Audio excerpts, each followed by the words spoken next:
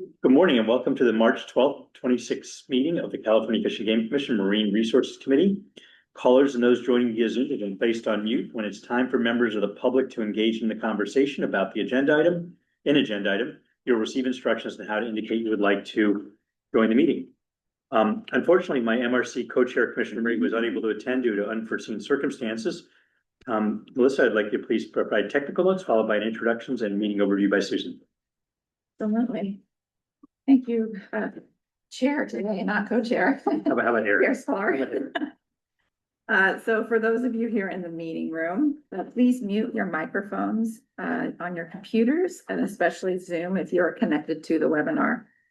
If you're participating in the Zoom webinar and calling in by phone, please make sure that your phone number and your Zoom webinar are linked. If you logged into Zoom first and used the calling option, the linkage happens automatically.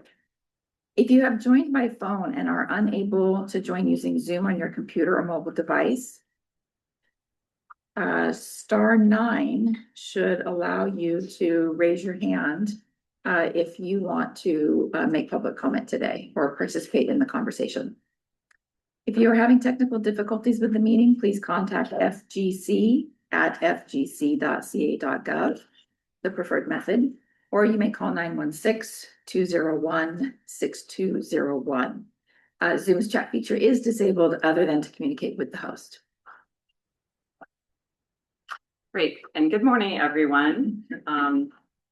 Welcome to this meeting of the Marine Resources Committee. I'd like to introduce Commission staff and department leadership participating today. In person is Executive Director Melissa Miller-Henson, Executive Analyst Kelsey Laird, Environmental Scientist Caroline Newell, Sea Grant State Fellow Amanda Specht, and joining by Zoom is Regulatory Analyst David Howd. The department staff joining in person are Law Enforcement Division Assistant Chief for Marine Enforcement District Eric Ford, Marine Region Regional Manager Dr. Craig Schumann, and Marine Enforcement District Captain Danny Lennon. And joining us via Zoom are State Aquaculture Program Coordinator Randy Lovell and Environmental Program Manager Kirsten Ramey. I also want to welcome the California Ocean Protection Council colleague Katie Sierri, who is the Sustainable Fisheries and Aquaculture Program Manager, and guest department colleagues that you will be introduced to later, including Acting Assistant Deputy Director of the Office of Communication, Education, and Outreach, and our three program lead, Taylor Williams. She was in person. And then you will be hearing from Assistant Chief of Law Enforcement Division, Andrew Halverson, and Assistant Chief Nate Smith by Zoom. And I will introduce other Marine Region scientists that are presenting as the topics come forward. All right, so again, I'd like to read a meeting overview, and I'm sure you are all oriented for the day. Welcome to this meeting of the Marine Resources Committee. The committee is comprised of up to 2 commissioners who chair each meeting, and these members are assigned annually by the commission. Our goal today is to have informed discussion that will guide future decision-making by the full commission. Your cooperation is essential to ensure a productive and comprehensive dialogue, and it really makes a difference. So we appreciate you being here. Authority, we are operating under the Bagley-Keene Open Meeting Act. So please note that under this, the committee cannot take action independent of the full commission. Instead, it makes recommendations to the full commission at regularly scheduled meetings. The meetings are being recorded and will be posted to the commission's website and YouTube channel for reference and archival purposes. Items may be heard in any order at the discretion of the committee chair. Now, related to requests and for items that are regulatory in nature, those requests must be submitted to the commission using a petition form FGC1, petition to the California Fish and Game Commission for regulation change. But at the discretion of the committee, The committee may ask staff to follow up on items of interest for possible recommendation to the commission. And here's some participation guidelines for all of you online and in person. Committee meetings operate informally. They provide an opportunity for everyone to contribute to the discussion. So if you wish to speak on an agenda item, please raise your hand and wait to be recognized by the chair. On Zoom, look for a raise hand feature, or on your phone, you would be entering *9 to indicate that you would like to speak. Wait to be called on by the committee chair. State your name and affiliation if you have one. Keep your comments brief so that others have time to speak. And if multiple speakers share the same concern or ideas, you're welcome to appoint a spokesperson. And if you agree with a previous comment, you can simply state your agreement rather than repeating details. In-meeting participants are generally called on first, followed by Zoom or phone participants. And we encourage participants to continue contributing to the dialogue as the discussion evolves, not limited to a time constraint or a one-time conversation if we're working through a topic. For general public comments, meaning anything that you don't see on an individual agenda item, you are welcome to speak under the final item 9 today. The remarks should not relate to any current agenda topics. Public comments on the agenda items will be taken as those items are discussed. And just some housekeeping, please note that the nearest emergency exit, you probably followed it. The restrooms are right out the door. And water, we have a person that will continue to let you in throughout the day as you go in and out. So thank you very much. And I turn it back to Eric. Great, thank you, Susan. Appreciate that. Before we start, I'd like to ask if there are any elected officials or tribal committee members or their representatives in the room or on Zoom. If you're in the room, please come forward to the table if you would. And if you're on Zoom, please raise your hand. We want to recognize you and find out what you want to talk about today. This is, again, just for elected officials and tribal committee members or their council members or their representatives. Let's see anybody in the room. Is anybody raising their hand online? We have no raised hands online, Chair Square. Okay, great. Thank you very much. Appreciate that.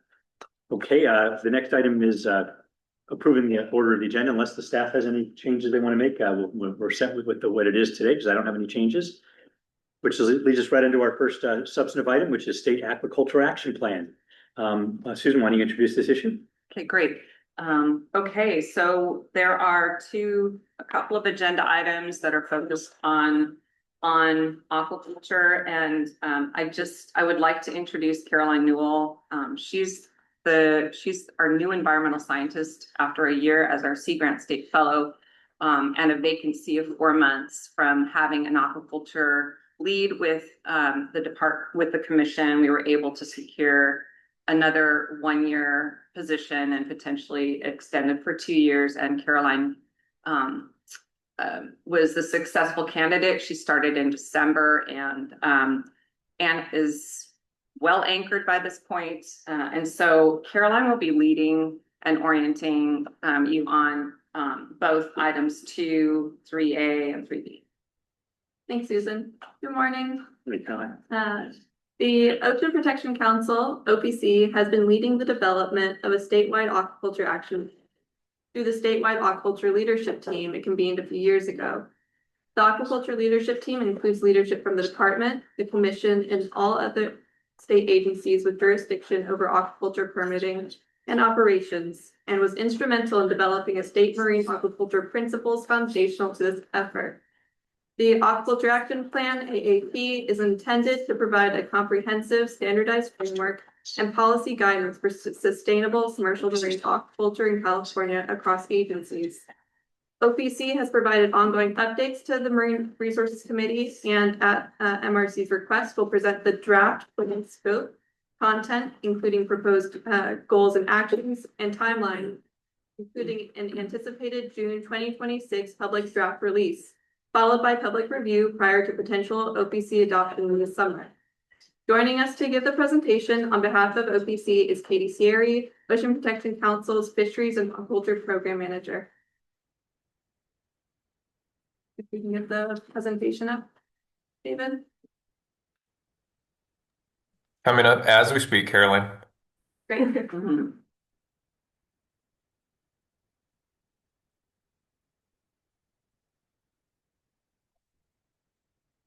Great. Well, good morning, everyone. Thank you so much for having me. Thank you, commissioners. Thanks, members of the public for being here, and thanks, Caroline, for that wonderful introduction. So yeah, next slide, please.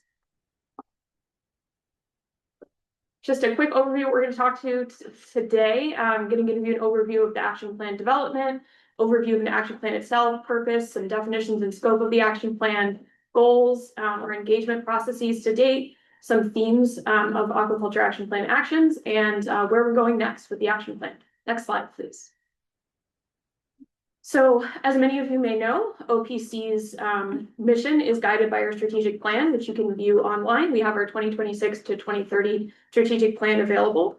And our aquaculture efforts fall into goal 4, the sustainable blue economy. And target 4.1.6 of our strategic plan calls for the completion of a statewide aquaculture action plan by 2026. Next slide, please. So as Caroline helpfully mentioned, OPC convened the statewide aquaculture leadership team in 2021. So the leadership team is made up of all the state agencies with jurisdiction over aquaculture. So Department of Fish and Wildlife, Fish and Game, the Coastal Commission, State Coastal Conservancy, State Lands Commission, the water boards, the California Department of Public Health, and the California Department of Food and Agriculture. So just given today's audience, I really want to express my gratitude for Fish and Game Commission and CDFW staff for all of the time and effort that they've put into engaging with the leadership team and in working through the action plan draft. It's not been an easy process. As we all know, aquaculture in California is extremely complicated. And so this coordination has been really valuable. And I think we've gotten to a point where we have a really excellent draft that's almost ready for public review. Next slide, please. So I just want to give you an overview of kind of how we got to where we are today. So in 2021, OPC released the guiding principles for aquaculture in coordination with the leadership team. In 2022, we had held 3 community listening sessions to inform our development of the action plan. In 2023 and 2024, we worked with the leadership team to develop the goals and actions of the action plan. And then in October of 2025, we kicked off early tribal consultation and held roundtables. We made a presentation to the Aquaculture Development Committee and continued to engage with them. And then this winter, we held 2 different workshops with industry participants and then also with our ENGO community as well. And that brings us to where we are now, which is that nice red arrow there, which is March. So on Tuesday, we initiated tribal consultation on the draft action plan. And we will be presenting the draft to the Aquaculture Development Committee later this month. Next slide, please. So as I've mentioned, OPC convened the statewide leadership team to develop the guiding principles in 2021. And the principles established a vision for sustainable marine aquaculture in California and really laid the foundation for the development of the Aquaculture Action Plan. Next slide, please. So OPC has convened the leadership team to develop the Aquaculture Action Plan, building from the guiding principles and feedback heard during our community listening sessions. Next. So the intent is to increase coordination among state agencies. Next. To improve consistency, transparency, and efficiency in planning, facilitating, permitting, managing, and fostering sustainable marine aquaculture. Next. The focus of the plan is marine algae and shellfish in marine waters. So that's estuaries, bays, out to 3 nautical miles. And then shellfish, shellfish, algae, and finfish in land-based systems along the coast. And the focus of the plan is really commercial marine aquaculture. So that's aquaculture intended for harvest for sale. And I just want to highlight that the action plan is a high-level policy document, which is intended to establish a framework for aquaculture development. It's not a regulatory document.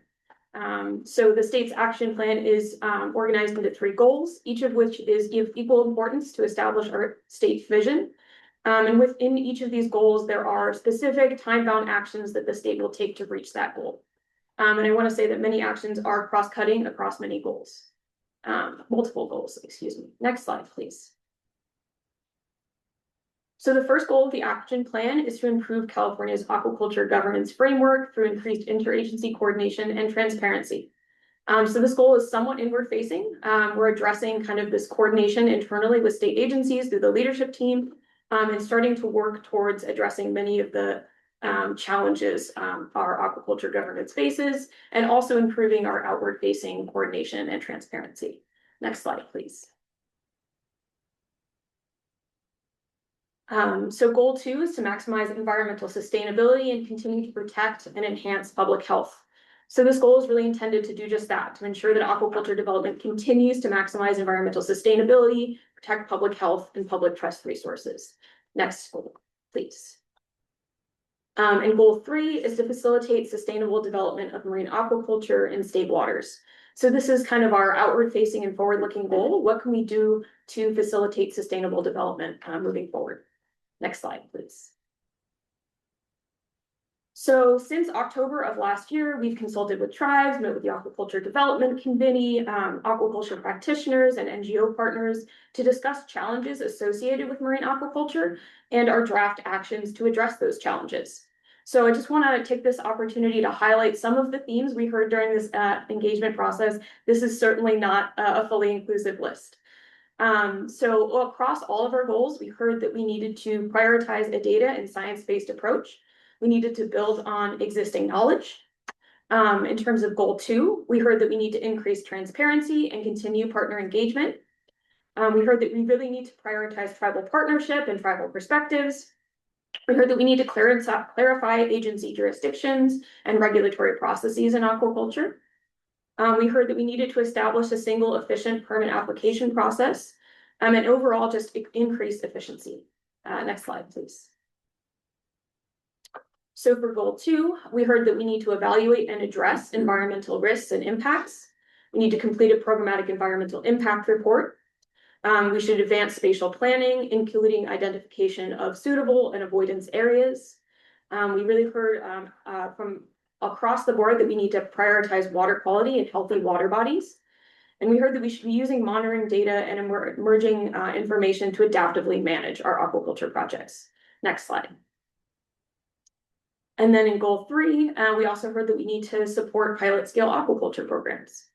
Next slide, please.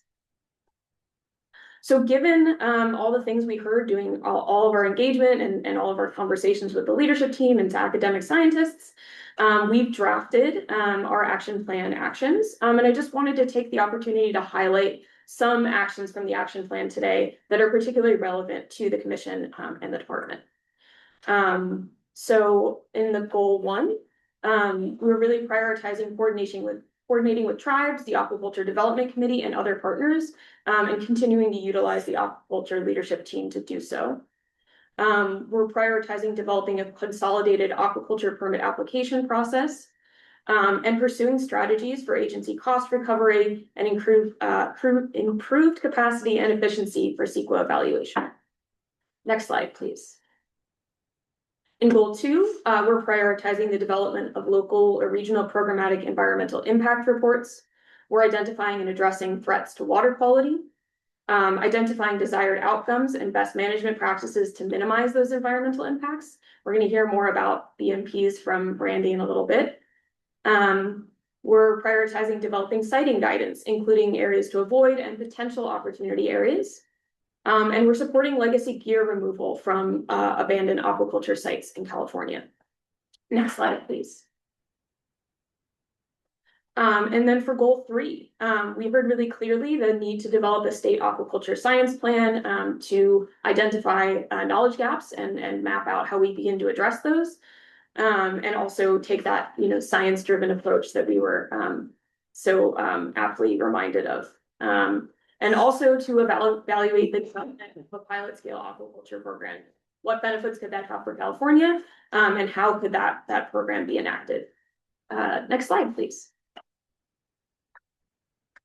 So bringing us back to our timeline here, we've already talked about where we are here in tribal consultation and engagement with the ADC and with all of you today. So next steps, in April, we will be publicly releasing the draft action plan for public comment. There'll be a 30-day public comment period. And then in May, we will conclude public comment, tribal engagement with the ADC and other partners on the draft plan. Excuse me. And then we will release the final action plan in June, and we plan to present it for consideration and approval at our June 16th council meeting. And you can definitely follow at our website online for updates on the action plan. Next slide, please. Yeah, thank you. That's all I have today. Happy to take questions from commissioners or the public, and please definitely eat some cookies. I brought some, they're good. And yeah, my email is on there. If you guys have additional questions, feel free always to reach out to me. Great, thanks, Katie. Really appreciate it. And it's really exciting that the conclusion is in this calendar year. Yeah. So, right, I know, yeah, I know we've all been waiting this for a very long time. It's a lot of work's gone into it, and really look forward to the work that we have to then do as the commission and the department have to do once that plan's in place. Yeah, and Commissioner Scholar, that's, I forgot to highlight that on our next step timeline. That's really, the most important part, right? Once we get this action plan done, then we get into implementation, right? Starting to work through all of those actions in the near, mid, and long term over the next 10 years. So Absolutely. Terrific. Well, thank you very much. And I'm sure there'll be questions and more discussion. But Melissa, why don't you read the instructions for people who want to join by Zoom? We won't do this every item, but since we're starting from the beginning of the meeting. And so if you would like to contribute to the conversation about item 2, State Aquaculture Action Plan, and you are on Zoom, please use the raise hand feature. The raise hand button is located at the bottom of the window and also at the bottom of the participant list. You may have to hover your pointer over the Zoom window for the row of options to appear. On the mobile Zoom app, raise hand is located at the bottom of the screen. When your name is called, you may need to unmute your microphone. Co-chair Sklar will manage, or Chair Sklar will manage the queue of speakers. Typically, we take folks in the room first, and then we move to Zoom. Great, thank you, Melissa. Okay, let's go to the folks in the room who want to talk first. Please come on up. Just state your name and affiliation if you have one. Caitlin's already there, so I'll let her start. I'm already here, yeah. Hi, everyone. Caitlin Birch with Oceana. Thanks, Katie, for that presentation. That was great. And we really appreciate all the stakeholder engagement so far that's gone into this. It's clear that it's been a lot of work and kind of talking to stakeholders throughout, and that was clearly reflected in that presentation. So we really appreciate that. We really also appreciate the coordinated statewide framework and the interagency coordination that's been going on. It's really great to get a presentation here at the MRC. We at the MRC and Commission developed the public interest criteria for aquaculture over several years. So we hope to see that incorporated in the plan. And it looks like there's already some pieces of that are, so that's great. We loved the prioritization of sustainability and existing oversight and monitoring of aquaculture and the addressing of risks, including disease transmission, entanglement, artificial structures, habitat alteration, and water quality. So thanks for that inclusion. We'd like to see a robust public review and comment period when the draft is released. There's been a lot of outreach that's gone on so far, which is great, but we haven't seen the draft yet. So there's a little bit of concern with the comment period ending in May and the final draft being released in June. So we just hope to see stakeholder input during that comment period really meaningfully incorporated into the final plan that's presented to the OPC in June. That's all for me. I really appreciate the presentation. Thank you. We're up left. Hey, please, good morning. My name is Bernard Freeman. Hey, Bernard. I'm with Santa Barbara Mariculture. And I just read the second draft on the plan last night. I thought it was great. I thought it was quite good, Katie. So I'm very impressed. We had a really good growers meeting in January. You were very receptive. I thought you listened to us, and I thought you incorporated our comments in this document. That's amazing, because I've been involved in this process for a long time, and I'm not usually listened to. We pause for a second. Can we pause for a second and share what you just said? Before you go into the next We'll get into it. We'll get into it. Going anyway. Come on, our baby. Highlight that up. We'll get into the next. Really page. appreciate it. Sorry. Thank you, Katie. I really appreciate what you're doing. Thanks. And Thanks for participating. So I have a master's in fisheries management from University of Ireland and in Ireland. And so I've been studying fisheries management for 30 years. And, at that time, they knew that, maximum sustainable yield, we're not going to catch any more fish. out of the oceans. And so they knew that aquaculture was going to be important. We toured Scotland and Ireland, and we had Norwegian students, and we discussed aquaculture. And those countries knew that there was going to be a huge demand on seafood, and they were going to meet that demand back in 1999. And they also knew that global warming was going to be impacting fisheries, and they made a plan to do that.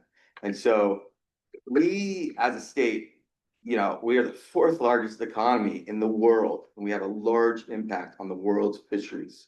And we need an aquaculture action plan to have happened back in the 90s when we knew these issues were a thing. So we have a lot of catching up to do. I appreciate your haste in doing that. And so a few more things that I wanted to do was programmatic permitting. So we discussed this with Craig on Tuesday. For an individual like myself to go through the CEQA process, it's very expensive. For the department to review the CEQA documents, it's very expensive. And it's just not efficient to make each individual person to go through a CEQA process. And so we need to have programmatic permitting for groups of individuals, areas and such, not to speed efficiencies and reduce costs. So that's CEQA, and then, but the big defining thing is, who is going to pay for this process? Who's going to pay for the aquaculture plan to be implemented? And so it's great that you're saying this, but what kind of money is going behind this? That's going to be the truth of how this is going to be implemented. And just lastly, we have I want to plug the project we're going to talk about in 3 is the Santa Barbara Community Kelp Farm. We want to be a part of this aquaculture action plan, and as part of your 4.1 sticks, you're stating that by 2028, you want to fund at least 3 projects to support the plan implementation. And I think that my Santa Barbara Kelp Community Farm project is perfect for one of your projects. Thank you. Bernard, thank you so much for all of that, and really appreciate you engaging throughout this process. It's been really good to hear from you, and I'll always listen, Bernard, even if I can't do anything. But I just wanted to speak quickly to your proposal. So at this stage, any projects that OPC would fund would be done through a competitive solicitation, very likely, and would be kind of like informed by the state aquaculture science plan.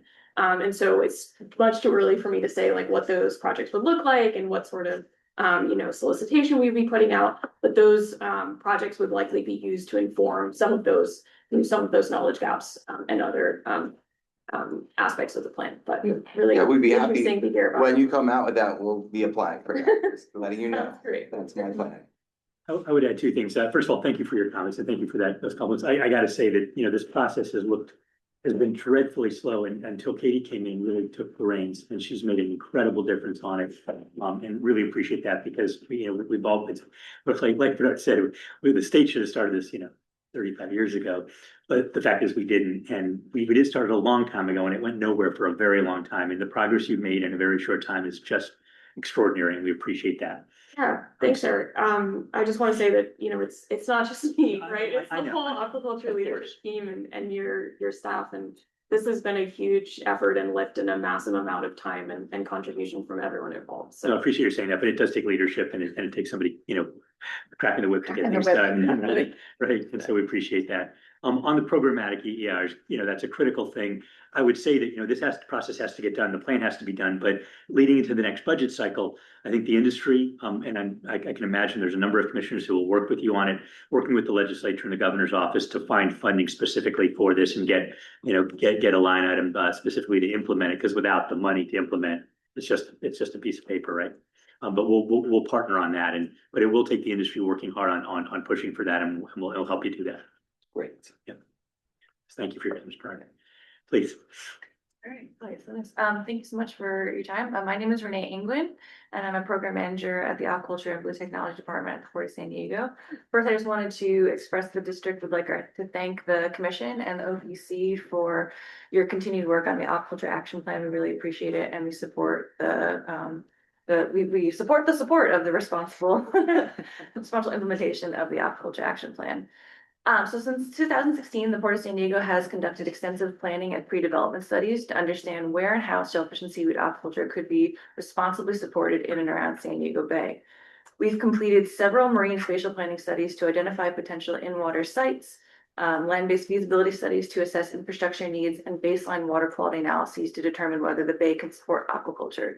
These efforts form the foundation of our proposed shellfish and seaweed aquaculture program, or what we call the SSAP. The SSAP is designed to create a transparent, predictable, and streamlined path for future aquaculture projects. It outlines the policies, procedures, and best practices the district would apply when evaluating proposals, helping reduce the uncertainty and permitting challenges that have hindered aquaculture growth in California over the last 30 years. Last year, we released a discussion draft of the SSAP for public comment, and we anticipate releasing a second draft soon. Discussion drafts serve as an important iterative feedback mechanism for the development of our program and will be the basis for a project description for entry into our own regional programmatic EER CEQA process later this year. We're also advancing several special studies to strengthen our programmatic evaluation of San Diego Bay's suitability for aquaculture, and these include continuous bay-wide bay-wide water quality monitoring for citizen siting and farm configuration modeling, carrying capacity analyses, bioremediation assessments, and land-based infrastructure design. This work will help further inform best uses for each proposed location within our SSAP and assist in shaping district guidance for future operators. A programmatic EEI for state waters would provide similar benefits. By assessing anticipated species, gear types, operational characteristics of aquaculture at a statewide scale, the PEIR could significantly reduce environmental review costs for individual applicants and provide a more predictable, accessible permitting pathway, especially for small businesses and new entrants who may not have the resources to navigate the current system. Significant regional planning efforts are already underway along the West Coast, and that demonstrate that this approach is achievable, cost-effective, and supportive of sustainable growth. Examples of similar planning efforts that have been conducted over the last 20 years include the Humboldt Bay Harbor District PEIR, the Ventura Shellfish Enterprise EIS, Pacific Ocean Aquafarms EIS, the Ocean Rainforest EIS, and the Southern California Aquaculture Opportunities PEIS. In addition, there are many affordable resources, tools, and experienced consultants available for aquaculture planning, such as the West Coast Ocean Alliance, the Ocean Reports Web Tool, and GeoHorizons. While the district recognizes the challenges associated with responsible aquaculture planning, implementation, and management, we encourage the Commission and the OPC to continue exploring these opportunities and work closely with stakeholders to move forward a comprehensive programmatic pathway for aquaculture in California. The district is here to continue to support the efforts of the Aquaculture Action Plan, and thank you so much for your time and your continued leadership. Thank you for your presentation. It's really important. Yeah, I have a question about the programmatic EIR process. I know it's a little early, but do you imagine it being a single programmatic EIR for the entire coast within subsections by region, or do you imagine several by region? Yeah, and that's certainly something that's continuing to evolve with the leadership team, and we'll be informed by kind of as we've already called out, what sort of funds are available for this sort of process. But I think that maybe potentially where past efforts were challenging is having too broad of a scope. And so I think that starting on a local regional scale is going to be the most approachable way for us to develop this process. Maybe in areas where aquaculture is already occurring, or areas that we've identified through kind of like our citing guidelines that have the most opportunity for aquaculture would be the best place to start that sort of process. I know it's early, but it's good to have your kind of idea what you're thinking about it. Yeah. Thank you. Please. Hi, thank you. I'm Kevin Gaines. I'm with Kelp Arc with Altasea at the Port of Los Angeles. I just want to make a comment on, first of all, thank you, Katie, for the presentation. It was really nice to see the ADC or the development committee's comments taken, as well as the industry workshop that we had most recently incorporating into the document. Most relevant to me was the science-backed part of it, because there seems to be a lot of projection on what these impacts will be, and it just hinders the process. So let's use science. And to get to that point with goal 3, to get that science funded, I know it's very expensive. So hopefully that science plan follows the Aquaculture Action Plan. Again, to echo Bernard's comments, we're very behind. California is a very progressive state in a lot of ways. And then we have just lack of action with aquaculture, which other states are just taking the lead in the Northeast, the Pacific Northwest. Alaska is a great model for us as wannabe kelp farmers. So we just hope those can be incorporated, and I saw you reference those in the plan. So I just wanted to thank the council and the commission and the department for putting this together. It's very positive energy and momentum, so hope we can keep that going forward. And that's all I had. Thank you. Thanks, Kevin. You know, the downside is obviously that we're behind, but the upside is that we can learn a lot from what's been done in these other places. And because they made a lot of mistakes along the way in the early days. And so hopefully we can use that to not make the same mistakes and get this going. Anyone else in the room would like to speak? Hey, something called people on online, or who's gonna be doing that? Yeah, David, will be doing that, Okay, but first up, we have Chris Fox. Morning, Chris. Yes, good morning, commissioners. My name is Chris Voss, commercial fisherman in Santa Barbara. I am concerned, thanks Katie for that excellent presentation. I'm concerned about finfish aquaculture in state waters. Is there a prohibition on that? Because the commercial fishermen in Santa Barbara, while we are in full support of Bernard's proposal at the local level, we are adamantly opposed to finfish aquaculture in state and federal waters. So, speaking of learning from other jurisdictions, state of Alaska has banned finfish aquaculture in its waters for a host of reasons, not the least of which it competes and potentially puts at risk the harvest of the natural runs that exist with the salmon fishery. So I just have a question there. Yeah, thanks. Thanks, Chris. I believe it was on slide 7 of my presentation, but the focus of the plan is only algae and shellfish in marine waters. So we're not proposing finfish aquaculture in state waters at this point. Fantastic. Thanks, Katie. Mhm. Next online, we have Isabel Dawson. Thank you for the presentation, Ms. Sierra. Good morning, President Sklar. My name is Isabel Dawson with the Environmental Action Committee of West Marin. We've been closely following the development of the State Aquaculture Action Plan and providing feedback. And we also lead a statewide aquaculture coalition that has advocated for sustainable aquaculture practices for many years. And members of this coalition also participated in the NGO workshop related to the proposed action plan in January. So thank you for holding that. Additionally, we submitted comments to OPC and the Commission on March 3rd regarding our preliminary feedback on the pending plan and public process. First, we do thank OPC for excluding marine finfish aquaculture from the proposed plan. While aquaculture can be a sustainable food source, citing and avoidance of significant environmental impacts is critical. We believe aquaculture can and should be done in a sustainable way, and we're glad that the goals of maximizing environmental sustainability and health were reflected in Ms. Sierra's presentation. We also really support the theme of developing siting guidance, including areas to avoid. We would also like clear outlines for how OPC plans to prioritize improvements to sustainability and oversight of existing state marine aquaculture before expansion is considered, and for the precautionary approach to be applied to any expansion. Additionally, we'd like to understand how OPC will address aquaculture impacts through the plan. We thank OPC for their stakeholder engagement and hope our feedback from both the virtual workshop and our letter can be reflected in the plan. I also wanted to echo some comments I heard that we also support a meaningful public process for the plan, which should involve opportunities for substantial revision if needed based on public and stakeholder input. Also, congrats on your position, Ms. Newell, and we look forward to working with you on aquaculture. Thank you. Thanks. David, any other speakers? That concludes our Zoom speakers on this item.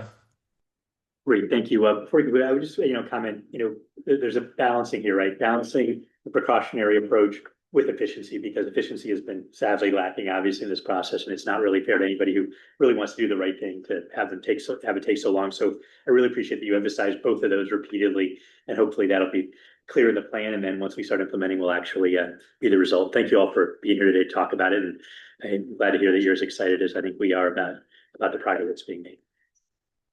Please, Susan. Thank you. And we also, it's been a very collaborative process under Katie and leadership and the rest of the leadership team. And yes, commission and department staff have invested a lot of time with each other and collectively to try to identify where the obstacles and challenges are that we face, which you'll hear about in our next topic. And we too, Bernard, just like you, were really pressed in on the interest to have regional programmatic environmental documents, because it is one of the biggest hurdles that we have in being able to be responsive to helping support our farmers, our aquaculture farmers, be nimble and adapt their businesses. That their business operations hinge on our ability to be responsive. We don't take that lightly. We take that with great frustration, though, because of some of the constraints we have without a foundational CEQA document. So thank you again for being so open and responsive to the dialogue that we've had on several occasions about some of the hurdles and how we can collectively envision a future aquaculture program. Wait, this trigger a few things with me. One is, it'd be really, I guess we'll imagine we'll bring this back in August, to see the final plan, right? That's probably when we'll receive it. Is that conceivable that we'll? Oh, yeah. This is I mean, yeah, I think for the, because our meeting in June, kind of was right around the same time that it's finalized.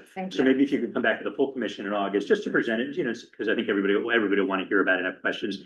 When you do, it'd be really helpful to have a map of, a dot map of all the applications that are pending or that are anticipated to be received, because that will give some indication of what regions, I think we kind of somewhat know that already, obviously, but I think to have that a visual would be really helpful to us, I think, and the other commissioners, particularly who aren't as versed in it, and the public, to see where the concentration are. I think that'd be valuable as we look to the programmatic EIR, to see where we want to prioritize in terms of getting those done.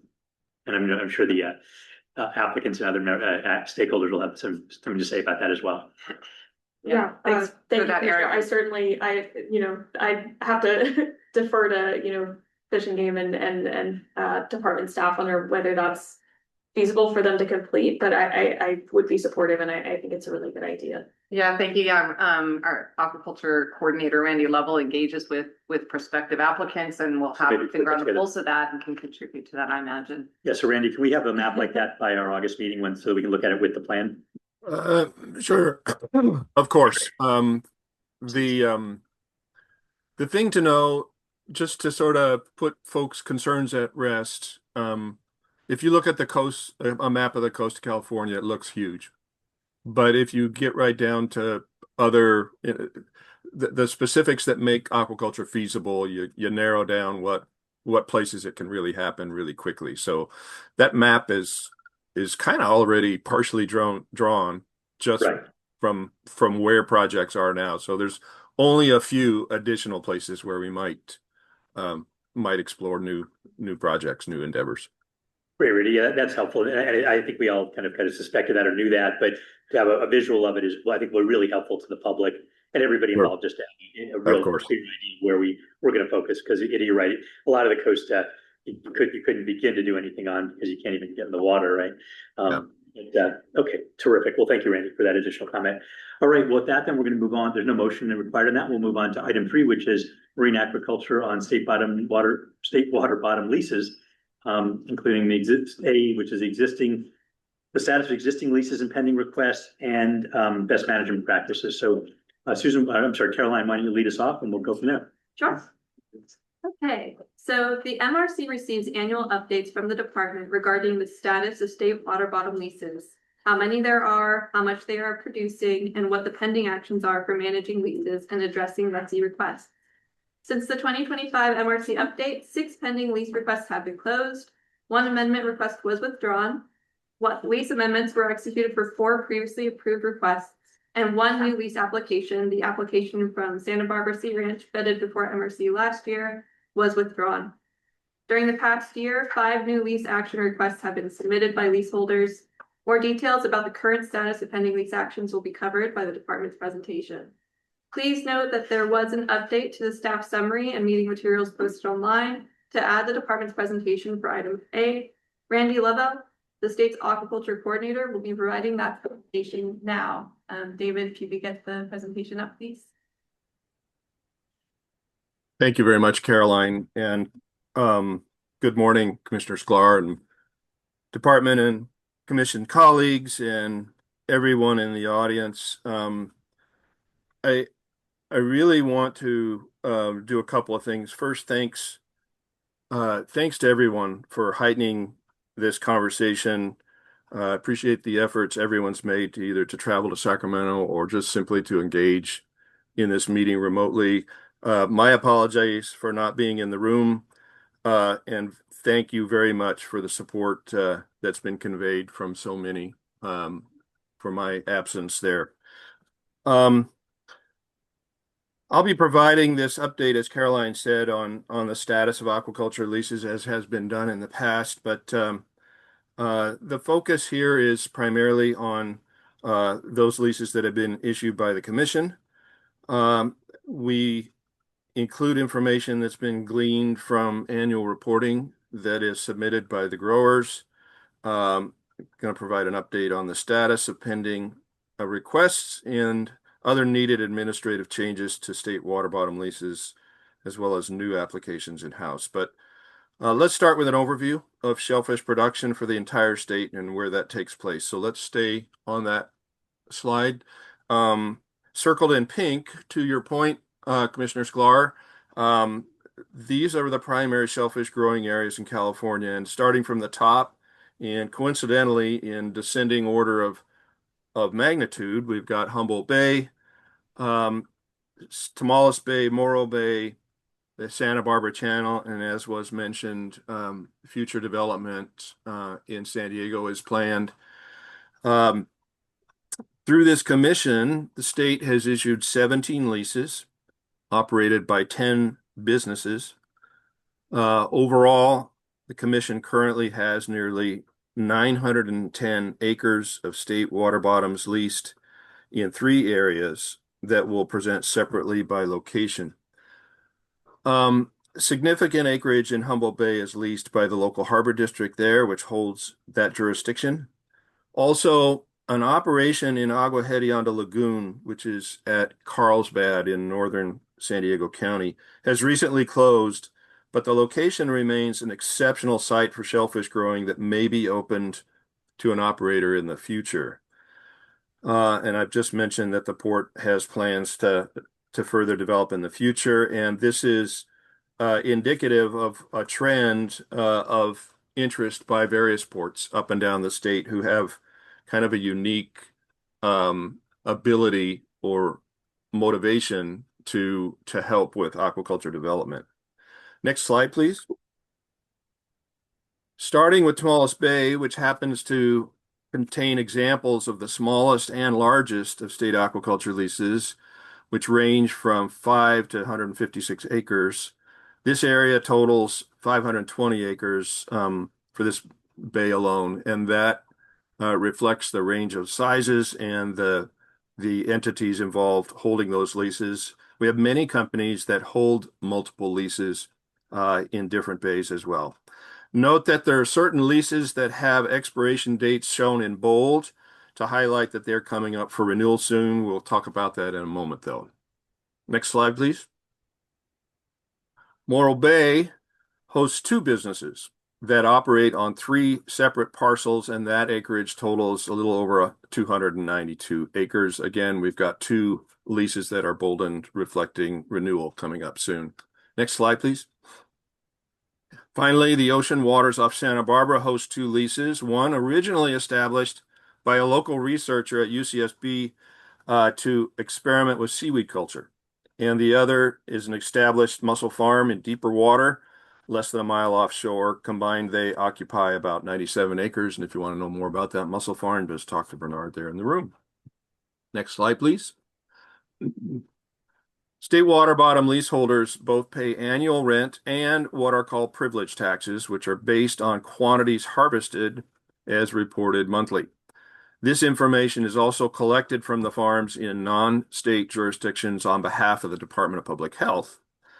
An annual proof of use report incorporates this monthly harvest data, along with other important information, and is submitted by each leaseholder by the end of February for the preceding year's activities to demonstrate that minimum so-called improvement requirements for both planting and harvests have been made.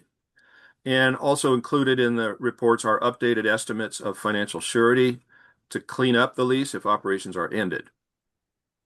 Leaseholders also typically include recaps of cleanup activities and crew trainings that have been conducted over the last year, which are typically required now under Coastal Commission permit conditions, and we'll get to that in the next agenda item.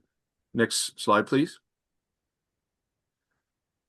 Statewide shellfish production is gleaned from these proof of use reports to provide some useful overview with two important notes. Number one, the market for oysters is almost all devoted to singles, with shucked oysters disappearing from California output. So these figures are expressed in units, or so-called singles. Secondly, seed production in Humboldt Bay has become an extremely important industry upon which the entire West Coast oyster production relies. But the value and production volumes are not captured by the statistics that are currently collectible by the state. We discussed the importance and vulnerability of this valuable seed production previously in the context of development within Humboldt Bay related to offshore wind. And although this remains a concern, we'll not cover that in detail today. Shellfish produced in California farms consist of various oyster species, clams, and mussels, with oysters making up the vast majority. And if you'd advance with a click, please. If you combined all shellfish types produced only on state leases, meaning oysters, clams, and mussels, click one more. I think that's good. They would not quite equal the oyster production in Humboldt Bay. One more click, please. Put another way, Humboldt Bay produces over half of the state's bivalve production in addition to that seed value. All right, next slide. Compared to 2024 numbers, oyster production has increased everywhere by an average overall of between 15 and 16%. The department does not yet have additional information at this time to account for this upward trend, but looking further back to and before the massive changes caused by the COVID pandemic would be important context to differentiate between what might be expansion versus what might just simply be recovery from the dip that was experienced. And that might partly explain that very large spike that you see in Morro Bay's output on that second line. Although not depicted here, both the clam and mussel production overall are down slightly from 2024, which with more significant shifting of mussel output between the Tamales and Santa Barbara locations. Next slide, please. One more. There we go. All right, so you're really not meant to decipher the details in this list. These are pending lease action items shown with color coding to provide at a glance the proportion of various types of amendments that staff is working on. In total, there are 18 items listed here, 16 to change existing lease conditions or approvals, and 2 in yellow at the bottom for new applications. All right, so let's move on to the details so you can tell what it is I'm talking about. At the top in green is a reminder to finalize financial surety is put into place for the lease recently approved by the Commission for assignment from Cove Mussel Company to Starboard Mariculture. Work on an administratively and legally robust escrow template is nearly complete and will allow completion of this item. I want to emphasize that some of these pending actions are reliant on us ironing out some more overall process steps that need to happen. We've spent a fair bit of focus in our office and with the Commission staff to try to upgrade things like lease templates and financial surety templates, and we're learning an awful lot from our colleagues in other parts of the department about constraints and proper ways to do these things in departure from the past. Next slide, please. We have 6 administrative amendments. Business ownership changes constitutes most of this list of changes, along with one adjustment to financial surety on deposit by that leaseholder. We anticipate that many of these items can be done fairly rapidly with some work on the obstacles that get in the way, as I just previously mentioned. Next slide, please. 4 amendments for changes to species and culture methods. These amendments make up the majority of work hours and applicant costs, both in time, consultant fees, and lost opportunity of any type of pending lease actions. Staff is simultaneously trying to help applicants with progress on individual CEQA efforts while also advocating in the action plan for support in establishing these regionally focused programmatic analyses that can avoid duplicated efforts by individual projects, which we talked about in the last item. This would address the high cost of navigating CEQA, which is one of the foremost obstacles in not only obtaining a new lease, but getting an existing lease changed. This would benefit applicants, it would benefit agency staff, and the commission's ability to move forward with far greater efficiency. Note this list does not yet reflect operations. I'm sorry, I've got a note in the wrong place. Let's go to the next. Oh no, bear with me. So this list does not include operations that might want to implement new types of gear. There are many innovations in gear types that are actually less environmentally impactful. Might open new locations for shellfish culture by virtue of these new design innovations. And this represents an example of adaptive management constrained by the high cost of CEQA. The solution, however, is not to remove CEQA, but to comply in a more efficient way. Sorry about how confusing that was. Next slide, please. 5 lease boundary reconciliation actions are also pending.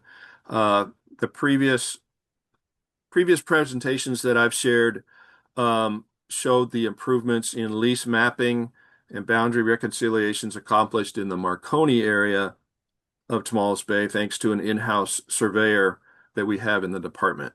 There is another group of leases in Tomales Bay near the mouth of Walker Creek that also needs these boundary reconciliations. And we just got confirmation that our surveyor will finally have open capacity to address these tasks this summer, beginning in May. This should also enable resolution of a request to modify the size of one rectangular lease that shares boundaries with leases on 3 other sides. So that's not a trivial step. So we're going methodically through that. Next slide, please.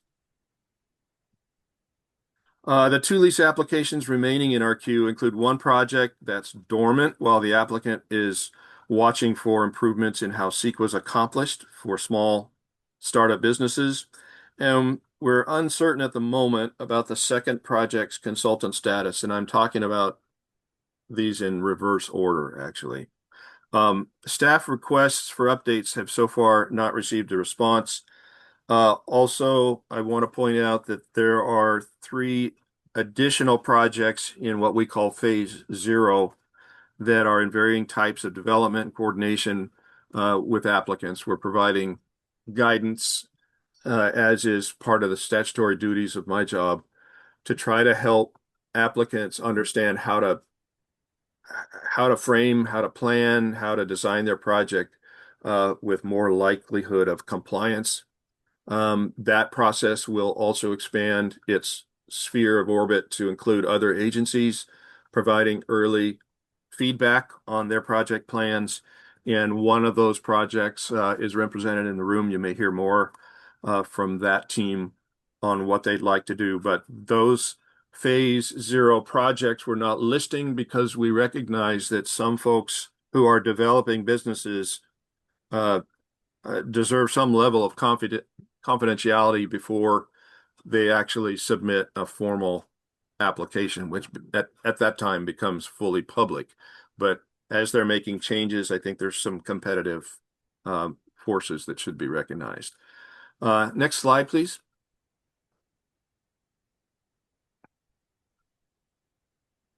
Finally, there are 7 leases that will expire in 2027 that are in bold and the darker color shading at the top. Notices that have informed, notices informing that confirmation is needed up to a year in advance from each leaseholder who wishes to renew. Those notices have been distributed, and one applicant or leaseholder is already confirming that interest. While this work has barely begun, there are critical administrative process upgrades that are needed. I referred to those earlier, but we're going to need to make sure some of those things are dealt with before implementing these renewals so that we don't perpetuate any of the problems we've had in the past. This includes revisions to standard lease agreement template, the lease agreement itself, and as I mentioned before, the standard templates and procedures that we use for the various financial surety options, such as escrow, bonds, letters of credit, and also potentially a shellfish methods catalog we'd like to publish that standardizes design terminology that we use to refer to the gear or the culture methods that the growers use, so that that terminology is more uniform, that there's more latitude for flexibility and the adaptive management that growers can exercise, and that the regulators also can do. Next slide, please. In addition to shellfish production and planting numbers, the proof of use reports now typically include updates on cleanup activities performed by the leaseholders. If you'd click to the next one, although the next agenda item will address when, if, and how shellfish BMP efforts might pick up from where they left off years ago, I wanted to share some examples of what we see in those reports that the leaseholders are accomplishing, and you're going to hear more from some of the folks there in the room and presenting online. The volumes of debris removed from the bays where our leaseholders operate are significant, and I expect you'll see and hear more about them. Click again, please. What it's made up of, where it's found, including much of the surrounding area that's patrolled for items left behind, not just by storm damage, but also an uncaring public as well. Click one more time, please. In the training of crews and stewardship practices that's underway and is documented in the proof of use reports that we receive. So that concludes my update for the moment, and I'm happy to answer any questions and think that there's a progression from this item to the next. So next slide will take us to the close. There's my contact information, and I also want to acknowledge the tremendous effort and work that our programs administrator, Jessica Girardeau, has done to pull all of this kind of information together, and she rides herd on a whole bunch of lease administrative work that is greatly appreciated. Thanks, Randy. I guess 2 quick comments. One is, sending a letter is sometimes not enough. I would suggest that we do a follow-up call to each of those folks who's facing renewal, so that their notification isn't the hold-up point, but also would love to hear your assurance that the state's going to do everything necessary to make sure that on our part, we don't cause any delays in those renewals. Absolutely. That's why we're talking about it, and we're trying to emphasize that in this conversation, because there's a chance that we get distracted, and I'd like that not to happen. Great. Thanks, Randy. Okay, and Bernard. Thank you, Commissioner. My name is Bernard Friedman, from Aquaculture. So I guess I gotta start out. Well, I guess I wanted to have added 2 native species to my lease. I made that request in 2021, and I just had to cancel that request. And I was just in front of you a year ago saying, look, I needed help with this. And nobody followed up. Nobody said anything. And here I am again, canceling that request after 5 years of trying to get it. And this should be a slam dunk. I mean, adding 2 native species. And, I have 6 permit amendments with the Coastal Commission. 6 permit amendments already done with the California Coastal Commission. How many permit amendments do I have with Fish and Wildlife and Fish and Game? 0.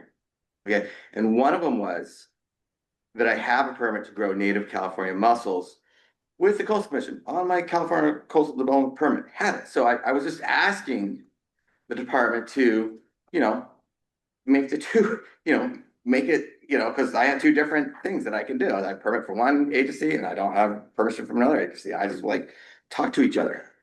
And I was trying to use my aquaculture coordinator to do that. He was not doing that, or not effectively communicating with you all. And in fact, he was not effectively communicating with myself. And so I have unanswered emails, I have a big history and record with that. And I have quite a history with my aquaculture coordinator, with Randy. You know, with the previous getting my CEQA document reviewed, you know, I had to bring my children to the commission. Susan, Craig were there.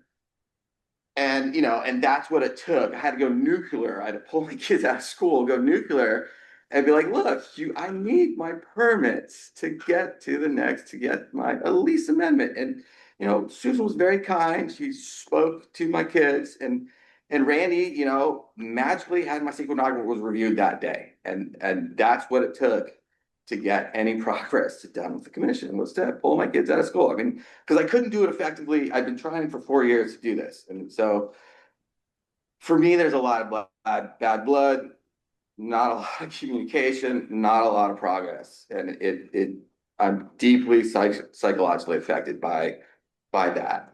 And so, you know, I don't want to focus on that. I just want to focus on, I'm gonna want to get stuff done. You know, and this kind of what, you know, we had to cancel that whole thing. You know, it should have been done. 5 years, not done. And now I'm working with Kevin Gaines here and Sergey Newsden to get this Santa Barbara Kelp Community Farm project permitted. And why am I doing this? Because I'm now 53 years old. You know, I'm looking for a retirement plan. You know, it's hard, physically demanding and hard to be a shellfish farmer offshore. And I need a future.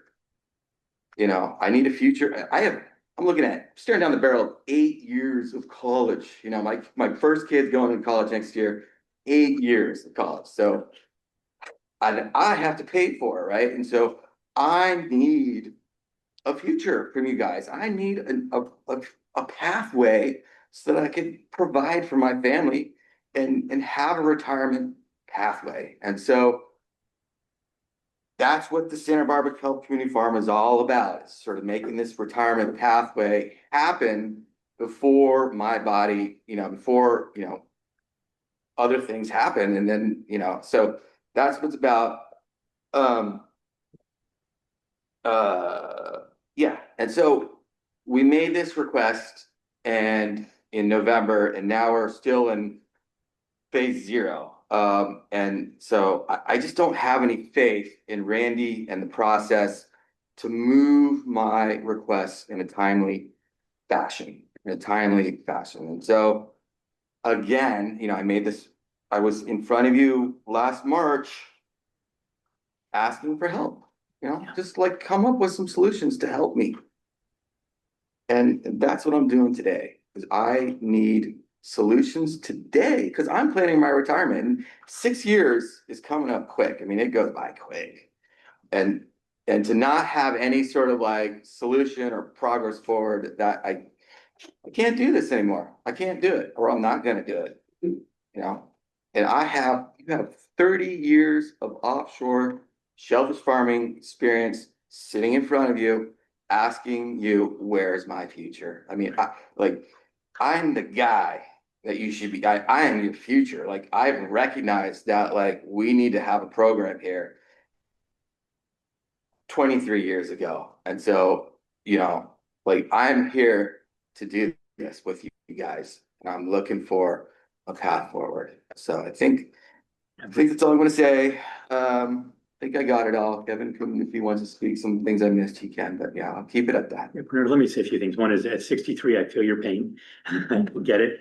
And while we're not in charge of permitting, I want to apologize on behalf of the state of California that when you look at those application dates and you see where we are, how long it's taken to do nothing or very little, I want to apologize on behalf of the state of California. It's inexcusable, and it's got to change. These things have to be done quickly, responsibly, thoroughly, but done quickly. It's just not acceptable the way it's been done on any measure. And so I apologize for that on behalf of the state of California. Thank you And, for saying that. you know, we'll do what we can with Katie's help to crack the whip and on the overall process, and then our end on getting these things done.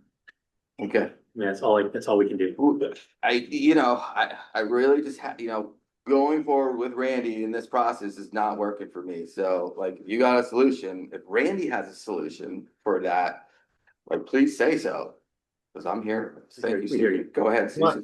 One of the ironies of the department's organization is that there's a recognized position that is funded for aquaculture, but there's a whole program of people spread. We call it a three-legged stool. There's folks in Marine Region, there's folks in the commission staff, there's my office. If we talk about freshwater aquacultures, there's all of the inland regions have an involvement. So there's a lot that needs to happen. And I did not make anything miraculously happen because Bernard brought kids to a commission meeting. There's a lot of work that had to take place that was coincidental with the final, bringing it to the finish line and all of that coming to pass, including a tremendous amount of work writing that CEQA document of Bernard's to get that across the finish line. So there are things that are vastly needed in terms of staffing resources to be more responsive to what Bernard is talking about. And I have to thank the folks in the department, my colleagues in department staff that are doing tremendous amounts of work. And I'm willing to take the responsibility as the front person for that. Well, Randy, what I would say is it does take a lot of people, but I can't think of any other area where we have a state coordinator on an issue. And the reason is for that person to ride herd and make this shit happen, pardon my language.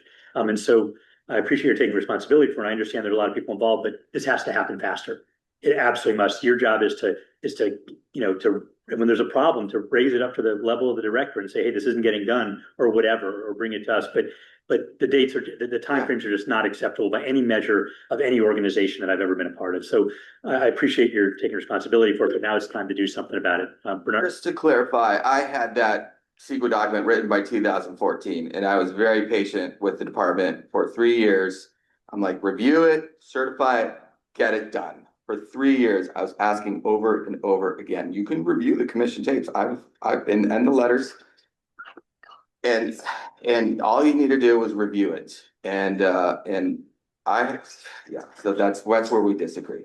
Okay. We obviously need more resources. I don't think there's any question about that. And when we talk about doing that once we get the plan done, the SEQA review is expensive and it's difficult. And there's we have so much SEQA review on all the things we do, but it's not an excuse. It's got to change. So I want to word get that to phase I'm one. raise. I want to get to phase one at the Santa Barbara Community Health Farm. Like, I want to get to phase one. Right. So like, I want to make that happen this month, next month. Like, I want to make that happen so we can get into CEQA and we can get into it. And why are we stuck in phase 0 for 4 months with no answers? I got nothing. I email Randy and he doesn't email back, and he talks to Kevin, but Kevin can speak to, his communications with Randy. All right. Thank you. I just want to go on record. Bernard's like the model offshore fisherman, aquaculture practitioner in the state. So if he can't use his experience and track record of compliance to move forward, then how can somebody new? So I think, in supporting him and his efforts is critical from the state. But for me, just from the background of, just want to go on record, it is public. We want to be public with this project, with phase 0 that we've entered for the Santa Barbara Community Kelp Farm project. It's a mile offshore. We have the Harbor Commission. We have, as you heard earlier, the Commercial Fishermen of Santa Barbara, which is amazing support. We have the City of Santa Barbara. We have Santa Monica City College. So there's a lot of opportunity there. My background, I've been in California for only 5 years. My degree is in microbiology and cell science, but I had a commercial background in aquaculture and marine fish mostly for aquariums, open ocean aquaculture with giant clams in the South Pacific, as well as corals for ornamental purposes. But I did some conservation work in the Florida Keys, and talk about red tape. I worked in the Florida Keys National Marine Sanctuary, which is federal. I worked in John Pennekamp State Park. And then, of course, you have the state waters as well. So we had federal, a sanctuary, a state park, and the county of Monroe County working with ESA, threatened corals, staghorn corals.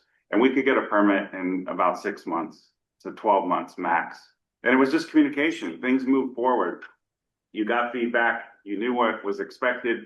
You amended. You made progress. And so I hope that we can make this kind of progress in the state of California. Like I said, I'm new to this. My communication with mostly the department with our permits for Kelp Park has been very positive.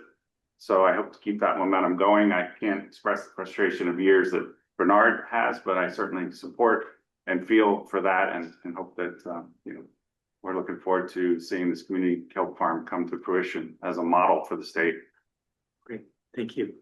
Melissa, why don't you read the instructions for people online, because I know we've got a lot of people joined since our last time we gave instructions. Yeah, quite a few more. So for those of you who are on Zoom, if you would like to contribute to the conversation about item 3, marine aquaculture on state water bottom leases, please use the raise hand feature in Zoom. The raise hand button is located at the bottom of the window and also at the bottom of the participant list. You may have to hover your pointer over the Zoom window for the row of options to appear. And on the mobile Zoom app, raise hand is located at the bottom of the screen. When your name is called, you may need to unmute your microphone. I also would just like to add, and we talked a bit about when we met with the community farm earlier this week, is Randy made reference a few minutes ago about the number of people that he wanted to thank within the commission, department, et cetera, all contributing to trying to advance these requests that we're receiving. And what's really important to recognize is that none of those people, other than 2, are funded for aquaculture. None. They are being pulled off of other responsibilities, other tasks that we are supposed to be accomplishing in order to address. So to your point earlier, the need for resources, whether that is contract dollars, whether that's staffing, whatever the legislature and the governor can provide, truly are necessary in order to make these things happen in a timely fashion. It would be really helpful, I think, is, I'm sure it came out of service-based budgeting process and additionally, what your knowledge about it, seeing in April, when we get the plan, what you estimate is needed from a commission perspective, and it'd be helpful, maybe Craig, the same thing from the department, what additional resources would make it so this worked efficiently and effectively, having those enumerated in terms of number of FTEs or dollars, I think would be really helpful, because I think, it falls on the commissioners particularly to go and to work with the stakeholders to champion the effort for those additional resources. But it's hard for us sitting here to know exactly what that is without you spelling it out for us. And that'll help us make the argument. Having it talked about publicly at a commission meeting would be a good starting point. So that as you know, can be a touchy subject. So I will circle back with our leadership and do the best we can. Okay. I mean, I think it's, did the service-based budgeting effort highlight this one particular area at all? It does have some service areas related to aquaculture, but generally with service-based budget, we present information at a much higher level. Right. So that's pretty granular if you think about the hundreds of thousands of hours in the department. Sure. That a little easier for the commission. Many thousands of tasks. So we need 4 more people. Right. So we've got, several thousand tasks. Aquaculture's maybe a handful of them. Right. So we don't have that granularity. So we'd have give it a sense. The best you can give us, just so that we all have a sense of what we're talking about in terms of, ideal number, maybe a midpoint and saying at least as a starting point, something well, that'd be helpful. And I think what we could do, and this is getting a bit of ahead of it, but I often think about the analogy with offshore wind. So if you think about offshore wind and aquaculture, we've been working on aquaculture for years, but then with offshore wind, a similar kind of new nascent, building technology, there was, support for development at the highest levels of government in the state of California. And that included mandates, executive orders, laws, resources to all of the relevant agencies, all moving to the same direction, right? And that mobilized a lot of resources in a lot of departments with dedicated staff working on that to achieve a goal that was set by the governor. And we were well on our way. I think we're still getting there. We got a little bit derailed, but we're still working on it. Good analogy. I think we need something similar for aquaculture if we're truly going to see that movement. Okay, very helpful. Thank you, Craig. Do you have anything on that? Oh, no, thank you. Okay, great. David, can you call the speakers online? Please come Yeah, forward. please, if you want to speak, yeah, come on up. Hold on, David, on that. Yeah, if there's anyone else in the room who'd like to speak, please feel free to call on up. Yeah. Wait, sorry, just to clarify also, just to remind everyone, we still have a part B to this topic, so, Best and they practice. do work together, so there is some context there.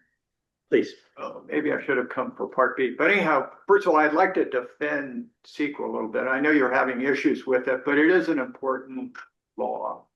And it's important, these estuaries along the coast are really phenomenal. And Sure, they're can you very tell us your few. name and your affiliation, please? Don Newbach, I was the former superintendent of Point Reyes National Seas, where I'm representing 16 organizations here. Great, thank you. And I'm specifically here to talk about the San Andreas shellfish, but I just want to say that, I mean, I'm happy CEQA's in place, and I'm happy that we at least try to balance these different projects along the coast. And I'm going to speak specifically about the San Andreas shellfish. I worked at Point Reyes as a superintendent for 15 years, for the Park Service for 36 years, and I'm doing representing 2 national boards. I think where they're trying to place the shellfish operation may be the worst site in Tamales Bay. I really mean that. It's a special wildlife zone by the Gulf of Farallon Sanctuary. It's a no mooring zone. And if you go through the proposal, there are thousands of moorings that are going to go into the site. It's a major eelgrass zone. It has special status species, including western snowy plovers that winter there. The mudflats are exceptional. I mean, it just seems like this guy has been, and I don't know him and I don't want to pick on him, but he's been trying to push this project for over 10 years now. It just seems unreasonable that we're still looking at it overall. And then when I heard today from Randy that he's waiting for a better CEQA day, I mean, that just seems, in my mind, unresponsible. It's also a harbor seal pupping area. This lease directly overlaps part of the pupping area. And I go out there on a regular basis. There's 400 seals. It's the largest in Tamales Bay. So anyhow, the hurdles are huge, and what's at stake is phenomenal. This place is really special, and it is one of the most concentrated wildlife zones in the bay. 60% of the shorebirds, 66 actually, in the last 30 years, the shorebirds have declined. Some people think there's a correlation between the amount of oyster operations and shorebirds. The national average is only 30%. But you're taking up, Randy just said 520 acres, but it's mostly a lot of the mud flats, and that's where all the shorebirds are. So it is habitat too. Well, anyhow, I just want the department, I know you have to balance and everything else, but just be aware that this particular site has tremendous obstacles. And by the way, most of the organizations that I'm representing today are not against aquaculture. They just think this is a bad proposal and a bad location. Thank you. Thank you for your comments. I've been out there on a boat and seen the area. Each project has to be taken individually, number one. Yeah. And number two, CEQA is an incredibly important document. I'm embarrassed to admit this, but I'm a CEQA geek. I've been doing this, we're in and around on every side of CEQA for more than 25 or 30 years. Good to hear. And my wife is an affordable housing developer, so we talk about CEQA over dinner. We bore people to death. CEQA is important, but it doesn't have to take 10 years. Yeah, no, I Right, agree. right, and it doesn't have to take as long as it does. That's a matter of both resources and also will, to get things, moved along. It shouldn't be shortchanged, but it doesn't have to take forever. So I'm totally with everything you've said and appreciate your Yeah, I comments. appreciate that. So thank Yeah. you. Thank you. That's it. Okay, anybody else in the room? Okay, David, now can you call people online, please? Now calling our Zoom speakers, beginning with Chris Voss. Good morning again, commissioners. I just want to reinforce my earlier comment in support of Bernard's proposal in our community. He is, absolute reliable and hardworking and honest and forthright member of our community. And his proposal, he's brought it to our meetings repeatedly, and he's gathered a strong local support at every level. And I just think that the Ocean Protection Council and the Fish and Game Commission and the Department of Fish and Wildlife should make every effort to support that proposal and move it forward as quickly as possible. Thank you. Thanks, Chris. Michael Nelson, go ahead, please. Thank you. My name is Michael Nelson. I'm a harbor commissioner for the city of Santa Barbara, chair of its commercial fisheries work group, and a member of its strategic planning group. I'm here today to say that all of these entities have received presentations and encouraged that research on the Santa Barbara Community Kelp Farm proceed and move forward. In fact, the Waterfront Department, following presentations and recommendations by the work group, worked with the city's Public Works Department and Sustainability Departments to identify a suitable location for the farm in the Harbor District, and accordingly secured a strong letter of support from the city's administrator. Anecdotally, the waterfront has no formal master plan. However, the coastal plan was updated in 2019 to establish guidance for its operation and development. Not surprisingly, aquaculture and coastal dependent uses like this were top priorities. As a final anecdote, the city of Santa Barbara, the commercial fishermen of Santa Barbara, and Santa Barbara Community College have formed an ocean collective. Its goal was to develop infrastructure for maritime industries and a workforce development curriculum for existing and emerging maritime employment sectors. This project fits that bill, and what a perfect internship opportunity for SBC students in classes next door. So recognizing the talent and the expertise of these project sponsors, the depth of the community support it demonstrates, the statutory objectives it will achieve, I hope the committee will consider recommending that the Santa Barbara Community Kelp Farm become a priority for CDFW, then its regulatory review be conducted as expeditiously as possible. Thank you. Thank you. Caller identified as Richard, go ahead.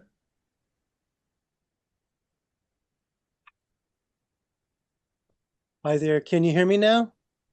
Yes, we can. Go ahead, please. Great. Thank you. Thank you for this opportunity. Commissioner Scar, just in reference or in relation to what's the discussion that's happening now, I'd like to revisit a comment that you made back at the July meeting last year, July 16, meeting I unfortunately was not in attendance at. And you spoke to, I believe it was, no, it was staff and it was Mr. Lovell, and you said, give me a number. Tell me what we need to do aquaculture right, and I'll make a case for it. And given what is going on, it seems like almost like a catch-22. You want to expand shellfish throughout the state, but your current staffing levels they're not even treading water with the demands on their time right now. So is a number being put together? Is a definition for what it takes to properly do shellfish in the state such that people can make money and these very delicate ecosystems can be protected? Is anybody working on that so that you can get staffing? Richard, great question. And I don't know if you were listening a few minutes ago, but I specifically asked our staff and Dr. Schumann from the department to try to come back with some numbers on that so that we can fight for it in the next budget. And the timing will be good on that. We'll have an action plan in place and there'll be time to implement. And so the next budget cycle is exactly the time to talk about it. So thank you for bringing that up again. I maybe sound like a broken record on it, but the timing is right to get this figured out in the next 3 or 4 months so that we can ask for the numbers we need. And, it is, as Dr. Schumann said, it's delicate. These things have to emanate from the governor's office or from the legislature, but for better or for worse, I'm not afraid to fight for those numbers when it's necessary, and I will do that in this case. All right, thank you. Well, I also feel like a broken record at times too. So. Well, we can form a broken record club. All right, thanks, Richard. I always appreciate your comments. Isabel, please. Hi, is this an appropriate time to make a comment about 3B specifically? Not yet, Isabel. Just a few more minutes. All right, thank you. David, it looks like no more speakers. That's correct. No more speakers on Zoom for this item. Okay, again, there's no action on this one. So we'll move on to B now and ask that Caroline lead this one up. All right. So moving on to 3B, At the November MRC meeting, the MRC requested to review options for moving forward with developing best management practices plan requirement, alongside the discussion of the draft aquaculture action plan and its content, to better understand options for moving BMP plans forward after several years on hold. The staff summary provides a detailed overview of the history of the BMP project, an overview of relevant developments since then, and options and considerations for moving forward. Please note that yesterday, the online packet of materials for this agenda item was updated. There is not going to be a department presentation as originally planned. However, to support today's discussion, the packet now includes a new exhibit with background document from the last substantive discussion for draft requirements for BMP plan regulations. Those were proposed after the November 2018 MRC meeting. The exhibit includes the staff summary with a topic overview and a near final suite of requirements for BMP plans drafted back then through stakeholder and industry input for implementing BMP plan requirements. In lieu of the presentation today, I will share a brief overview of the history and considerations for moving forward. By way of background, the Commission initiated the project to explore defining BMP requirements for shellfish and seaweed leases in 2015, when several leases were being considered for Commission renewal after approximately 15 to 25-year lease terms.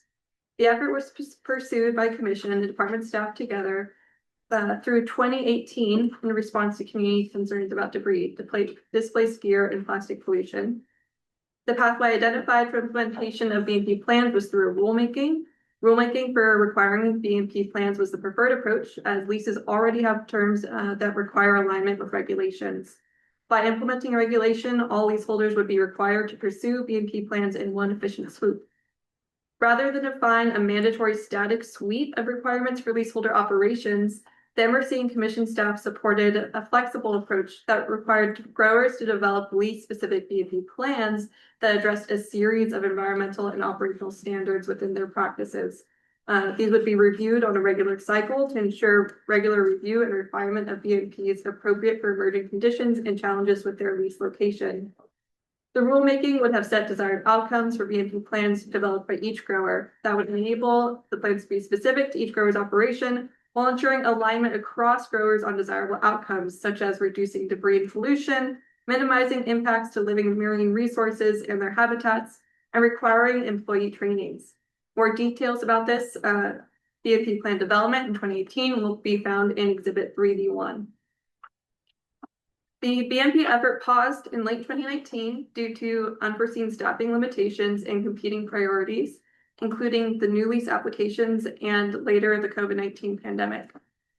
It has been a long time since the effort was paused, but staff have not been idle during this time. Other advancements for the program have been made since 2019, namely developing a process for considering new lease applications and the public interest criteria. Even though this foundational work exists, enough time has passed since 2018 that new rounds of outreach and engagement with the growers and concerned community members would be needed. Rulemaking standards have also shifted in ways that have not yet been evaluated. This new round of assessment would require significant staff workload to complete. The steps would include multiple rounds of stakeholder engagement, developing a template through rounds of revisions, a rulemaking process, review and approval of initial BMP plans, enforcement of the plans, and ongoing maintenance and administration of the plans. Pursuing BMPs will be an ongoing task that, once started, will remain in addition to staff workload. While we appreciate the concern and frustration for the lack of progress on BMPs, we want to note that there has been progress happening outside of the Commission regarding debris oversight.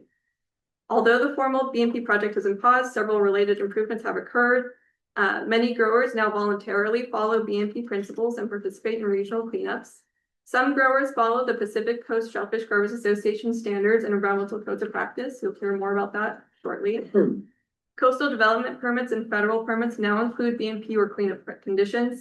Interagency guiding principles for sustainable marine aquaculture in 2021 established a foundation for future BMP coordination. I'll also note that the Aquaculture Action Plan has identified BMPs as a potential task to take on.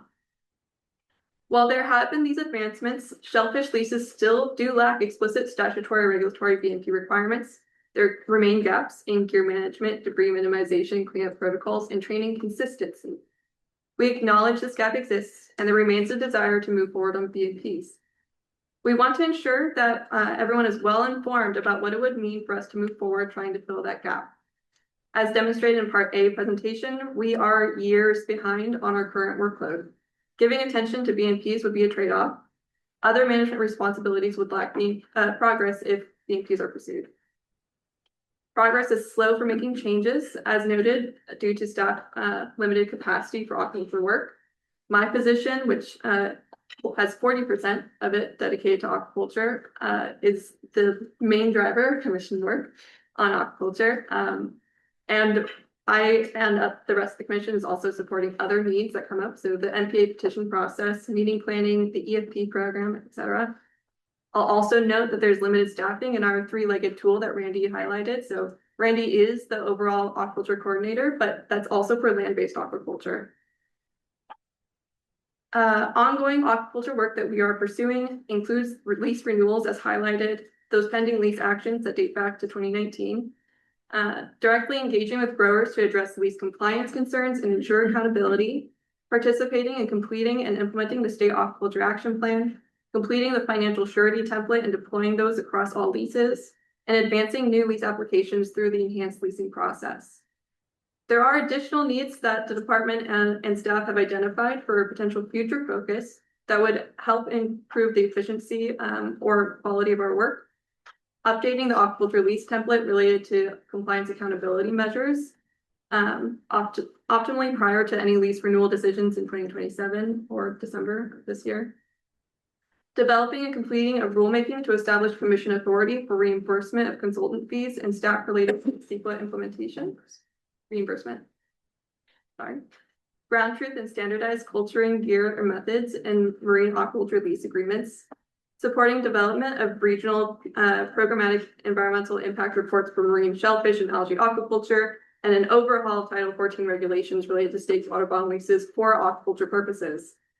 BMP standalone is a project that would increase oversight and add work overall to our program. The question staff are asking for clarity on is if we want to move forward with BMPs, is that gap of BMPs more important to pursue than those other aquaculture management needs? And if that's the case, what do we want to take off our plate of our ongoing work to pursue BMP plan or project development? I'll make my comments on that after we hear from the public. Thank you, Carolyn. Thank you for outlining that. So we have two speakers who want to present. First, Brad Fletcher.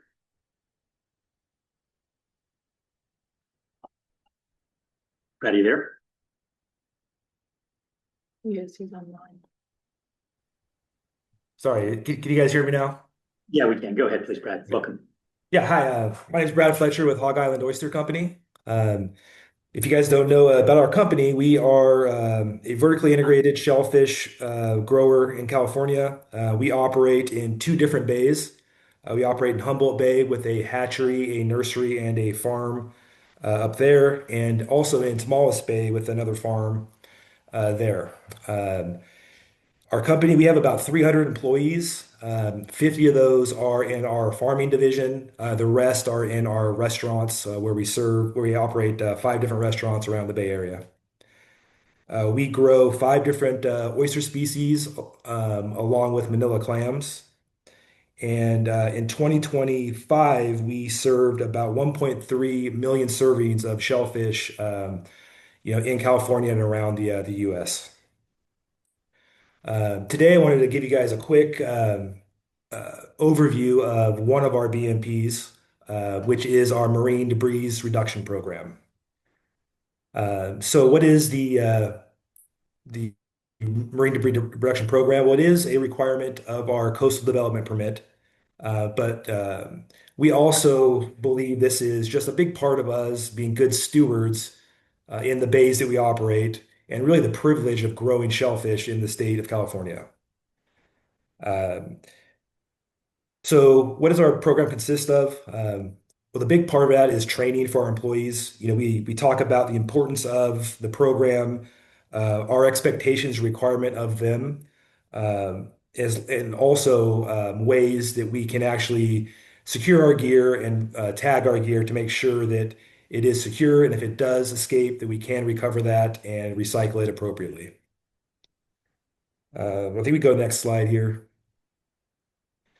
This is just a quick snapshot of the last 10 years or so of our cleanup activities. Each year, we're required through our CDP to do 4 cleanups. We've been averaging around 9 to 10. We're trying to do 1 per month, but weather doesn't always cooperate with us. And you can Randy kind of alluded to this. We pick up a lot of debris throughout the bays. This is just a snapshot of Tomales Bay. We also do the same thing in Humboldt Bay as well. And when we look at what we're picking up, aquaculture debris kind of averages around that, 5 to 7% of debris we actually pick up.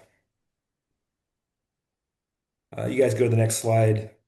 Hey, Brad, can I ask you a quick question going back to that last slide for a second? Sure. Do you see any association between those really big years, 2016, 17, 19, with any specific causes like weather events or anything like that?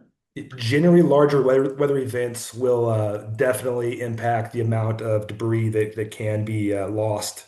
You can also see over time that there's been a reduction, and that has to do with some of the iterative and innovative things we've done with our gear. We've actually, through this, I'm going to turn my camera on here. Through looking at what is lost and the root cause of what's happening, we have made, incremental improvements to our gear. It's going to be kind of hard to see, but you can see on the left-hand side of my screen here, this is a clip that holds on one of our baskets to our lines. This is kind of the original design of that. You can see this area here is a really thin piece of plastic.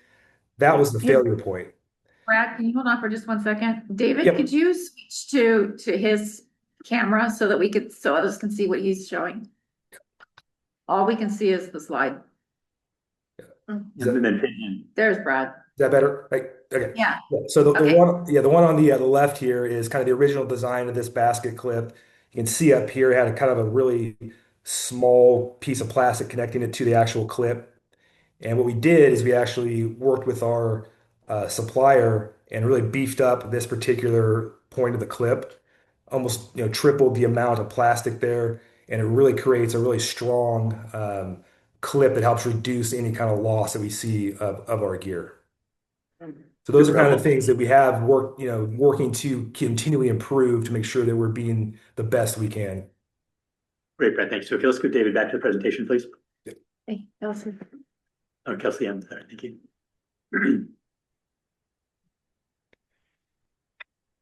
All right. Yeah, there you go, we're back. Next slide, please.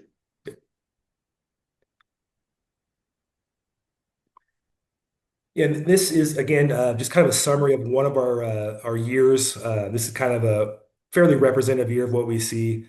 So we pick up all different kinds of materials, including aquaculture debris, but the vast majority of that is things that really generate from the land. You can see this multiple different types of food wrappers, cigarette butts, bottles, clothing, toys, just a plethora of different things. And again, the vast majority of that comes from other activities than shellfish farming. Yeah, so a couple other points we'd like to make. Our livelihoods depend on having healthy ecosystems that we can grow things in. And on a personal level, we also, a lot of our employees use these bays for recreation. My daughter goes swimming, a couple 100 feet from one of our shellfish farms. We have an active interest in keeping these bays as pristine as possible. And go to the next slide. Really the last is just kind of our collaboration we've had with other organizations. We're doing multiple internal, external cleanups per year. Employees from all around our company come out, from our restaurant team to our accountants, all come out on the bay, help us clean up. They learn about our operations. We've also partnered with external organizations like Cleaner California Coast, again, to facilitate learning and also just provide resources to help do this. We do pay all of our employees for these cleanup activities. And part of our training requirements are that anytime our staff goes out on one of our leases, they are scanning and looking for materials. And we do see them come back with, sometimes they'll have a container of just things they picked up as they're doing their normal work activities. In closing, we'd like to just, thank the commission for really and the support we've got on these cleanups as well. And we look forward to doing more of these and fostering, cooperation between different user groups of the places that we do business. Great, Brad. Thank you. Really helpful. Do me a favor, be in touch because I'd love to go out on one of the cleanup days. Maybe invite any commission staff who wants to spend some time on the water on their. I know it's on their time off, but we'd love to be out there for one of your cleanup days. Yeah, that'd be excellent. We'd really appreciate that. Great, thank you. Okay, next speaker, please. I'm sorry, I apologize. Margaret Polaro is going to do a presentation next. From Pacific Coast Shellfish Growers. There you are. Morning. Do you see me? Oh, great. Good morning, commission members, Chair Scalar, and members of the committee. My name is Margaret Polaro, and I'm the Executive Director of the Pacific Coast Shellfish Growers Association, or PCSGA, as we often call it. The organization started in about 1930 for Olympia oysters in Washington state and has since grown to represent those who grow mussels, clams, oysters, and geoduck in all of the West Coast states. Next slide, please. Today, I'm sharing information about PCSGA's Environmental Code of Practice, or ECOP. These have been in effect for nearly 2 decades, but have recently been improved to allow for better incorporation into farm practices. The voluntary principles and standards included in this document apply to the multiple stages and activities associated with growing shellfish. They're flexible enough to support a variety of individual farm practices, yet reflect local, state, and federal regulations. Next slide, please. The primary topics of the ECOP include this list here. It's quite extensive. We call these out as our Tier 1, as they intend to reflect general operations within most farms operating along the West Coast. And next slide, please. And the ECOP also has a few topic areas that apply specifically to actions that not all operators do, including hatchery operations or remote settings. And then next slide. Looking more carefully at one of the tier 1 elements, you'll see basically a heading plus a general intention for the practice. And I just want to also point out this little jump back to the checklist language on the right side of the screen. We'll talk about that in just this quick second. So each item has one of these headings, and then next slide. And then under that, there'll be an objective, multiple objectives, sometimes, multiple objectives under each of these headings. And this one is just around vehicle use in the coastal areas. And then under that, there'll be anywhere from 3 to 12 possible practices for growers to consider.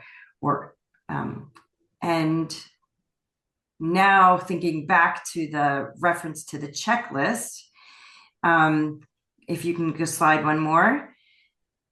This will bring you to how the grower would implement or carry out one of those individual objectives. So if a farm has a standard operating procedure for any of these items, they can indicate that and then move on. And if not, then the grower can go through and pick some of these items within a longer list of items to indicate how they are meeting that need. And I want to point out here too that this green language that you see relates to something that perhaps a grower may want to document on a regular basis, like monthly cleanups. And then the orange language at the bottom of the screen highlights something that is called out in a federal requirement. And this provides a great way to educate growers as to why these practices are important. Next slide, please. Another educational element that's new to this version of our ECOP are robust appendices, We're providing direct links to all the regulations where it's available. And perhaps more importantly, we're connecting the practice or rationale for the practice with current science and publication references, as you'll see here. PCSG believes the ECOP leads the shellfish industry towards responsible practices based on decades of research. Next slide. Thank you for receiving my comments this morning. I hope this is useful in your discussion about best management practices for growing shellfish. I'm available to answer any questions. Thank you. Thank you, Mary. Very helpful. Really appreciate it. Okay, looks like we have 3 speakers who would like to talk. First, Isabel, I guess. Oh, I'm sorry, Bernard. Hold on one second. Thank you, Eric. Yeah, so I am a practitioner, and I spend a lot of my time complying with regulatory compliance. I mean, I spend at least 25 per run of my tank, taking water quality tests, sending meat samples, doing surveys. And so, best management practices, I feel like if you were to ask me if I was doing best management practice, I would say yes, I am, because I'm in compliance with all of the regulatory needs of the industry. And I think BMPs should come from the industry, because we're there to increase, rising tide lifts all boats. We're there to increase the standards of all aquaculture practitioners. And so, raising standard, and there's a big educational component to BMPs. The other really important thing is that, I am a family farm, and I just want to point out that you can do it economically. You can comply with all of California's regulatory standards at an economical level, and that needs to be highlighted. And I'm living, well, I'm doing it in the ocean and offshore, and I'm still a family farm, and I'm in full compliance with all the regulatory, and I do it on a very economical level. And just to sort of Craig's talking about sort of wind energy versus aquaculture, and sort of, I think they're different. They're actually very different. So the community likes me because I'm a family farm, right? So I fit in with the community of fishermen.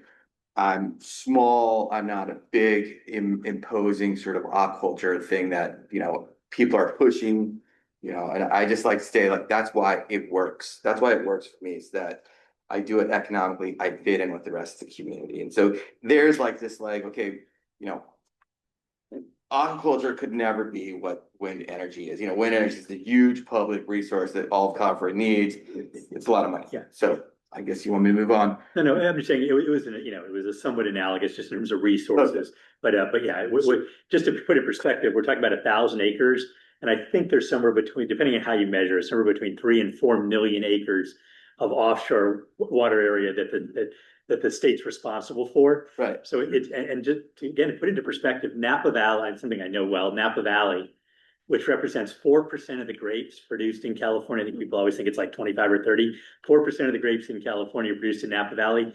45,000 acres are planted in Napa County right now. So it just gives you perspective of the 1,000 acres we're talking about is really tiny. Yeah. So understand that wasn't an analogy, but it was just using a comparison of resources.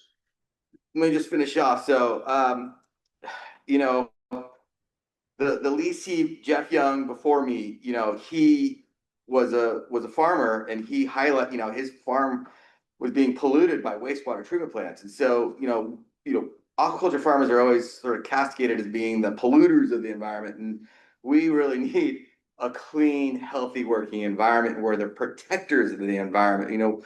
We're the ones that sued the wastewater treatment plants to quit the pollution. And so, it's kind of like weird how we're being picked on as someone that's detrimental to the environment, or actually we need a healthy, clean environment where they're protectors of the environment. So I just want to point that out. And the biggest thing on the radar for me is harmful algal blooms.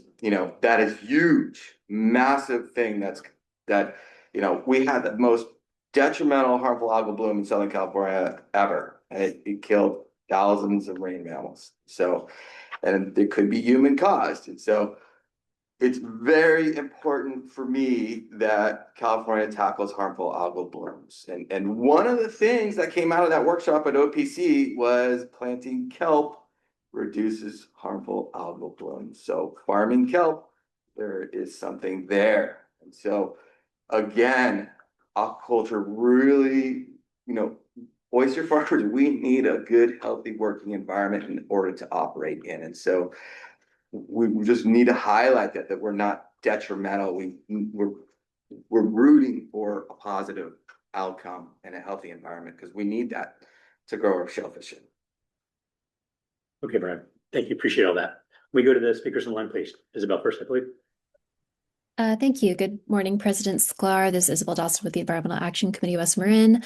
Since 2015, we've advocated for the formalization of aquaculture BMPs for Tomales Bay. We also successfully advocated for strong public interest aquaculture guidance, which included a consideration criteria for BMPs.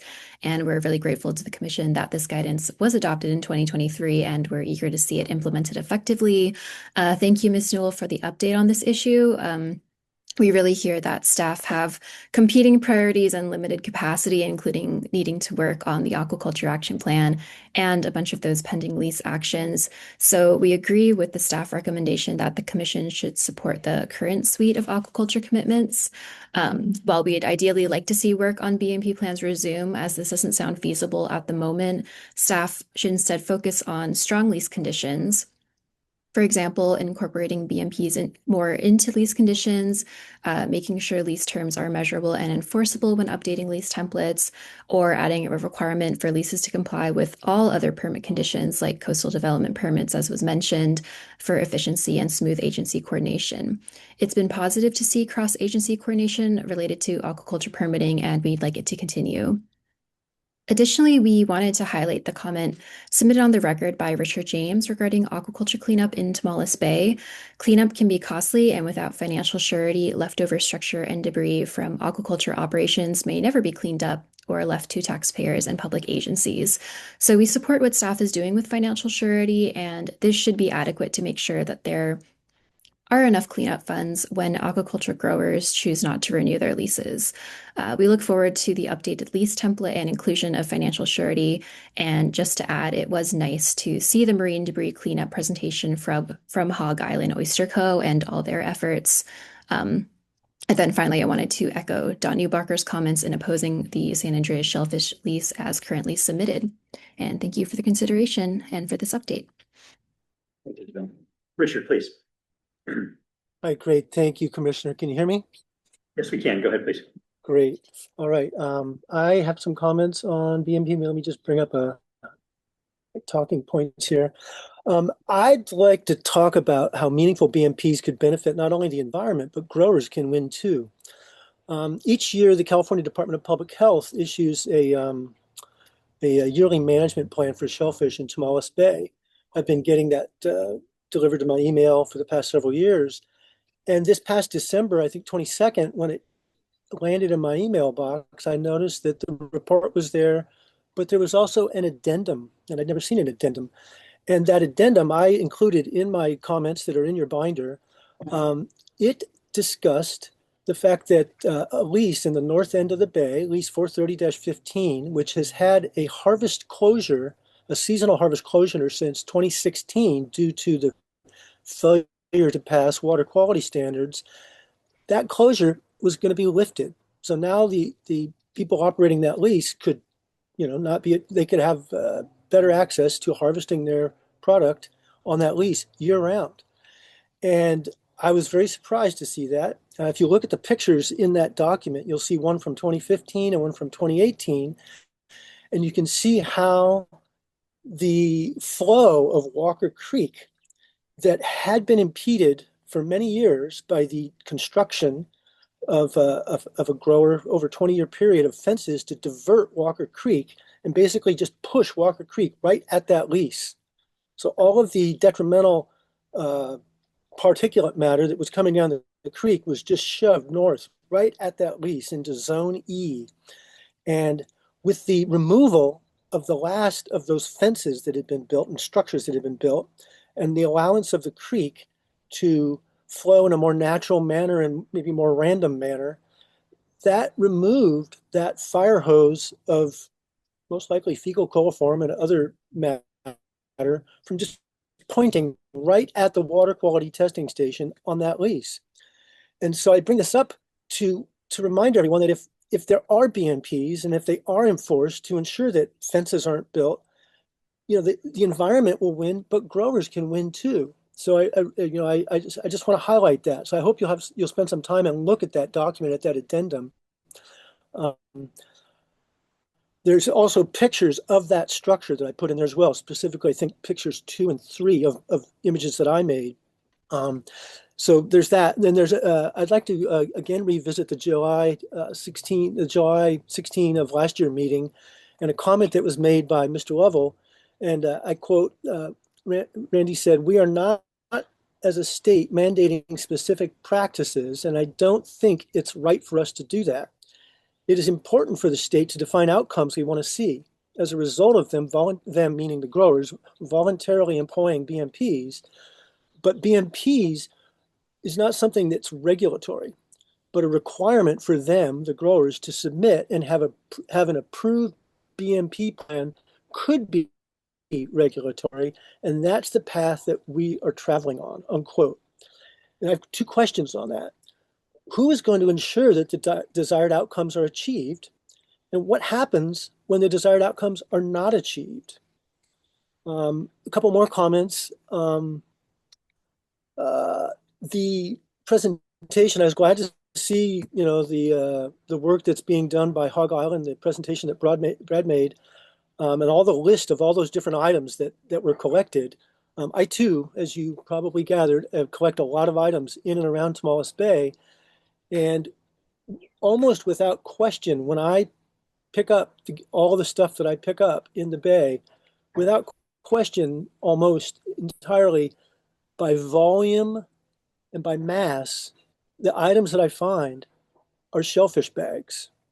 If I was to put a line item, accounting of every item that I found, yeah, it would look, I could show that, there's all these things that come from kayakers and hikers and fishermen and whatnot. But I'd be curious to hear from Brad on that list of items, the percentage of things that he attributes to aquaculture versus non-aquaculture. Is that by count, by item, by cigarette butt? Or is that by the weight of that item? An oyster bag can weigh from 1 to 2 pounds, depending on if it's got a float on it. The ropes, the PVC pipe, and all of that adds mass. So you need to look at it more than just a list of items. What's the weight and how are you measuring it? This past winter, we had a few big storms in, I think it was December and January, and one of the growers had a significant failure on some of their ground lines, and a lot of gear, a lot of bags were lost. They're still out there as we speak. And that gets to and they've been out there collecting them, as have I. And I bring this up as a reminder that when storm events happen, you got to get out there quickly, because as I pointed out in my public comments, if you don't get out there and get this stuff, it settles into the bay or it gets sucked out into the ocean. So timely access after storms is just critical. And with sea rise coming and stronger storms coming, what the techniques and the gear that's in use now may be tested and may fail more often in the future. And as a point of just the discussion of the quarterly or weekly or monthly cleanups that the growers partake in, there are at least 3 bags that I've been eyeballing for the past couple of months that can be clearly seen from Highway 1. And since I know what I'm looking for, I can see them without binoculars. And with binoculars, they're pretty obvious, and you can tell which grower they come from just by the design and the color of the bag. And I'm not picking them up, and I'm just sort of wondering when one of these monthly or quarterly cleanups will get that gear. And with that, I thank you, and I conclude my comments. Thanks, Richard. Next is color with NC MacBook. Go ahead, please. You gotta unmute yourself. Right. Okay. Can you guys hear me? Yeah, we can. Go ahead. You see me? I can't see myself, so I'm assuming. We see you. There you go. My name is Nathan Churches. I'm one of the co-owners at Holdfast Aquaculture and Grassy Bar Oyster Company. And I just want to reiterate that we are the stewards and protectors of the environment in Morro Bay. Grassy Bar's farm is located in Morro Bay. The majority of our employees, including myself and some of the co-owners, have backgrounds in marine science and ecology, lots of experience with NGOs and conservation. These are the communities that are actively working in aquaculture. And we already, similar to Hog Island and some other farms, have mandated BMP practices in our lease agreement. So we have quarterly cleanups, but we also have active storm cleanups. And so for 2025, if you wanted to go reference that document that Randy showed earlier, you could see the results of our 5 cleanups. So we actually went above and beyond what we needed to do with 4 last year. And I just want to say that that's a significant increase in the total number of cleanup activities in any given bay, definitely in Morro Bay, right? That's a significant increase in cleanup efforts. And we also collaborate, by the way, with our local entities, including like the Morro Bay National Estuary Program, because our business is, I think it can be said, as a whole, are healthiest when the ecosystem that we're operating in is healthiest. And I don't think that there are many industrial scale industries out there that have that sort of synergy, which is pretty interesting and cool. And it drives our efforts to clean up. We also, by the way, have sort of a mandate that when our team is on the clock, if they see any trash or marine debris, they have to pick it up regardless if we're in in some sort of official documented cleanup activity, right? We're always just picking up trash and whatever we find floating in the water. And then finally, everybody that we employ, for the most, almost exclusively, lives in that area, and we all recreate in that area, similar to Brad's comments. Like, our kids are playing in that water, we eat the food that we make. And so there's a standing directive to all of our employees that if you're off the clock but you find an oyster bag, you call the management and we will come and pick that up. And, so just reiterating that we do feel like we're the stewards of this environment, and we do have cleanup funds set aside if there are any, catastrophic changes to the business, or some sort of, once in a century storm event. Like, we have funds set aside officially, as we're mandated to clean up any major events. So, all I'm trying to say is that we already have mandated best management practices. And by the way, we'd be happy to engage with any community members to adjust those in an official capacity, because we're pretty much already doing them, right? It is a benefit to our business to make sure our space is healthy.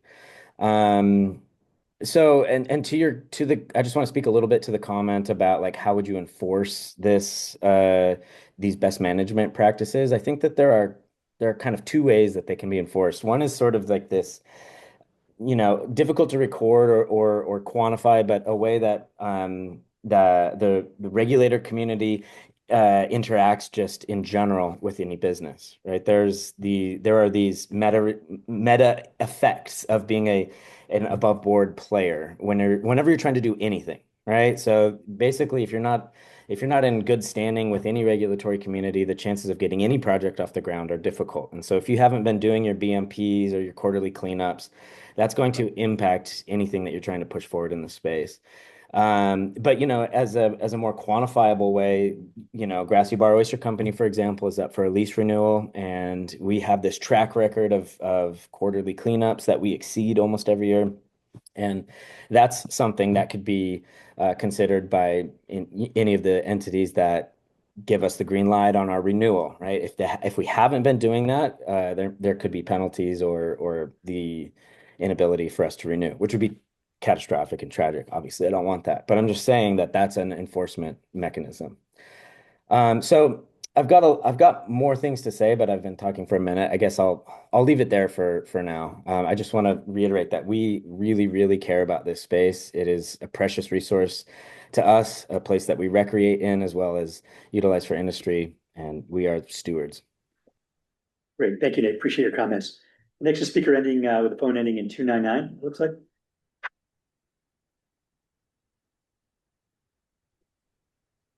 You have to unmute yourself. Caller with the Yeah, they got this. phone number. Yeah, Oh, there you go. Go ahead, please. Hi, yeah, can you guys hear me? Yeah, go ahead, please.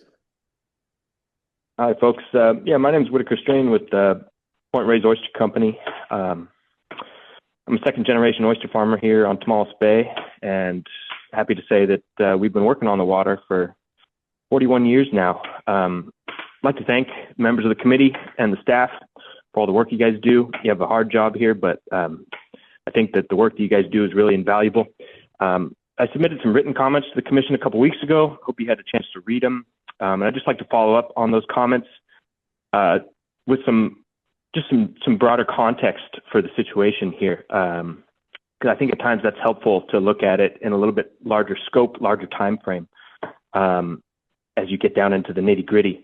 As oyster farmers, you know, my family, we've been longstanding proponents of good water quality, and we've been cleaning up the bay for over 4 decades now. I can't even begin to describe to you the amount of flotsam and jetsam that's washed up on our beach over the years that we've disposed of, or in many cases repurposed and put to use. You know, I have so many childhood memories of my dad picking up stuff off the beach and building, you know, structures with it, some of which are still standing today and some of which have recently been constructed. You know, it's just part of our ethos. And we really feel that any discussion of pollution and water quality in our local waters is worth having, you know, and we're going to show up to that discussion. However, it's really important to note that most of what we're discussing here is macro pollution. These are large, visible debris that can be easily seen, identified, and picked up. Now, as far as macro pollution is concerned, Tomales Bay is the cleanest that it's been in the 40 years since my dad started working down there, and that's great. The real issue that we see, however, is in micro pollution, and it's a much bigger issue precisely because it's harder to see, harder to collect, and harder to prevent. It's also much more pervasive. Let me put it into some economic terms for you. Some people speak that language a little better. Imagine that you operate a business at the bottom of the watershed, and for up to 3 months of the year, every year, your business is restricted from generating income. Why? Because of pollution. We operate downstream from everyone else. Not right now. So during the rainy season, as the bay fills up with runoff, we pay the price for everyone else's waste. And I'm talking about upwards of $250,000 a year in lost revenue. And we've been paying that price for 40 years. Now, I'm not complaining about that because I feel that we're fortunate to be doing what we're doing on the bay. I think that in the broader discussion of pollution in a place like Tomales, macro pollution could kind of serve as a red herring for the underlying and more pervasive issue of micro pollution. And you might ask, what kind of pollution are we talking about here? I'll just list a couple: nutrient loading, topsoil erosion, fertilizers, heavy metals, pharmaceuticals, microplastics, all the stuff, in other words, that goes down your drain and that washes off the fields. These are the kind of things that we should really be worried about, in addition to the macro pollution. Now, for our sake, as well as, you know, the sake of all the marine life that calls our waters and our estuaries home. I think I'll stop there. I have some other comments about the BMPs specifically, but I just wanted to offer that broader context for the members of the committee. Thank you. Thank you very much, Walker. Heidi Gregory, please.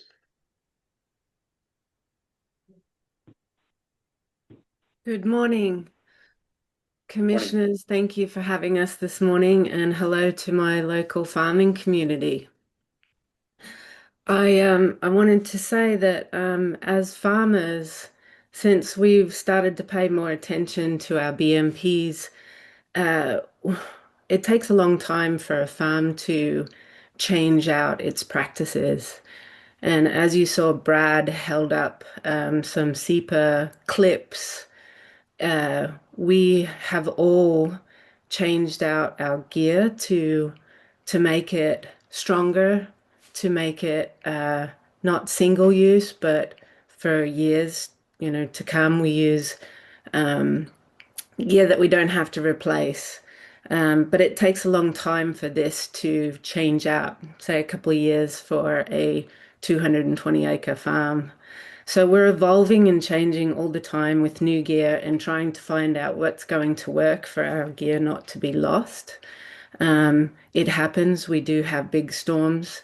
We had a really large storm on December 14th of last year, and there was so much debris in the bay that it was actually dangerous to drive our boats because there was massive amounts of wood debris from the local community. And I want to say that all the oyster farmers picked up that debris and disposed of it, which cost money and time. And we do put our money and time into cleaning up. I have taken over a 117-year-old oyster farm and been working for 8 years cleaning up the legacy debris.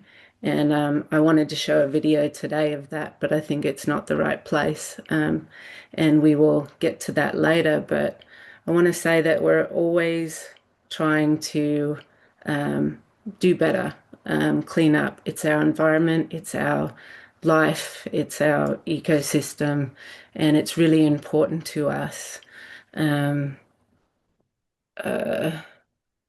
We always participate, even if we're just playing on the bay, as many of the people have said that you go for a walk down the beach, you find something, you put it in your pocket, or you're constantly taking care of this place. It's common sense. It just comes naturally.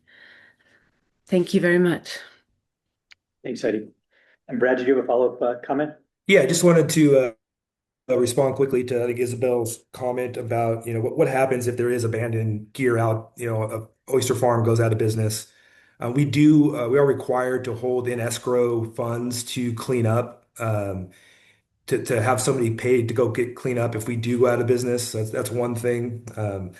Also, as a condition of one of our CDPs, we were required to remove a legacy farm that had been, I believe, like since the 80s, it had been abandoned. So as our special condition of our coastal development permit, we were required to remove a kind of a legacy farm. We did that at our own cost.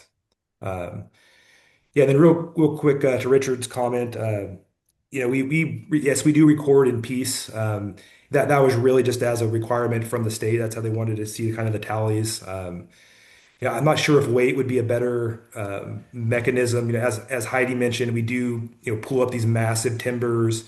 Last year during that storm, we picked up an entire wastewater treatment skid from a home that was on the bay.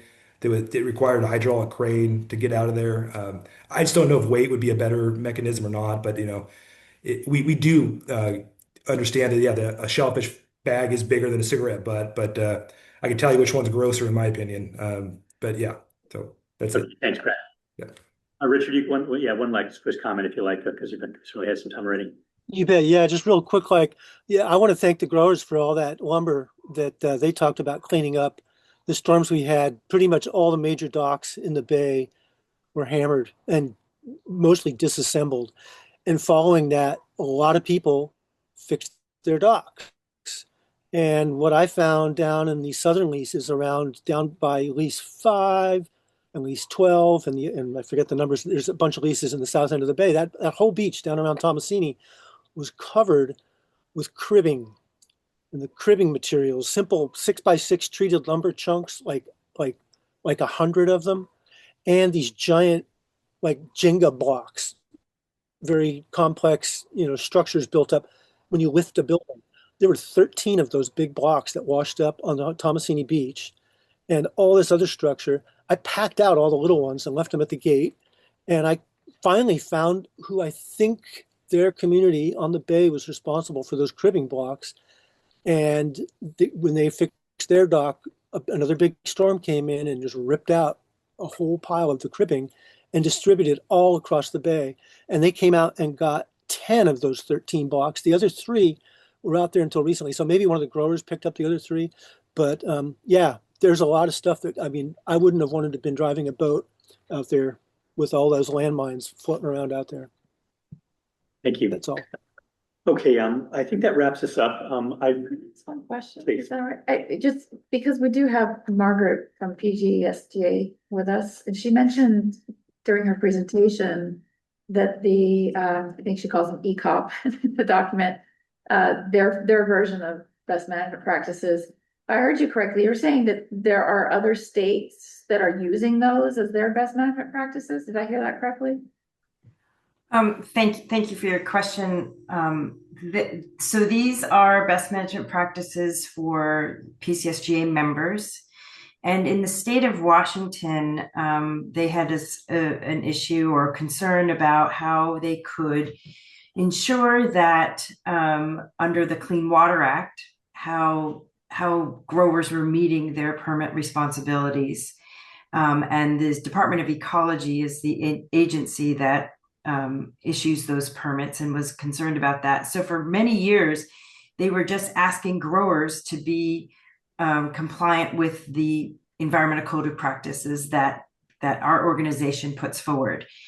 And then in the last couple of years, maybe about 2 years ago, they approached us and said that just asking growers for that was not quite enough. It didn't feel like that was enough information. And so that's why we went through with this checklist. So growers in Washington state, regardless of membership with PCSGA, work with the Department of Ecology to go through this checklist and indicate how it is that they are demonstrating that their activities meet the intention of the ECOP, but more importantly, the requirements under the Clean Water Act that they are responsible for permitting under. Really helpful, Margaret. Thank you. So, Sure. listen, I'm gonna wrap this one up, but I reluctantly I'm going to recommend the staff's recommendation given resources and so on, but would ask the industry to use those best management practice and checklists and submit it with your applications. There's nothing stopping you from providing that and from that being part of the review process. Sadly, a lot of these regulations, Bernard, and appreciate you saying that you can manage with them, are set by the worst common denominator, right? By the worst actors. And there's so many who can easily fill out that checklist and say, hey, we're doing the right things, as we heard today. So at least in the interim, until we have more resources, and I've asked the staff and the department to try to give us some sense of what it would cost to how much staff we need to do all this right as we move in that direction. Yeah. But want to thank everybody who's spoken today. And so again, I recommend the staff recommendation on this.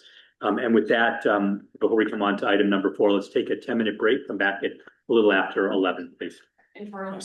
Welcome back to the Fish and Game Commission MRC meeting. We're on to item number 4, white sea bass fishery management.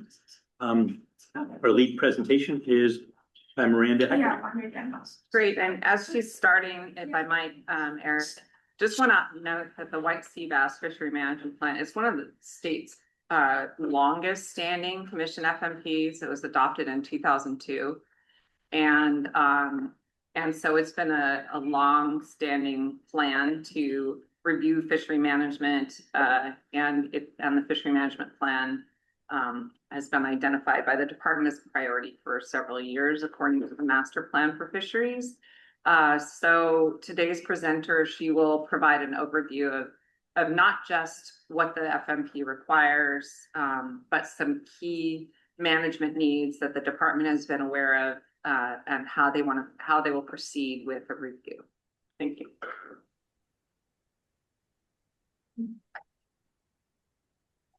What is this? Where do we see this? Somebody's screen is showing. Yeah, I'm trying to find the person. That is not under our purview. Oh dear. Thank you. Hi, Miranda. We're getting you up right now, but go ahead, please. Okay, thank you so much. Thanks for that introduction, and thank you everyone for your time today. The first slide, please, when we can get it up. But I could start by just giving the quick overview of the update that we're giving. So we'll start today with the review of the updated size at maturity results. So the next slide has the outline I'm talking about. that were previously presented in detail to the Fish and Game Commission. We'll give a brief summary of the FMP review meeting with stakeholders, including main discussion points of FMP triggers and the primary concerns that were voiced during the meeting. We'll review the white sea bass landings data along with land composition of landings from both commercial and recreational fleet. And finally, review potential next steps, including updating FMP, stock assessment, MSE, and potential regulation changes. Next slide, please. So detailed results of the updated size at maturity study that was conducted collaboratively with the Flagler Institute of Environmental Research, or PEER, were presented to the Fish and Game Commission in December 2024 during the White Sea Bass FMP annual review process and is being submitted for peer review to the CDFW journal. As a reminder, results of the histology study indicate that white sea bass mature at a size larger than previously understood, which is not allowing females the opportunity to reproduce at least once before being available to the fishery, based on the current minimum size limit. So this graph shows the maturity curve for female white sea bass with total length on the x-axis and the probability of maturity on the y-axis. 50% maturity is indicated by the green line, is approximately 895 millimeters or 35 inches. The purple lines above and below show L5 and L95 or 5 and 95% maturity. The blue dots are each fish, jittered or spread out on the graph so all points can be seen despite overlapping measurements. The red dashed line indicates the current minimum size limit of 711 millimeters or 28 inches. So new biological information is a trigger in the white sea bass FMP, and as it is now known that white sea bass mature at a much larger size than the study by Francis Clark in 1930 indicated, we now know that the minimum size limit is allowing for immature females to be harvested. Next slide, please. So the department held a stakeholder meeting in November last year, where we presented the annual review of the FMP and points of concern. We shared the updated size at maturity information and began to discuss potential management options and heard stakeholder concerns. Several questions were posed to the stakeholders, which are pictured here on the slide. This included input on perception on varying minimum size limits based on the 50 to 95% maturity thresholds, concerns on amending current regulations and embarking on an FMP review process, and equity on changes between recreational and commercial fleets. Next slide, please. During the meeting, stakeholders voiced a variety of feedback and asked thoughtful questions. Stakeholders expressed interest in updating the points of concern within the FMP related to commercial and recreational landings to account for changes in effort and how that is reflected in the landing trends, as there can be years where white sea bass are targeted less. The department shared that a review of the FMP would allow for the points of concern to be reevaluated based on the best available data. An update to the FMP would be a multi-year process with an anticipated timeline of adoption by the Fish and Game Commission in 2030. There were questions around whether catching small immature fish is having an impact on the population and if there's data to show natural spawning success. This also included questions on if maturity changes latitudinally, if white sea bass eggs and larvae are coming from Mexico. We know that allowing fish to spawn and contribute to the population before they are taken from the fishery is important for long-term sustainability. Department staff clarified that our study was specific to informing sexual maturity for white sea bass in California. However, we are aware of a study that PEER is working on in collaboration with CISESE to evaluate size of maturity in Baja and further south. There was also discussion on how the size of white sea bass caught between commercial and recreational fleets differ, and it was brought up how difficult it is to catch white sea bass hook and line fishing, and lastly, if that difficulty in catch can be accounted for in regulations. Another stakeholder meeting was held last week, where we addressed some of these questions that you will see in the slides today, including landings, length composition for commercial and recreational sectors, catch and release mortality, and the department's recommendations for next steps. Moving forward, the department will continue discussions with constituents over the course of the review process. Next slide, please. So now we'll switch gears to provide an overview of the white sea bass fishery. This graph shows the white sea bass landings from each fishing sector from 1994 to 2025. It's important to note that this is after Proposition 132 that went into effect in 1994, banning gill netting in all nearshore waters, which is possible explanation for rebound in population and that rapid rise you see in the 2000s. The FMP established an optimum yield of 1.2 million pounds, and landings have not exceeded this point of concern. Last season's catch, for reference, was 20% of optimum yield. So you can see average percent landings fluctuate annually. On average, the commercial landings, which is mainly set gill nets, comprise 64% of the total white sea bass catch, and recreational, which is predominantly from CPFVs, is 36%. Looking specifically at landings by gear type or fleet, we can see CPFV is 21%, other rec, which includes private boaters and spearfishers, that's average 15%, set gill net 39%, drift gill net 11%, commercial hook and line 12%, and trawl makes up for just less than 1% of the landings. Next slide, please. So the department conducts dockside sampling and has measured fish opportunistically from both recreational and commercial sectors since 2008. Fish under 7'11" or the current 28-inch minimum size limit are marked with those 3 asterisks that you see on the graphs. The dashed black line represents the results of the maturity study and indicate the length that 50% of female white sea bass are sexually mature. So you can see 6% of the commercially sampled fish are under that 50% mature at 895 millimeters, and 32% of the recreational sampled fish are under 895 millimeters. Next slide, please. We have received questions about whether an increase in the minimum size limit based on the updated size at maturity for white sea bass would result in higher discard mortality for the hook and line fisheries. Fortunately, there was a study published last year by McNamara et al. Assessing post-release mortality of hook and line caught and released white sea bass. This showed there's no significant difference in mortality of lip-hooked fish at the current minimum size limit versus fish that are 895 millimeters or 50% mature. Thus, an increase in the minimum size limit to allow for 50% of females to spawn at least once should not result in an increase in discard mortality for the hook and line gear type. So you can see the graphs shown here. These are from the manuscript, and they're based on 161 hook and line caught white sea bass over the span of 4 years in the Southern California Bight. We added these orange lines to the graph to show percent mortality for 28-inch fish, that 711 millimeters, that current size limit, versus a 35-inch fish at 895 millimeters. So you can see in figure A, the graph on the right, figure A, the graph on the left for lip-hooked fish mortality is less than 10% for both the current minimum size limit and those fish that are 50% mature at 895. This increases to almost 50% for internally hooked fish in figure B on the right, but you can see this has an opposite trend of decreasing mortality with larger fish. And the rate of internal hooking during this study was relatively low at around 16%. Next slide, please. So the stock assessment was last conducted in 2016 by Juan Valero and Lynn Waterhouse. The stock was estimated at approximately 27% of the unfished biomass. It showed the spawning stock biomass declining between 2006 to 2015. Peer review of the stock assessment identified the importance of updating the size at maturity estimates from the very small sample size conducted by Francis Clark in 1930. The department is working to update the stock assessment with new fishery-dependent and independent data, which is anticipated to be completed in 2028. Next slide, please. Based on the previous white sea bass stock assessment, we know the spawning biomass has been in decline to an estimated 27% of spawning biomass relative to what's expected under no fishing conditions. And we know catching sexually immature fish is impacting the population by not allowing for natural recruitment.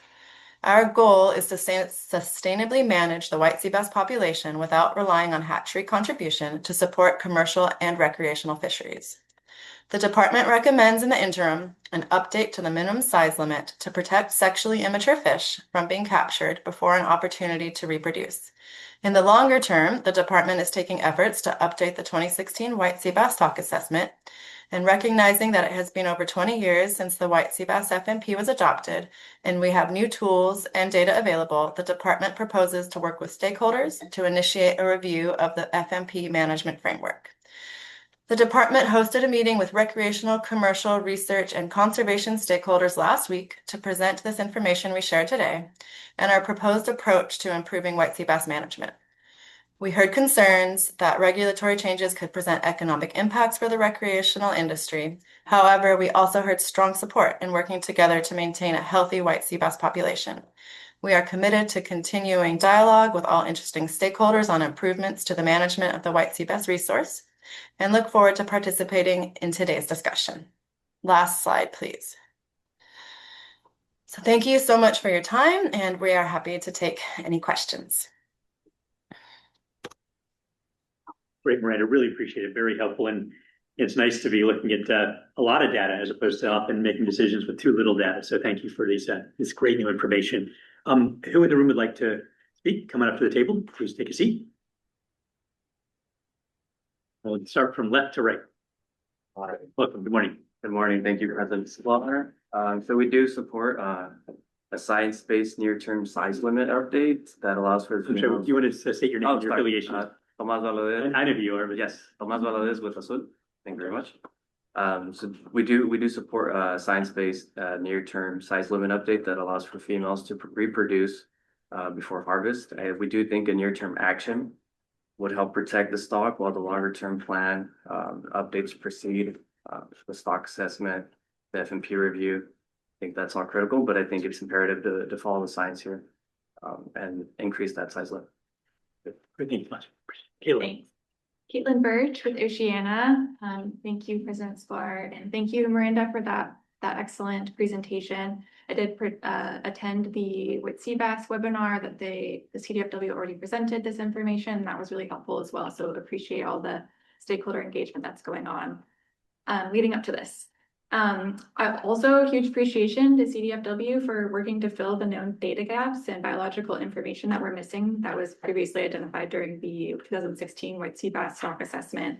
This new size of maturity study shows that for many decades now we've been harvesting fish before they are able to reduce with the current size limit.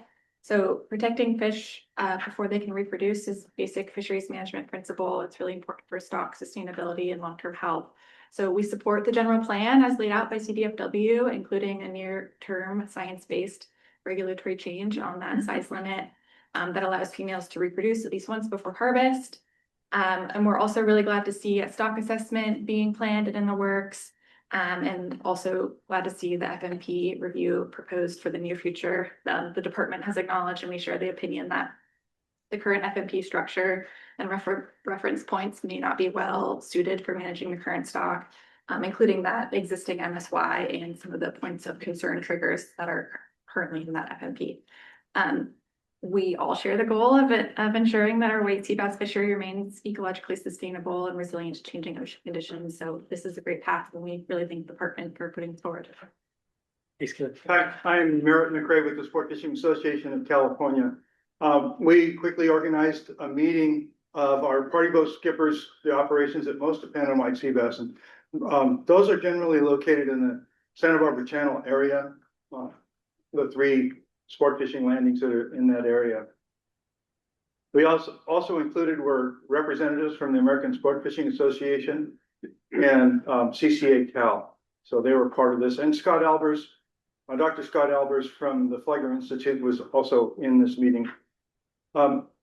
I'm excited to learn that there's an opportunity to make this fishery better than it already is.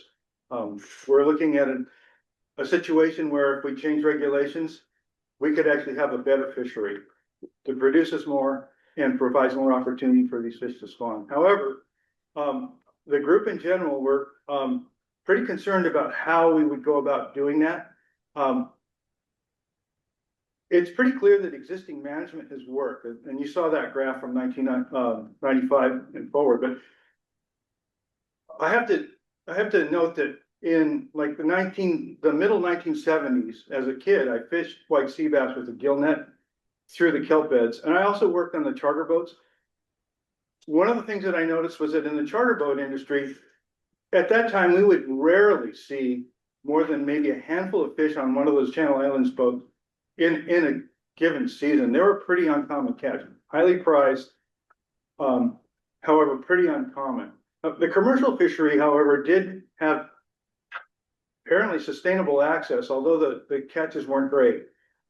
In doing that, it was actually a nearshore through the kelp line and gill netting that I had done at that time. I fished about 4 sets of gear that were 4 panels each.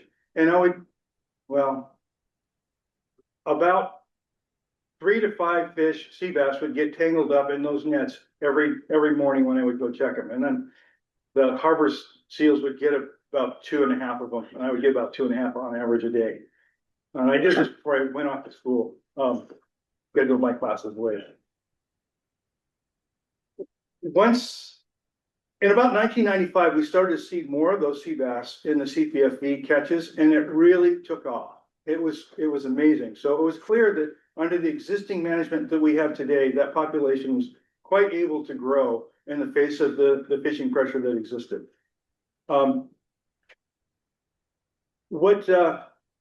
What's really kind of troubling, though, is the potential to do regulation changes that in the short term cause the CPF, the fisheries, to suffer some losses and opportunity along the way. So we're thinking that it's really important to consider what kind of management measures carefully as to what moves forward.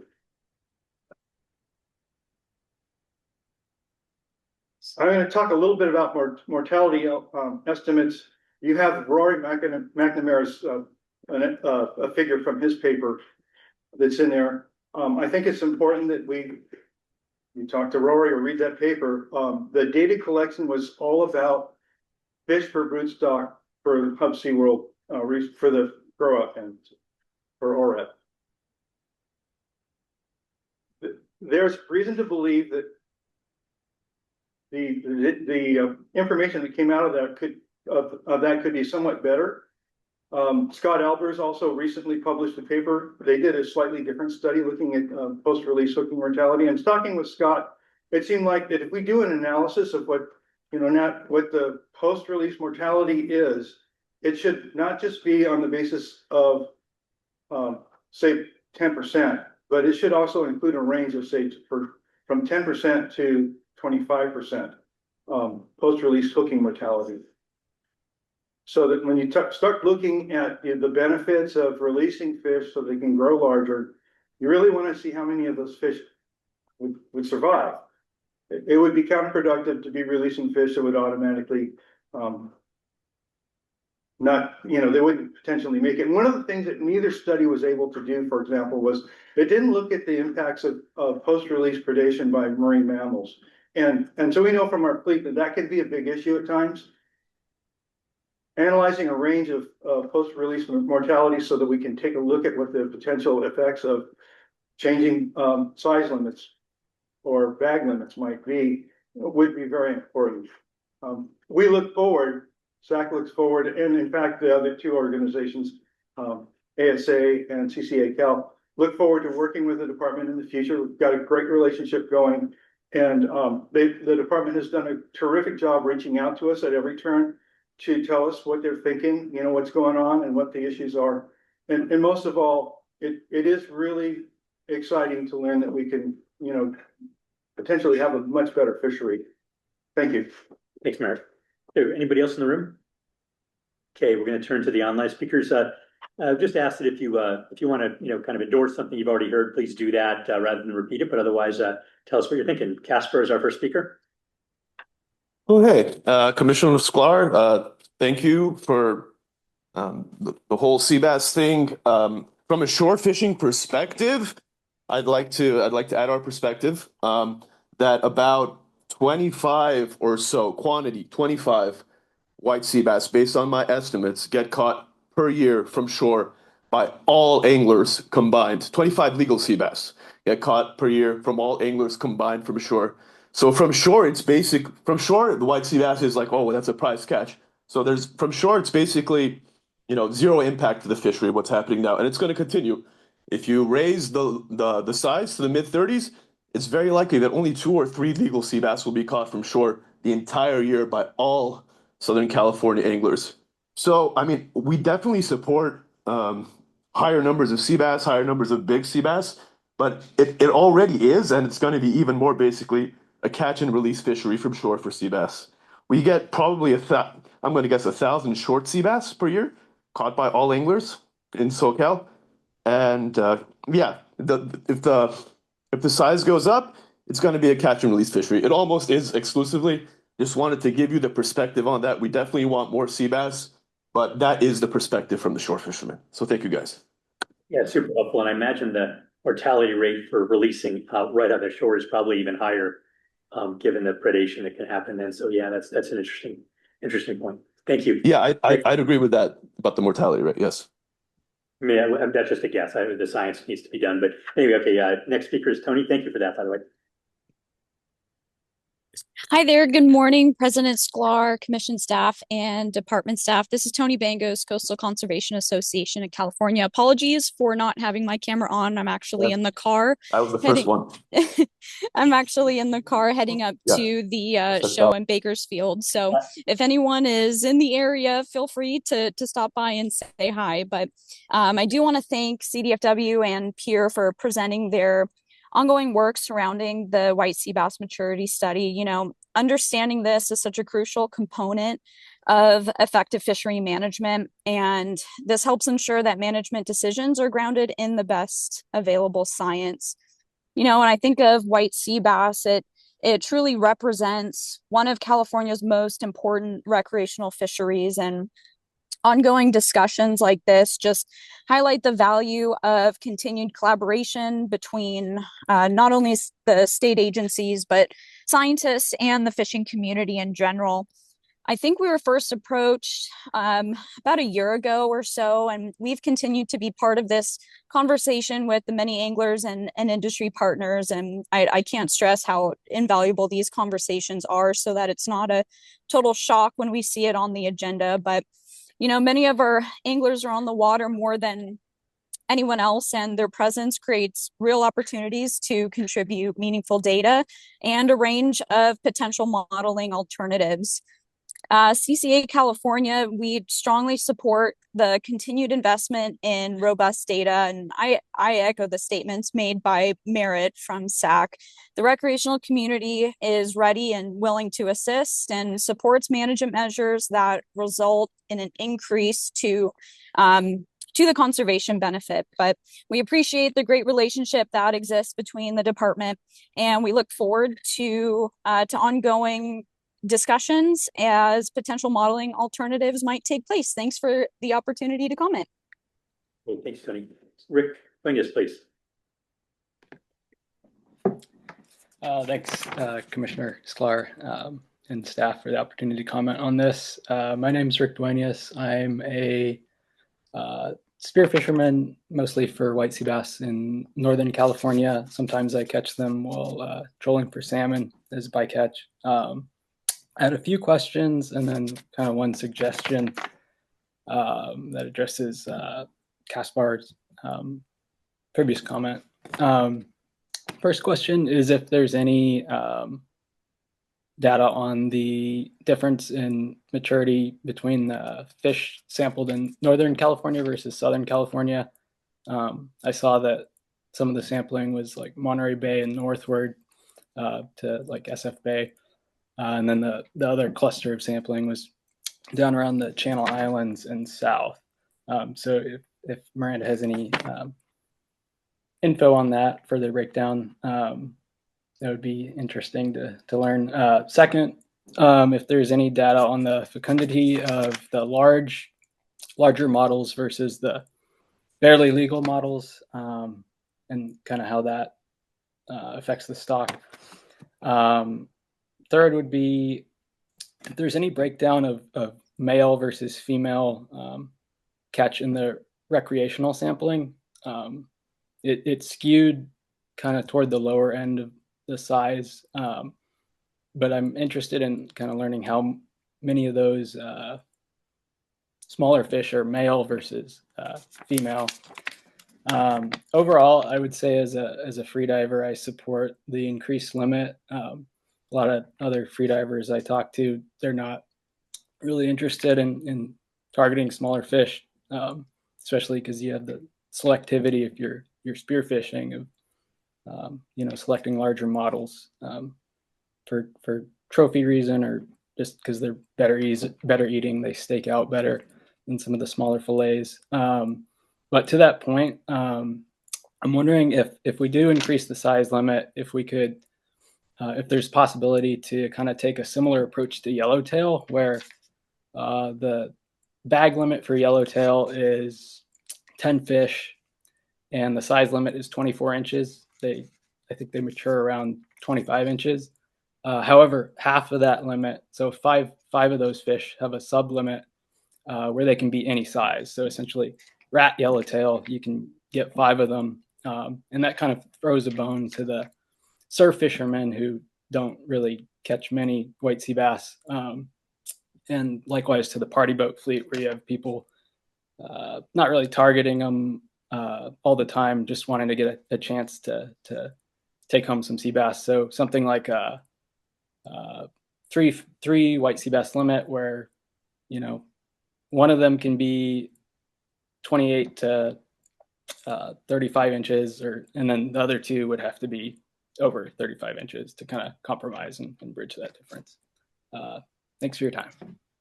Yeah, thank you. Pretty interesting. Thank you. Appreciate it. Katie O'Donnell from Wild Coast. Good morning, President Sklar, Commission, and Department staff. Thank you so much, Miranda, for such an informative and clear presentation. I'm going to echo some of the comments that have already been made in support to the a minimum size limit be changed to meet this new size at maturity study. And appreciate the department working on filling these data gaps with biological information needed to assess how to manage this white sea bass stock. I also appreciate the sharing the information about the discard mortality study, showing that discard mortality appears to be relatively low, if I understand correctly.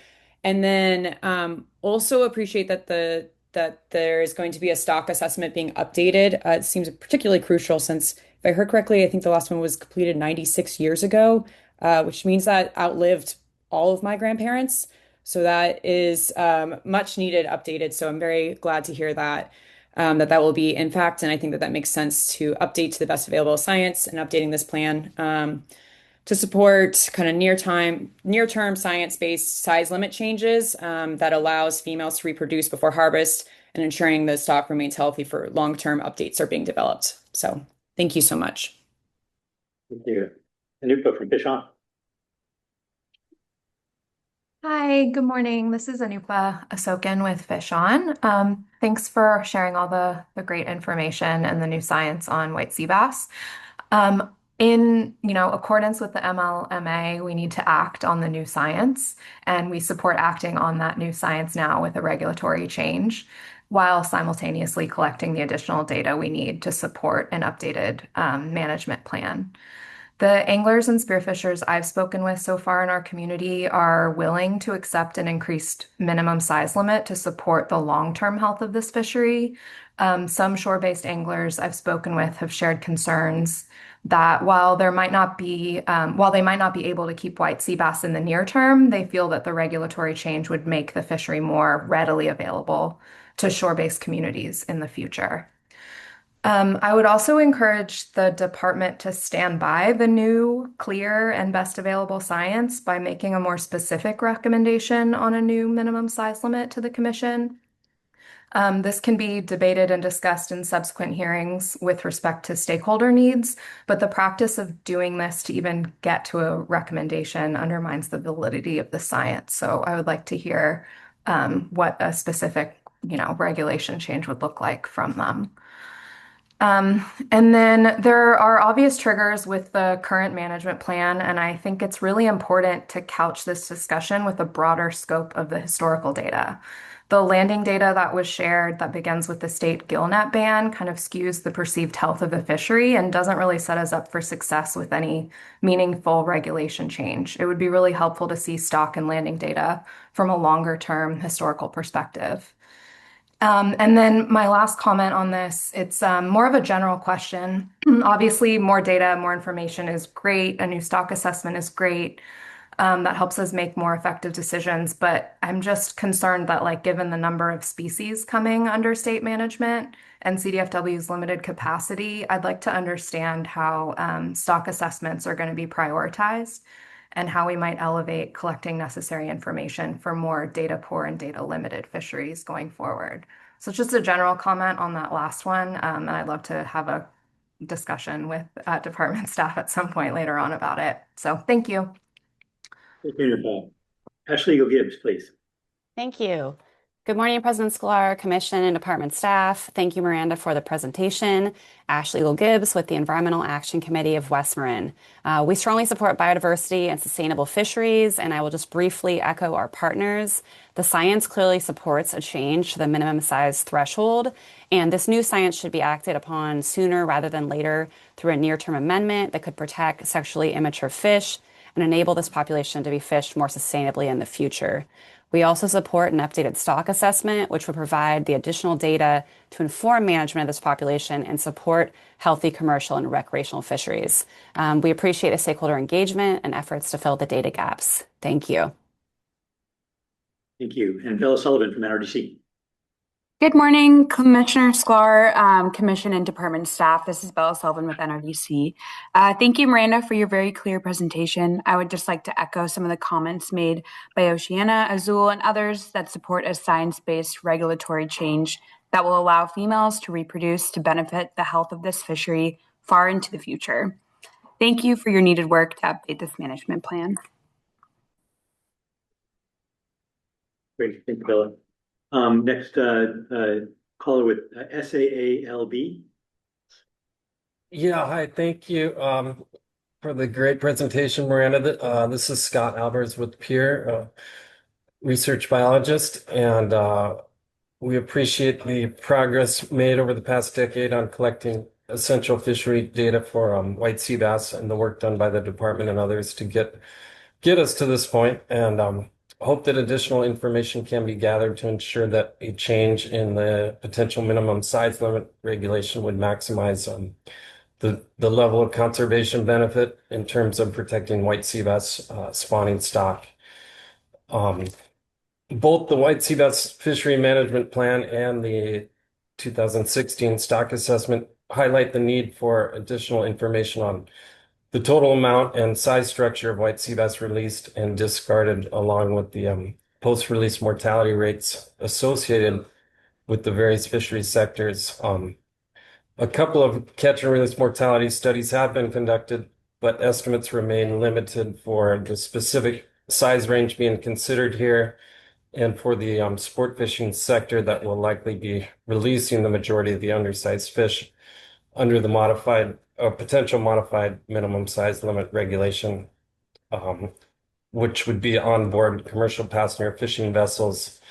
Existing studies do not address the level of post-predation mortality, as well as the levels following release from a CPFV fleet, which is known to attract California sea lions, and from fishing on these CPFV platforms would likely require additional handling and measuring on board on the deck before releasing the fish. So those numbers have not been adequately addressed in previous studies. And I think it's safe to say that everybody involved in this process would like to ensure that any recommendation management actions would be geared around maximizing conservation benefit and based on comprehensive modeling efforts and analyses from an updated stock assessment. So I hope moving forward we can continue with the momentum of this work, which has already provided additional input for a updated stock assessment. So the updated minimum size and maturity levels will be useful for updating this stock assessment moving forward. But thank you again for the opportunity to speak here. Hey, Scott. And Katie O'Donnell, you have one last quick comment?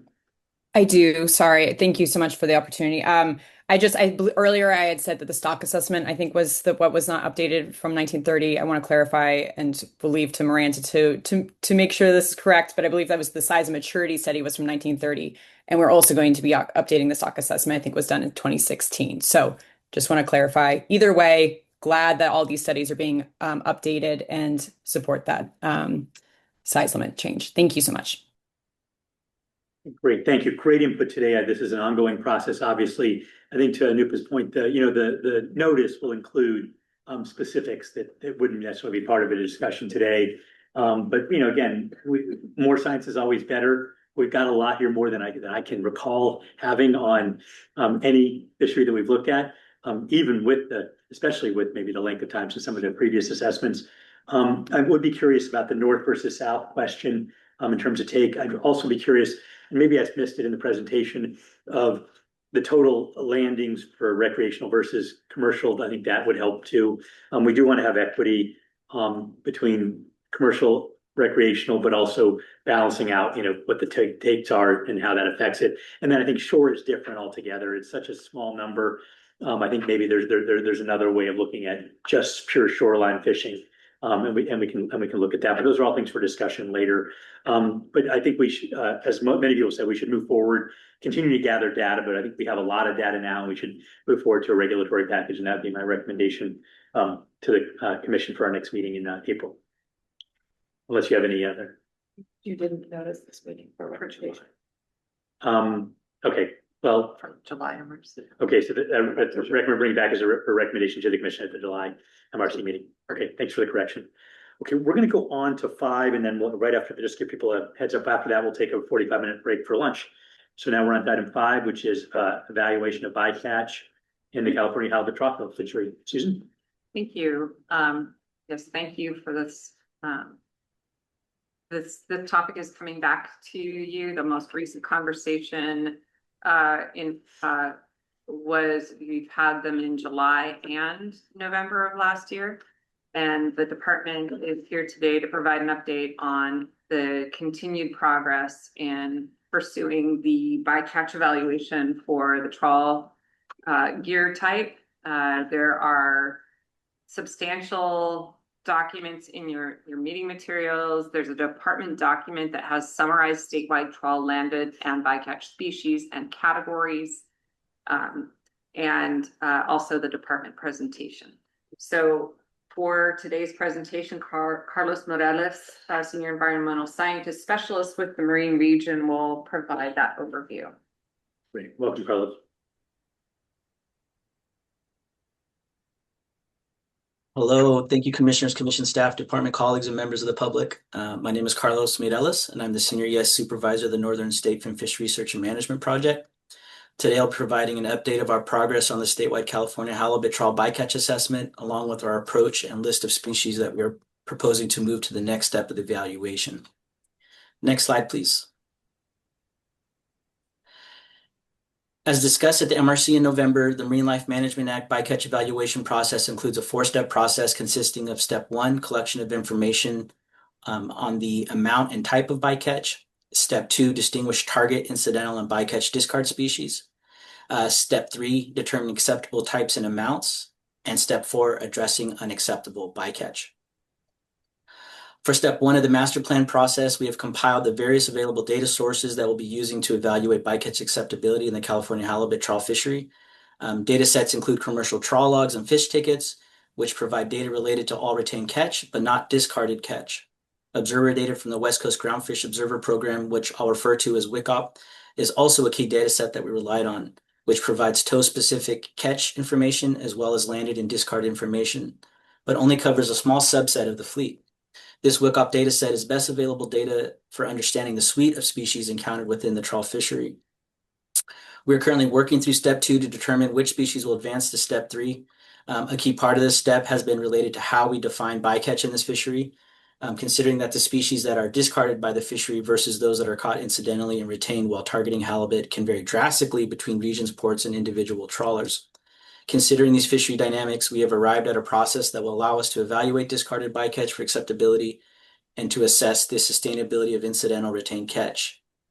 Since some species may be determined to be both incidentally retained and discarded bycatch, this process will also allow us to assess their catch in relation to both sustainability and acceptability. On the next slides, I'll walk you through the steps we took to complete step 1 and our progress in moving through step 2, including a proposed list of species to move forward to the ecological risk and productivity susceptibility analysis shown here on the slide as interim step 2B. which I'll refer to as ERA PSA for the remainder of the presentation. Next slide, please. This slide provides a timeline for this process to date as we move forward through fall of 2026. We completed step 1 during this previous winter, and we are currently working through step 2. Today, we'll be presenting the prioritized list of bycatch species that will either move directly to step 3 via the special status and importance pathway, and those that will be analyzed through the ERA PSA to determine if they should move to step 3. We plan to conduct the ERA PSA analysis through spring and summer of this year, and at the November MRC meeting, we plan to share preliminary acceptability results with you.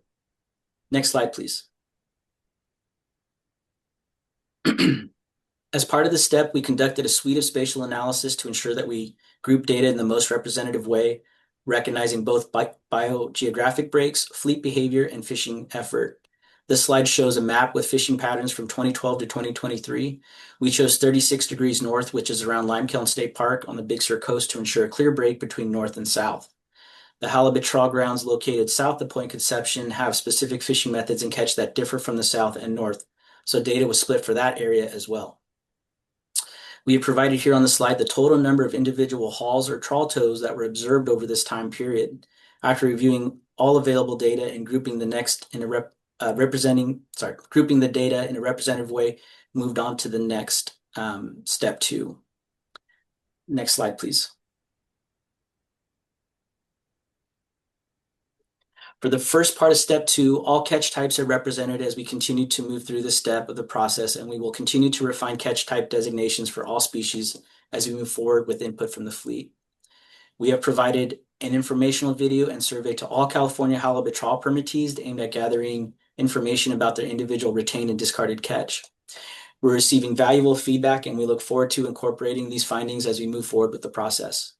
It's important to note that the MLMA definition of bycatch is not a perfect fit for multi-species fishery like the California halibut trawl fishery. We will be assessing bycatch for acceptability through the process laid out in the MLMA master plan. This holistic approach will account for all species caught in the fishery regardless of whether they are landed or discarded. This table on the slide provides our framework for distinguishing between target, incidental, and bycatch species. At the top of the table, you'll see some examples of species identified in the available data as top landed species and top discarded species. You'll also see some other species categories, including targeted halibut catch and species that are prohibited from harvest and take. We can also look at historical use patterns to categorize these species.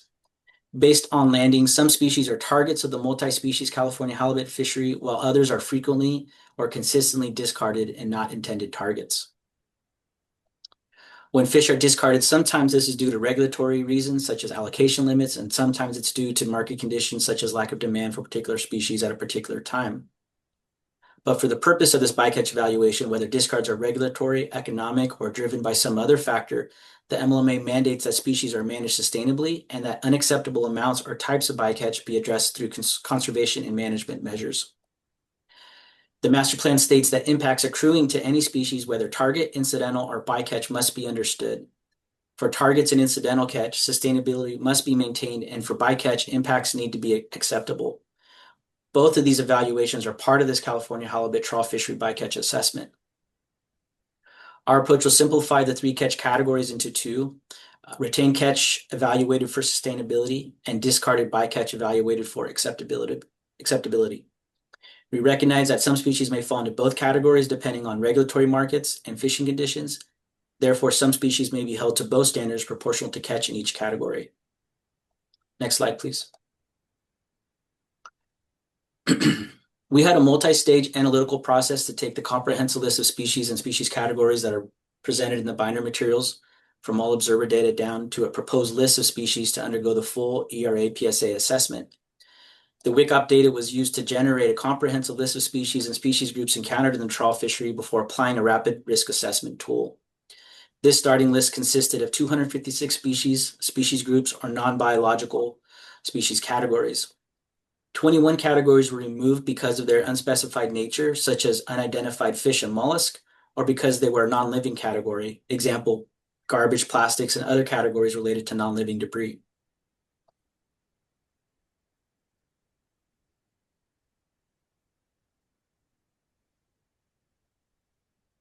After removal of these categories, we were left with a list of 235 species or species groups. From this comprehensive list, we calculated the frequency of occurrence in trawls observed to inform our understanding of encounter rates. We developed a rapid risk assessment tool which picked key vulnerability characteristics and ran the comprehensive list of 235 species and species groups through a series of questions. In agreement with stakeholders, all special status species and those species that are considered biogenic habitat will be included in the full evaluation and proceed to step 3 of the bycatch criteria process. Of the 187 remaining species or species groups, we assigned each into representative biological and habitat groups to ensure broad ecosystem representation and completed a quantitative catch trend analysis to further reduce the list to 49 species. On the next few slides, we will walk through the rapid risk assessment tool and catch trend analysis to explain how the data was analyzed to arrive at the list of 49 species we are proposing to take forward to undergo the ERA PSA assessment. Next slide, please.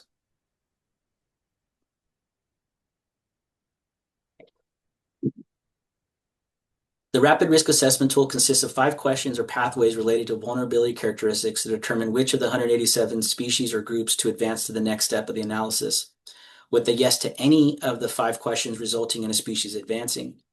We utilize existing biological and fishery dependent data to apply a conservative first round of filtering. We purposely created inclusive categories in this tool to ensure the list of species was broadly representative of the observed catch and advanced species that have life history characteristics or management status that make them particularly vulnerable. The first question or pathway consists of identifying special status species such as listed species or species of importance, including marine birds and mammals. Biogenic habitat species are also part of the special status importance grouping. These biogenic species are living organisms that present 3D structure and habitat like corals and sponges. K-selected species is the next pathway. A few characteristics typical of K-selected species are slow growth, late maturity, few offspring, and high parental care investment. These include groups like elasmobranchs and sea perch. The next pathway selects for species that have unmanaged bycatch in the trawl fishery. These are species whose bycatch in the halibut trawl fishery is not explicitly managed for. And then lastly, the top 10 species of occurrence. These are the top 10 species that are the most frequently encountered in trawl tows in each of the 3 regions. It's important to note that some species are only encountered in one region, whereas others are encountered across all 3. This figure shows the special status species, including biogenic habitat, moving directly to step 3, with K-selected unmanaged trawl bycatch species and top 10 species also all moving to step 2B, where they will undergo the ERA PSA. You can see on the slide a representative species for each of the pathways as examples of the risk assessment tool. Next slide, please. As I mentioned, the department in agreement with stakeholders has determined that all special status species such as threatened or endangered species groups such as seabirds and marine mammals, and those species that are considered biogenic habitat will be included in the full evaluation and will proceed to step 3. In addition, rockfish species that currently have prohibited or restricted take are also included in this grouping. Other species of importance, such as Douglas crab, have been requested by stakeholders to be included in the full evaluation and are also on this list. Next slide, please. Using the results from the rapid risk assessment, we further analyzed the observer data to guide us through the next review of the remaining species on the list. We took a conservative approach and identified any species that occurred in any of the regions of more than 5% of the observed tows, using data from the full duration of the WICOPS Observer Program from 2012 to 2023. That is, we retained all species that were observed in more than 123 times in the north, 55 times in the south, and more than 47 times in the California halibut trawl grounds. We then took all of those species and analyzed them to confirm that they had been observed within the past decade and to see if there were large changes in the observed annualized weight. We use weight instead of frequency of occurrence because frequency of occurrence only indicates if a species was present or absent in a haul, and it doesn't reflect the actual biomass of the species, which is important when assessing how removals may affect sustainability.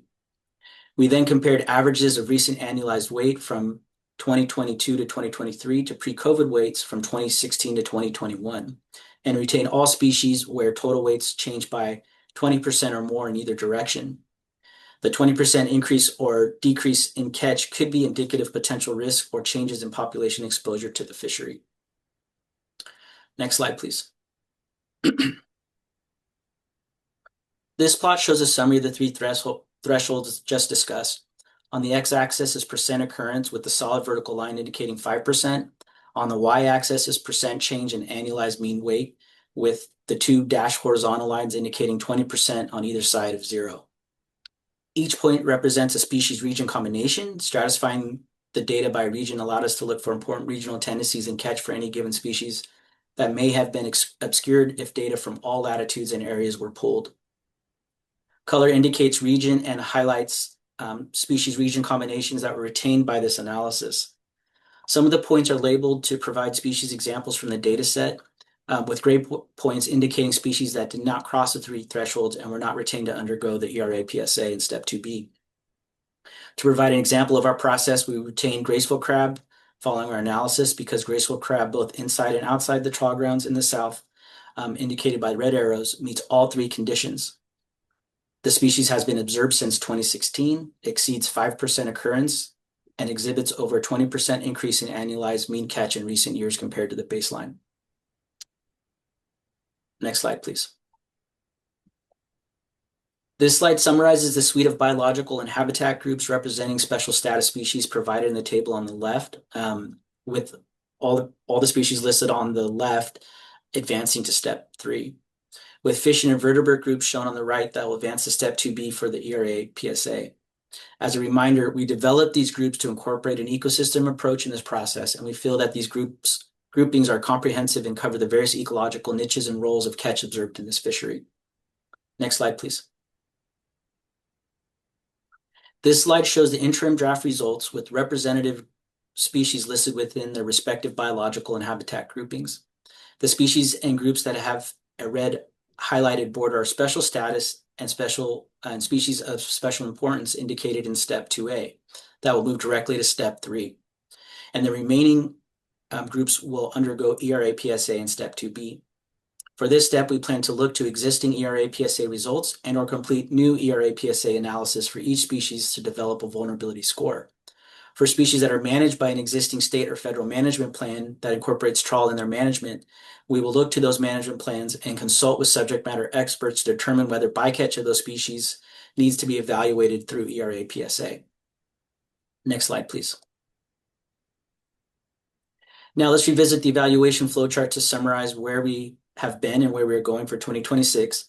We have completed steps 1 and 2A since we have determined which special status species and species groups, including biogenic species of interest, will advance to step 3.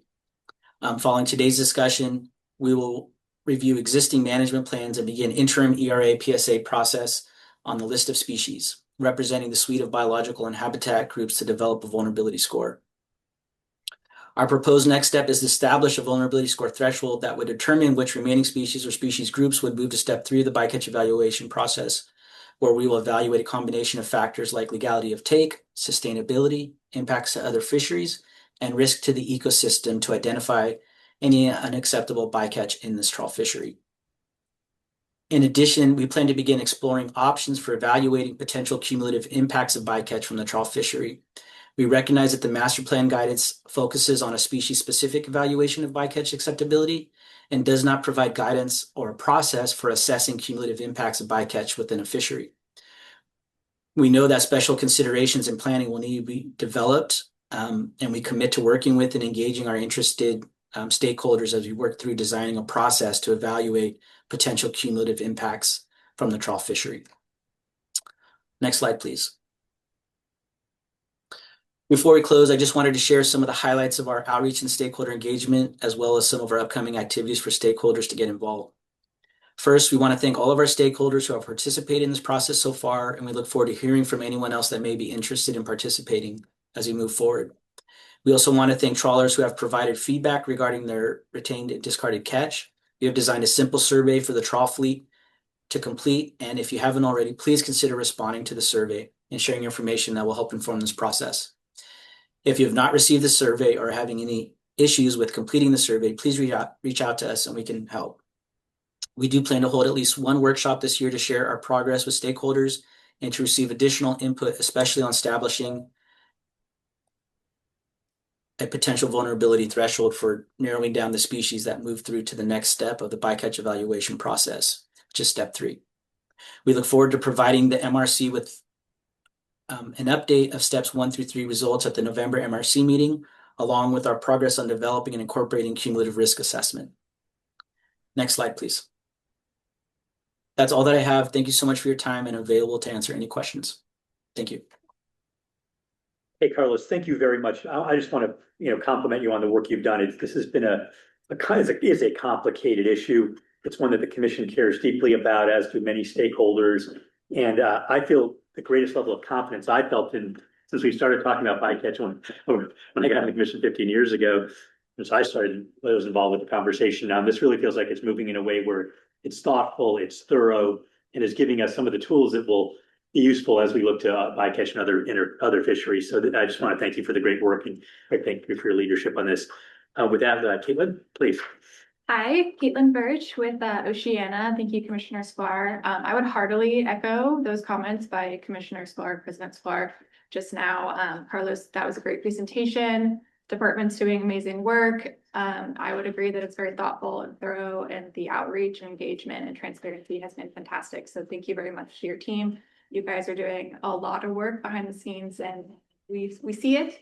So thank you. I had just a few comments on mostly positive on everything. You guys are doing great, so really appreciate it. We recognize that evaluating 200 species in a fishery is tricky in terms of the MLMA criteria. So we do agree with the effort to prioritize species and species groups. We appreciated the rapid risk assessment tool, the catch trend analysis, really appreciate the inclusion of the biogenic habitat species to look at those ecosystem impacts, and overall agree with the species and species groups selected at this stage of the priority species process, and support the use of ERAs and PSAs to further narrow those down. And thank you for the meeting materials that included the full list of species in those groupings. I really appreciate that as well. We do continue to be concerned about some of the data limitations, as I know the department does as well. Many of the bycatch species don't have stock assessments or bycatch mortality estimates, which makes it really difficult to fully evaluate sustainability impacts or meaningfully evaluate sustainability impacts or broader cumulative effects, as you have noted. So appreciate the department working to assess ways to evaluate those cumulative impacts as this review progresses. One thing I just wanted to know, an overarching comment, is that it'll be really important in this review process to not interpret these data gaps or unknown impacts that inevitably occur through this process as evidence of minimal impacts. And we really hope to see the review and subsequent management package serve as an opportunity to identify and prioritize actions to address those existing information gaps. So thank you very much. Appreciate it. Thanks, Caitlin. Anyone, let's go to the online speakers. First, we're looking at Anupa, please. Go ahead. Hi, thank you. Also want to echo the thanks. I understand the tremendous amount of nuance and work that has to go into pulling all of this together. So thank you for all of that. And also thank you for the inclusion of biogenic habitat in the assessment. That's really important and I appreciate it. I just wanted to offer 2 additional suggestions for some of the assessment moving forward. One idea is to help further understand and mitigate impacts for underrepresented stakeholder communities. I'm wondering if we can, within any economic analysis, consider the suite of impacts on nearshore species relevant to subsistence and shore-based communities across the state.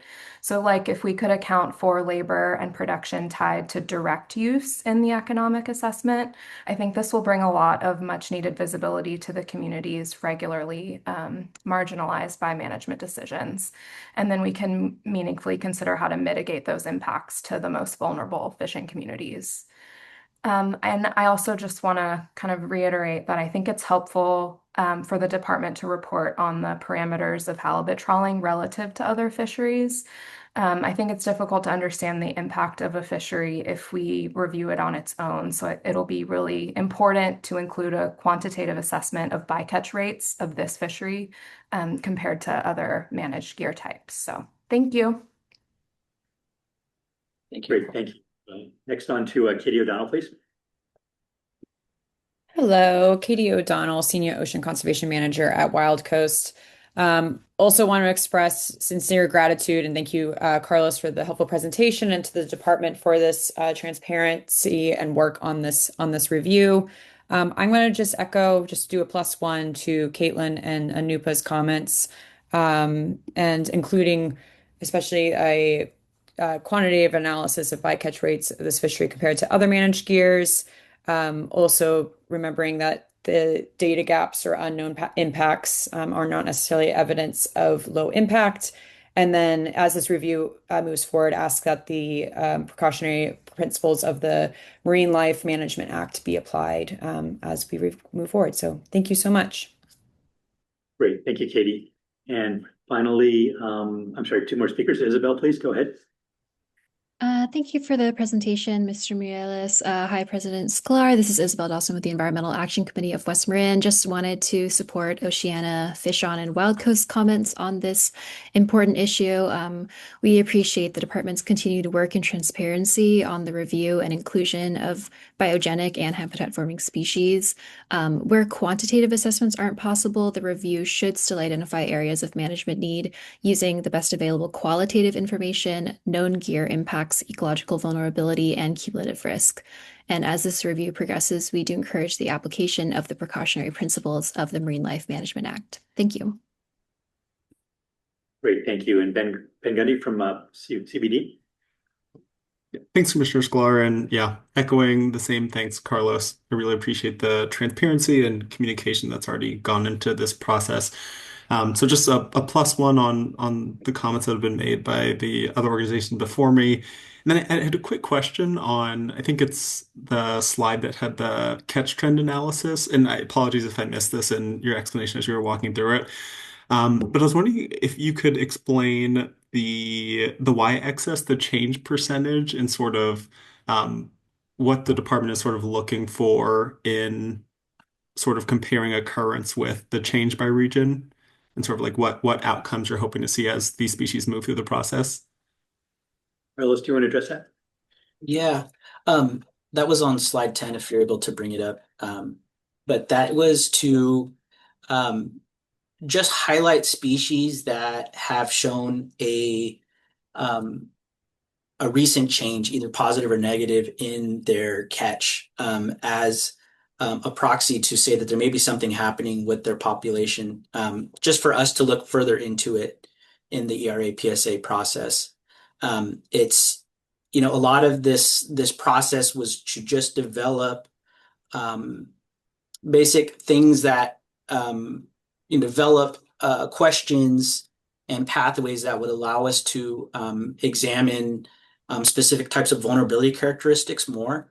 So we thought that was a way that we could incorporate their total, the total amount caught by weight as a proxy to determine how the population may be doing for us just to examine further. Got it. Thank you. That's really helpful. No problem. Thank you both for that. And finally, Chris Voss. Thank you for allowing me to comment. I just want to make a couple quick comments that are pretty obvious. And thanks, Carlos, for an excellent presentation and incredible outreach to the stakeholders. I just want to make 2 points. And I'm not a halibut trawl fisherman, but I do know that the extent of the grounds is very limited. And the number of participants is very small. And so I know you're making a strong effort to understand bycatch associated with a limited number of fishermen in a very limited space. And so that when there is this notion that we're maybe extracting a bycatch species that could have an ecological impact on their ability to thrive throughout the whole system, I just want to remind everybody that this fishery doesn't happen everywhere all the time by a lot of different fishermen with huge equipment. It should be understood that it's a small fishery that happens in very specific locations, and so should be an understanding that while there are incidences of incidental take of certain species, those species may have additional area in which they thrive and aren't necessarily found only in the areas that halibut is harvested by the trawl fishery. I just want to make that point. Thank you. I'm sure you're considering your analysis. Great, thanks, Chris. Super helpful. Appreciate it. Let's see. I think that's it on speakers. I just want to reiterate that I'm thrilled about the work that's being done on this. Great comments today as we move forward on it. It's an ongoing process, and really I think will help set a model for how we address bycatch in the future. So look forward to this coming back as we progress. And thank you both to your division and to Carlos. Any other thoughts or comments on this before we wrap up and take a break for lunch? Not seeing any. Why don't we come back at 1 o'clock and we'll pick up on item 6 and we'll do 6, 7, and 8 for the day. Well, welcome back to the MRC meeting of the California Fish and Game Commission. We're picking up on item number 6, which is recreational tuna fishery gear recommendations. And Susan, why don't you kick us off? Thank you. Great. So this is the second discussion opportunity for proposed regulations governing recreational tuna fishing gear. And the first discussion was in November. Today's opportunity is to have a recap from the department on what the proposed changes are and their origins, and potentially advance a recommendation from the committee to the commission. To provide the overview, Liz Helmers, Senior Environmental Scientist Supervisor from the Marine Region, is here with us. Great. Welcome, Liz. Before you go, Liz, I'm going to have, since we're just coming back from lunch, ask Melissa to read instructions for commenting after Liz's comments, if anybody likes. Sure, absolutely. So for those who would like to contribute to the conversation about item 6, evaluation of It's tuna fishery. No, okay. About item 6, the recreational tuna fishery gear regulations, and you are on Zoom, please use the raise hand feature. The raise hand button is located at the bottom of the window and also at the bottom of the participant list. You may have to hover your pointer over the Zoom window for the row of options to appear. And on the mobile app, raise hand is located at the bottom of the screen. When your name is called, you may need to unmute your microphone. If you are on the phone, we will call you by the last 3 digits of your phone number. And typically we take folks in the room first, followed by folks on Zoom. And Chair Sklar will be managing the queue of speakers today. Thank you. Great, thank you, Melissa. Okay, Liz, I'm sorry. Go ahead, please. Welcome. Thank you. Just checking you can hear me? Yep, we can. We can All see right, you. Good afternoon, Commissioner Sklar, Commission staff, members of the public. My name is Liz Helmers. I'm a senior ES specialist with the Marine Region's Pelagic Fisheries and Ecosystem Program. As Susan mentioned, at the November meeting, you received an update from the Pelagic Fisheries Program Manager, John Uteretz, on petition number 2024-04. The petition requested the use of handheld harpoons to aid in the landing of large recreationally caught fish. The department recommends limiting this request to tuna and that the harpoon be fastened to the vessel with a rope no longer than 30 feet and with no attached buoys or floats. These additions were added to address concerns raised by constituents that this gear may be used to illegally harpoon free-swimming tuna or swordfish rather than assist in landing otherwise legally caught tuna. Under this proposed change, the department also included the following: an allowance for the use of flying gaffs, which have a detachable hook that releases after a fish is initially gaffed and is attached to the vessel by a line, a clarification to the prohibition on spearing marlin, and lastly, provisions for gear marking requirements for commercial harpoon buoys to allow enforcement to differentiate harpoon gear from deep set buoy gear, both of which may be used on the same trip. Our initial outreach to stakeholders, which included commercial fishermen, recreational anglers, the American Sport Fishing Association, the Sport Fishing Association of California, and the Coastal Conservation Association of California, was generally met with support. Since this initial vetting, we have done tribal outreach and will continue to engage with the tribes as requested by them. And the package is tentatively scheduled for notice in June of 2026. And with that, I'm happy to take any questions you may have. Great. Thank you very much, Liz. I don't have any questions. And so anybody in the room want to speak to this topic? We don't see anybody. Oh, I'm sorry. I'll do it. Merrick, come on. Yeah, he just asked me what a flying gaff was, so. Yeah, tell me. People pretty aware what it is. No, could you? So here's my experience working with not a flying gaff on a bigger tuna, a couple 100 pounds. Stand up there in the dark, and you stick this gaff into this fish and it weighs more than you. And then you hope you have its head up high enough out of the water so that it, can't get turned around and use its body to pull down. Well, that doesn't always happen. You end up on the rail with your hands like this, and the gaff, well, it always gets pulled hard through your hands, and you end up with nice scars on your thumbs, because that's just what happens. And the tuna takes the gaff into the water. But what sometimes happens is you just blow it, and you don't get the fish in the head, or you do, and the fish gets its head down, and the gaff gets ripped out of your hands.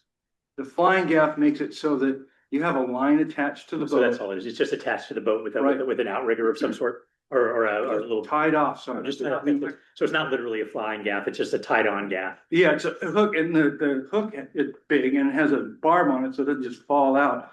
But the stick comes free, and so that poor guys like me don't end up with a gaff pulled through their hands, or got it. sometimes they go over the rail too. Super helpful. Thank you. I was curious.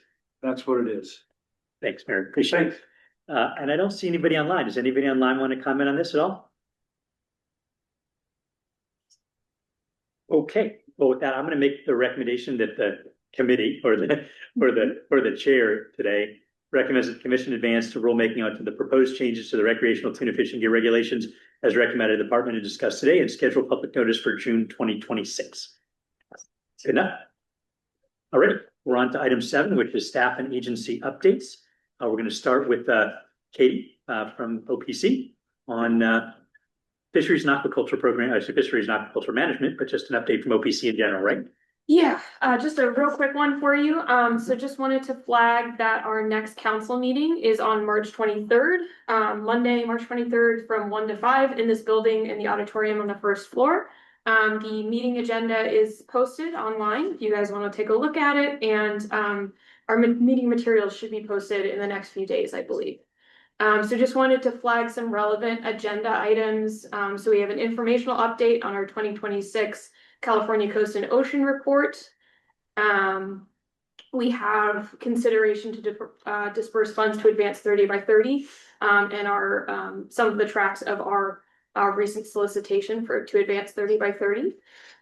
We have consideration of funds to advance adaptive management of the MPA network. And we also have an informational update on the Blue Whales Blue Skies program. So just wanted to flag those relevant items, and the meeting will also be have virtual attendance options as well if people are interested in joining online. But that's all I have. Thank you. Okay, thank you, Katie. On to law enforcement. Eric, do you want to kick us off here? Sure. Good afternoon, everyone. I'm Eric Cord, Assistant Chief for CDFW's Marine Enforcement District. Before we start, wanted to thank a few people. Lieutenant Todd Van Epps for the data extraction from our systems and putting together the slides. Also, Aaron Ristig, the Marine Resource Protection Program Coordinator with the NOAA Channel Islands National Marine Sanctuary. She helped with some of the slides as well. So good job again to everyone who put some work towards this. And I also have a treat for you at the end of my presentation. I have 2 assistant chiefs here that will be giving a short presentation on changes we've made to collecting stats for LED patrols, and also to introduce some future changes on how we might start collecting data using newly implemented technologies in LED. Good. Next slide. So this first slide displays the 2025 MPA enforcement statistics. As a review, every year this data is captured from 2 programs we have in the law enforcement division that our officers use on a daily basis. One is our electronic daily activity reports, or EDARs as we call it. This mainly captures our patrol time, activities, and effort. And the other program is our records management system, or RMS, and that captures our citation data. So to note here, the numbers on the left are a combination of 2 record databases, EDARs and the patrol activity logs, or PALs. PALs is a new system recently launched by LED that I will have our assistant chiefs talk about at the end of my presentation. PALs has replaced the old EDARs starting back in November of 2025. So for this report, we had to combine those 2 sets of data to get the totals above. On the left, the EDARs and PAL statistics reflect all of the CDFW officers statewide for the entire calendar year. And remember, an MPA patrol includes not just the work inside an MPA, but around MPAs as well, or anglers tend to congregate. On the left, for NPA patrol effort, we have over 27,000 patrol hours, almost 35,000 contacts, about 1,500 warnings given, and 1,100 citations issued during NPA patrols. Then on the right, we can take a look at the RMS data. On there, you will see the term citation and violation. Citations are the actual piece of paper that an officer writes by hand and given to suspects to sign. And then violations are what is listed on the citation itself. The key distinction here is that a single citation can be issued for one violation or multiple violations.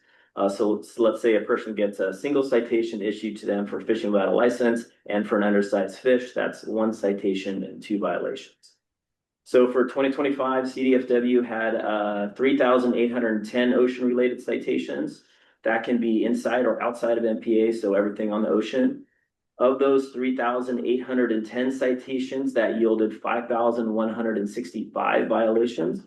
And that's just looking at marine protected areas. Officers issued 510 citations, which yielded a total of 722 violations exclusively inside MPAs. Of those 510 MPA citations, 391 were the Title 14 Section 632 citations, and that's just the general section that we use for illegal take inside an MPA. Next slide. So for the EDAR and PAL data combined, our officers visited and or patrolled through MPAs a total of 7,388 times in 2025. And that is for all the officers combined in the state. Next slide. This slide shows the top 35 MPAs that are being patrolled by officers. Going down the list, we have Blue Cavern at the highest this year, then Asilomar, followed by Lover's Point, then Montara, then Edward Ricketts. And we see the same pattern we saw over the last few years, as we will see in the later slides, that the North and Central MPAs have significantly fewer violations compared to other geographic areas in the state. However, we can see here that it's not due to lack of enforcement effort in those higher traffic MPAs. Next slide. This is our bubble map showing where the bulk of MPA violations are. The colors indicate what type of MPA: blue for state marine conservation area, purple for no-take state marine conservation areas, red for state marine reserves, and green for the recreational management areas. The size of the bubble designates the number of violations, the largest bubble being the range of 51 to 73 violations.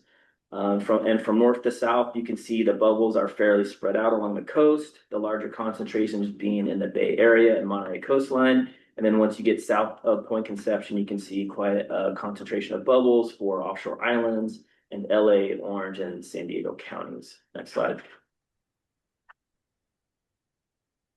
So this is a tree map diagram showing the percentage of specific MPA violations under section 632. As I stated earlier, 632 is the general section we use for illegal take in an MPA. And from the slide before, the number of section 632 MPA violations total for the state in 2025 is 391 violations. So for this tree map, it's another way of showing kind of what you saw on the map from the slide before, the south having the bulk of the percentage, followed by the Bay Delta area, then central, then the tiny sliver on the right being the north. And for the purposes of this presentation on the geographic areas, I'm going to use those terms throughout the slides, and they are described as follows.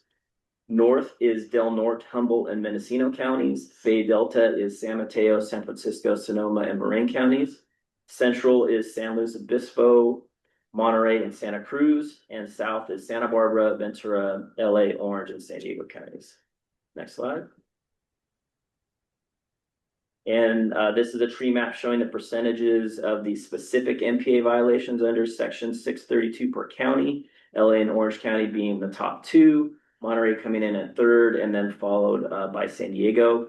And the colors are coded per the geographic areas as well here. Next slide. So here we have MPA violations by designation and geographic area. The bar graphs are color coded by the type of MPA, being either a no-take SMCA, a partial take SMCA, or state marine reserve. And as shown in the other slides, the South being the leader in the numbers of violations per MPA type, then Central followed by Bay Delta, and the North having the fewest violations. Next slide.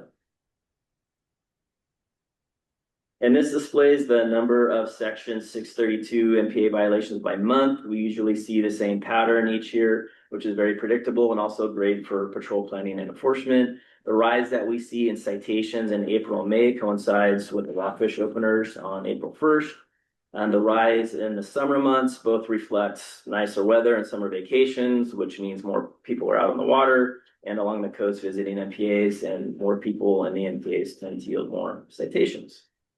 For 2025, we had a slight dip in July, and we really didn't see a specific reason as for why to that, other than just slightly better compliance.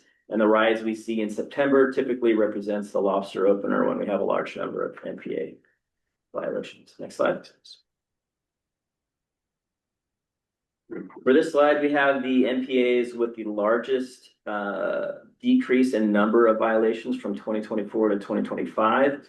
Pillar Point with a significant drop in the Bay Delta, a big change for Soquel Canyon SMCA for Central, and in the South, large changes for Long Point SMR and Bolsa Bay SMCA.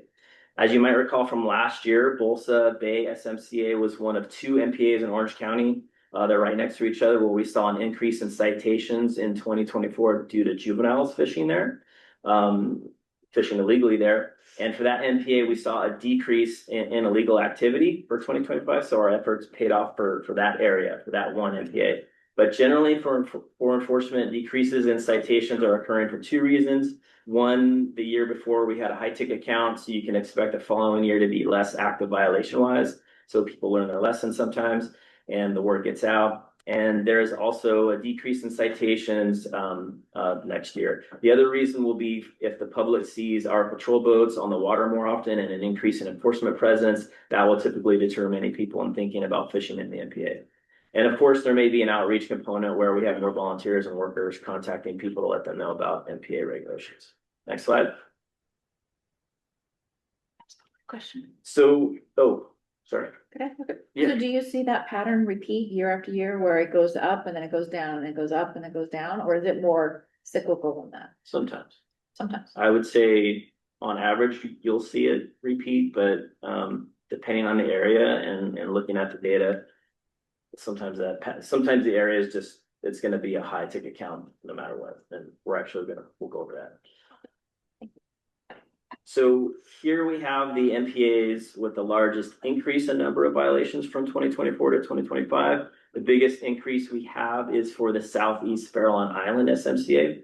And I reached out to the patrol boat lieutenants that work in that area to find out what was going on there. They indicated that location is very dependent on 2 things. 1 being the weather, and 2, if there is a good bite going on. And apparently last year there were several nice days of weather there that coincided when the recreational rockfish depths for that management area switched to the inshore fishing only. So that's when our vessels found several anglers out there that were following the required depth line for groundfish, but unfortunately they were not paying attention to the MPA boundaries and were found inside the MPA there. So for that MPA, the connection and the rise of MPA violations was related to rockfish. The other one with a big increase being Arrow Point to Lionhead SMCA at Catalina Island. That increase was from a surge of lobster poachers caught there last year. It was a combination of people intentionally fishing in the MPA and people who didn't sort of do their homework to know the regulations. This is one of those partial take MPAs that may follow what we call an LED, the seagull effect. And that MPA, you can rod and reel for finfish, but you can't take invertebrates there. So we hear suspects say things like, well, I see people in fishing poles in there all the time, so I thought it was okay to drop my hoop nets for lobsters. So like one single seagull hanging out, others are going to stop by and join them. And then we come along and inform them otherwise and give them a ticket. Next slide. So here is our MPA top 35 list for violations. So the number 1 category here is the Bolsa Chica Basin SMCA that had almost double the violations from the runner-up being Blue Cavern. So Bolsa Bay went down from before, but Bolsa Chica Basin stayed way up there. Again, those MPAs are right next to each other. And last year we had that story of the juveniles were fishing in those areas. And the officer that I talked to last year who was patrolling the area, he said at the time, this was last March, that the illegal activity had slowed down. But that was in March of last year. And by summertime, this area became a hotspot again for illegal activity. And it wasn't just juveniles, it was adults as well. So our officers are going to continue to patrol this area, especially on summer nights and weekends. And we probably want to talk strategy on outreach efforts there as well. And then from there, the usual suspects, Blue Cavern, South La Jolla, followed by Point Vicente, Point Dune, and then you can see Southeast Farallon Island SMCA, which I just talked about. Next slide. And here we have MPA violations by geographic region, Saunders Reef SMCA and Reading Rock SMR, and a tie for the North region, Southeast Farallon Island SMCA, deleted for Bay Delta, and a Sillamar SMR way out ahead in central region there. Next slide. And then the south, we have the overall leaders as Bolsa Chica Basin, Blue Cavern, South La Jolla, we always see in the top three, Point Vicente, Point Dune, and then that arrow point to Lionhead SMC. Next slide. So this is a slide that Lieutenant Todd Van Epps came up with, which I thought was a pretty cool idea. It's a bar graph that shows the 25 MPAs with the highest rates of non-compliance. It's comparing the number of officer visits to the number of violations. So for each visit an officer makes to an MPA, what percentage of those visits will lead to finding at least one MPA violation? And to no surprise here, Bolsa Chica has the highest non-compliance rate, meaning that 73% of the visits to that MPA will result in at least one MPA violation being reported. And as a note, this only includes MPAs with at least 10 visits. Again, this is another way enforcement can take a look at what areas we can plan patrols around, or perhaps what areas we can focus outreach on. Next slide. This one shows the categories of violations that are occurring in MPAs. So besides the general violation of fishing in an MPA, which is green on the far left, we have other categories of violations that provide more of an explanation of what they were doing in there besides just fishing in an MPA. And that list includes gear violations, undersized fish, bag limit violations, out of season, prohibited species, or fish generally that is illegal to possess because of the condition it's in. For example, like possessing fish fillets with no skin patches. And the same from last year, the most common other violation in MPAs, besides section 632, is fishing without a license. Next slide. For my last slide, we are back to total ocean violations recorded in our report management system. This includes every violation recorded on the ocean for our department in 2025. As is every year, the biggest column here is fishing without a license. The second one being illegal taking in an MPA. Then we have minimum size for lobster, followed by clam violations. Then we have minimum size for Dungeness crab. And then a large number of citations for coho salmon retained, which we saw a lot of even for the short salmon season that we had last year. And then bass minimum size violations, which is up from 2024. And then towards the end, we have crab other than Dungeness crab minimum size. That's going to be a rock crab species. And as we see every year, the only fishing without a license outcompetes the number of violations found in MPAs. So that continues to show that MPA violations are a significant part of what officers find on marine patrols. Next slide. So next, I'd like to kick it over to my colleagues. I hope they're online by now. I think they were. Okay, good. Assistant Chief Andrew Halverson and Assistant Chief Nate Smith. Chief Halverson, over the last 2 years, has been leading LED's technology and telecom efforts. He is also LED's main PIO and oversees our social media releases on cases. Additionally, Chief Halverson has recently transferred to the Assistant Chief position for all of CDFW's cannabis enforcement program. So he's wearing two hats right now and extremely busy, but I'm really glad he's here for today's presentation. The other person here is Assistant Chief Nate Smith. Chief Smith is the lead for many unique districts in LED, including Special Operations, Delta Bay Enhancement Enforcement Program. He oversees wildlife trafficking and ports enforcement, and he also manages the Wildlife Lab. But Nate also has a talent for stats, and he self-admittedly is a bit of a nerd when it comes to all things statistics. So he was a key leader in switching LED over to the new patrol activity logs that I mentioned. They're both here today to talk about all things PALs and then how LED will be looking at collecting data on enforcement stats in the future. And with that, I'll hand it off to them. Great. Welcome to both of you. Well, thank you. Again, thank you for the great introduction. But to get started, we set off our goals on how to modernize our data collection systems within a law enforcement district or department to more passive data collection, ways to minimize administrative time and workload on officers to maximize time in the field. So we looked at ways that we could use information that is passively collected, say vehicle locations, vessel locations, to integrate that into telling a better story about what, or modeling our officers, how they're patrolling, where they're patrolling, and what they're encountering. So we identified some problems or challenges with EFINs and EDAR systems because of duplicative effort, meaning the officer was having to put the same information in multiple locations.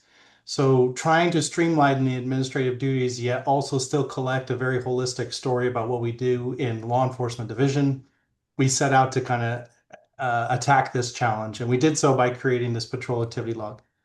The image that you see now, if you want to switch to our set of slides.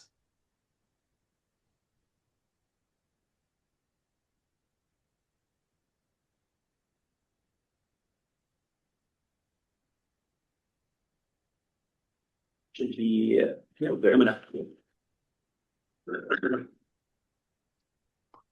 So looking at this slide here, this is the first snapshot of data collected. You can see the time frame range. It's from year to date. So effective January 1st, we switched over all of the law enforcement division to collection of data using this patrol activity log system, which is yes, no category questions and answers, which then forces officers across the state to answer data very passively. For instance, if you have a terrestrial officer who patrols marine waters, they're going to click yes, and then it's going to ask them if they patrolled in specific counties and if they patrolled MPAs. So it forces the question and answer, improving our accuracy of data collection regarding activity and performance of these duties in marine protected areas and otherwise marine enforcement. So this is the first snapshot of us doing this effective January 1st to now. And I'll switch it over now to Andrew Halverson, who can explain the data that we've collected using this patrol activity log. Hi, everybody. Thank you. As Assistant Chief Smith said, we want to try and reduce that admin load on the officers. Like, there's obviously certain data points that we cannot get passively. So we looked at the number of contacts, the number of patrols, and obviously which MPA that they were in. And then they can filter in their contacts, citations, arrest, or warnings per those. What this has allowed us to do also is the data is constantly updating and refreshing a couple times a day. So whereas before we used to have to pull an EDAR report, that would take a couple days. You'd have some bulk raw data. It would take a few days to clean that up and to get it in presentation form. The screenshot you're seeing now, that can be live data. That's obviously from a couple days ago, but I can pull that up on my computer right now, and it will be as of 7 a.m. this morning. So it gives us an opportunity to react to questions, PRAs, data requests very, very quickly where we weren't able to before. You can go ahead, next slide. So in addition to the contacts and to the number of patrols, we're also able to identify out each individual MPA and the number of patrols within that MPA. You can see that we can filter by county and by month. And AC Cord, correct me if I'm wrong, I don't know if we have the ability to actually determine the number of patrols in specific MPAs prior to the patrol log. This also, anybody that works ocean fishing, when they go to the patrol log, if they check yes for ocean fishing, and immediately the next required question is whether or not they worked in MPA. So now we are collecting all of the data statewide in one place. AC Cord doesn't need to go to other assistant chiefs and say, hey, do you have any contacts, patrols of MPA areas? It's all in one place. You can't check saltwater fishing and not get past the MPA function. So that's kind of the patrol log. And then also we've been looking at different ways that we can record data, tell a story that is not active, it's passive. So if you go to the next slide. So this information here, this actually comes from our PepWave system on the boat. The PepWave, if you imagine it, it's a cell phone system that creates Wi-Fi. With that, it checks in every few seconds. So we're able to pull that data. And I don't know if it's big on your screen, but even at the top, now we can sort out like, okay, hey, where did the Barracuda go for January 2026? Where did the Chinook go for March?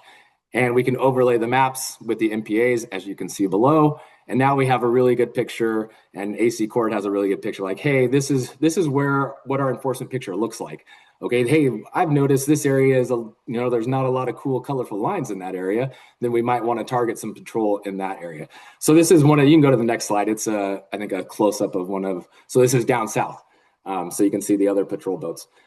So this is just one of the systems that we're able to pull location data, and this is something fairly new to the division in trying to coordinate data collection and get data points to talk, right? We have the stuff that we are collecting actively, we have the stuff that we are collecting passively. How do we get that into one system that creates one big snapshot for us to react to different shifts in patrol, to be able to get a picture, to be able to know like, hey, we need to do enforcement patrols here.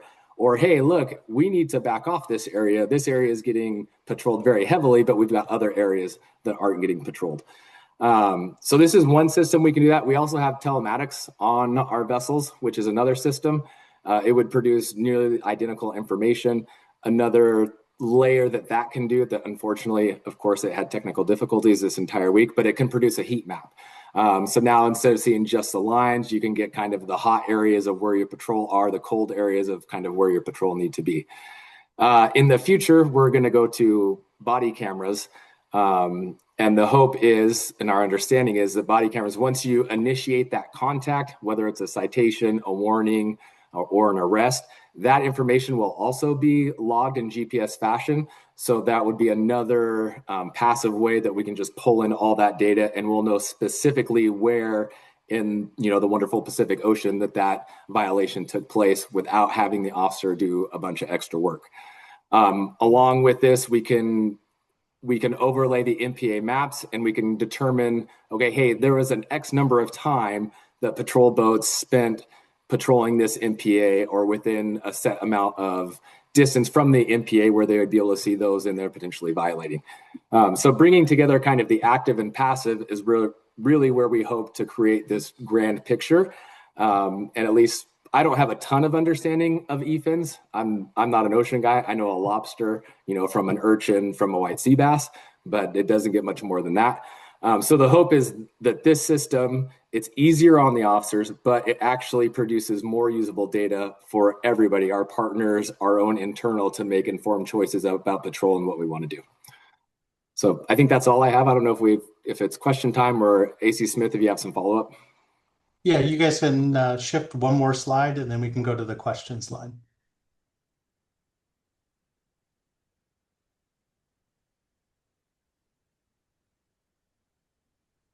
Next slide. There it is.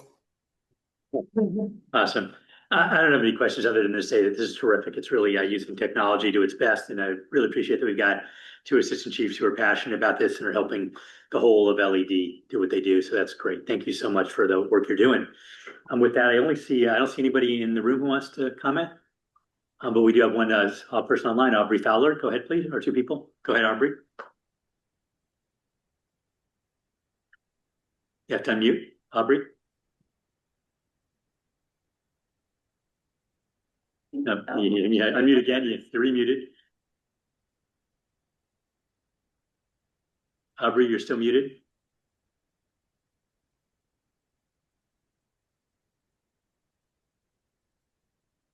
Give me another second, Aubrey, to unmute. We'll go to Katie and come back to you. Okay, Katie O'Donnell, go ahead, please. Unmute. Hello, Katie O'Donnell, Senior Ocean Conservation Manager at Wild Coast. Thank you, Assistant Chief Cord. Halverson Smith for the presentation and all the staff that put this report together. We look forward to this report every year, and this new patrol log and active data recording system is very interesting and exciting. Wild Coast manages the M2 radars in San Diego County and supports MPA compliance efforts in San Diego. So we look forward to continuing this work with LED on technologies and resources that will support these MPA compliance efforts. And we really greatly appreciate your partnership and look forward to continuing to strengthen our MPAs together. So thank you. Thank you. Aubrey, go ahead. Hi, apologies. Good afternoon. I'm Aubrey Fowler at the MPA Collaborative Network. And first of all, this is so cool. We're really excited to see how far LED has come with this data compilation and analysis. We support CDFW's law enforcement division in gaining compliance with California's MPA regulations through our MPA compliance initiative at the Collaborative Network, which is one of our many statewide initiatives facilitated by the 14 MPA regional collaboratives. This year, we're hosting 4 MPA enforcement trainings for officers alongside CDFW in the following areas: Orange County, San Diego County, Los Angeles County for the mainland MPAs, as well as Catalina Island. In 2025, over the course of 6 enforcement trainings, 106 MPA training participants and colleagues received training on MPAs, sanctuaries, marine mammal response, human use monitoring and MPA technology, prosecutorial processes, and more. We printed and distributed 187 MPA officer reference guides and 125 MPA interpreter reference guides to officers and educators. We also completed the online California Ocean Regulations training, also known as COURT, similar to traffic school or hunting license school, for the first time offenders in violation of MPA and other Fish and Game Code regulations. And this training might be piloted for a recent Fish and Game Code violation, but is yet to be determined. We look forward to our continued partnership and thank you for your support. Thank you. Isabel, go ahead, please. Hi, President Sklar. This is Isabel Dawson with the Environmental Action Committee of West Marin. Just want to thank the division for all the presentations and updates. And we wanted to say we're really grateful for what LED does. And we'd also like to thank our regional warden for taking the time to participate in our recent docent training. It's been nice to grow a relationship with him. And I know he's got a lot on his plate. So it was really nice of him to take the time to do that. Enforcement is a critical part of successful marine protected areas. And as we've mentioned in the past, we believe it would also be more beneficial to have more frequent CDFW presence at Duxbury Reef SMCA. And I think it was mentioned in this presentation too, that having a boat or just presence generally helps. So we just wanted to support that. Thank you. Thank you. Jamie Diamond, please. Thank you, Commissioner Sklar, staff, Jamie Diamond, recreational sport fishing vessels. I want to thank law enforcement for this great presentation. And I just have a couple questions. If you differentiate, or I mean, and it may be difficult too, but the difference between a truly unintentional type of violation versus a willful or very intentional violation, repeat offenders, if you're able to compare if it's repeat offenders getting citations over and over again, versus, and then like willful non-compliance, people that obviously know the difference or even admit that they know that they are fishing illegally, versus say somebody from out of town or a tourist, somebody that is genuinely unaware. Just trying to differentiate the difference between, again, the intentional or willful violators versus maybe there's a messaging issue, and trying to parse that out a little bit. So that's all. Thank you so much. And just the information is helpful to help message to folks in general. Thank you. Thanks, Jim. I'll let them answer the questions as soon as we have last speaker, who's Kella Allison. Hi, I'm Kella Allison, Director of the Marine Protected Area Collaborative Network. Just had to add on and just share my appreciation for everything that LED does. Really appreciate working with you guys. Love this report every year and super excited about the new technology you guys are using to track things. And looking forward to working with you on some of those hotspots and trying to hit some education, do some more outreach, and figure out ways to address some of those areas. But just want to share my appreciation. Really appreciate all the wardens that are working with their local community and collaborative members too. It's just great to have that positive relationship. So appreciate you. Yeah. Thanks, Kelly. Either Nick or Andrew, do you want to answer the questions that Jamie asked about identifying the type of perpetrator or the violations? I can start. I'm sorry. I can start, they can chime in. So I would say that to answer Jamie's question, thank you for that question, Jamie. I would say that usually plays out in court and with the officer's report. And it's going to vary from county to county. So for first time offenses, especially if it's like assigned to a traffic court, if it's an infraction, that there's going to be a bail amount for that particular citation or violation. And the person can either come in and offer an explanation or plead not guilty and go through a bench trial. And usually that first time offense may come out through the court process. If there's a repeat offender, that always is put into our RMS or report management system. Whenever we submit a case, officers will check the RMS system to see how many times they've been cited. And that will come up and we're like, whoa, okay, we do have a repeat offender here. And that's all going to be put into the report, especially for misdemeanor cases. That will be presented in like a package to the district attorney. And we're going to probably ask for a misdemeanor charge and ask the district attorney, say, hey, look, this person's been caught multiple times. We're going to expect to see increased punishments and fine penalties. So that's all going to come out usually through the court process. And usually the DAs are pretty good, especially for misdemeanor repeat offenders. They're pretty good about upping those fines and penalties. And especially sometimes there's an option to go to pursue a case civilly. The civil prosecutions, usually the fines are way higher than what we get in criminal courts. Okay. Sure. I don't know if Nate or Andrew, if you wanted to add to that at all. I think you pretty well covered it, but RMS, or the record management system, does easily identify repeat offenders, and it certainly can be used and accessed by officers. As we improve technology resources, we're also working on upgrading and improving the RMS system. With Starlink and other internet capabilities on the vessels, we're able to actively search through RMS databases by officers in the field. So we continue to work towards improving those abilities to randomly and quickly access that information. Regarding the officer discretion question, I think that's something every officer in the state of California weighs in every conversation and contact we make. If it's an intentional or unintentional, weighs into the decision of the officer to write that citation, knowing that some violations, regardless of intentional or not, are still significant enough to justify a citation. You know, you shoot an elk out of season, whether you intended to or not, it's still drastically illegal. So it really depends on the context, the type of violation to determine whether that discretion is applied or not. I think that would be all I have to add. Great, thanks, Nate. Kelly, you have one more thing real quickly?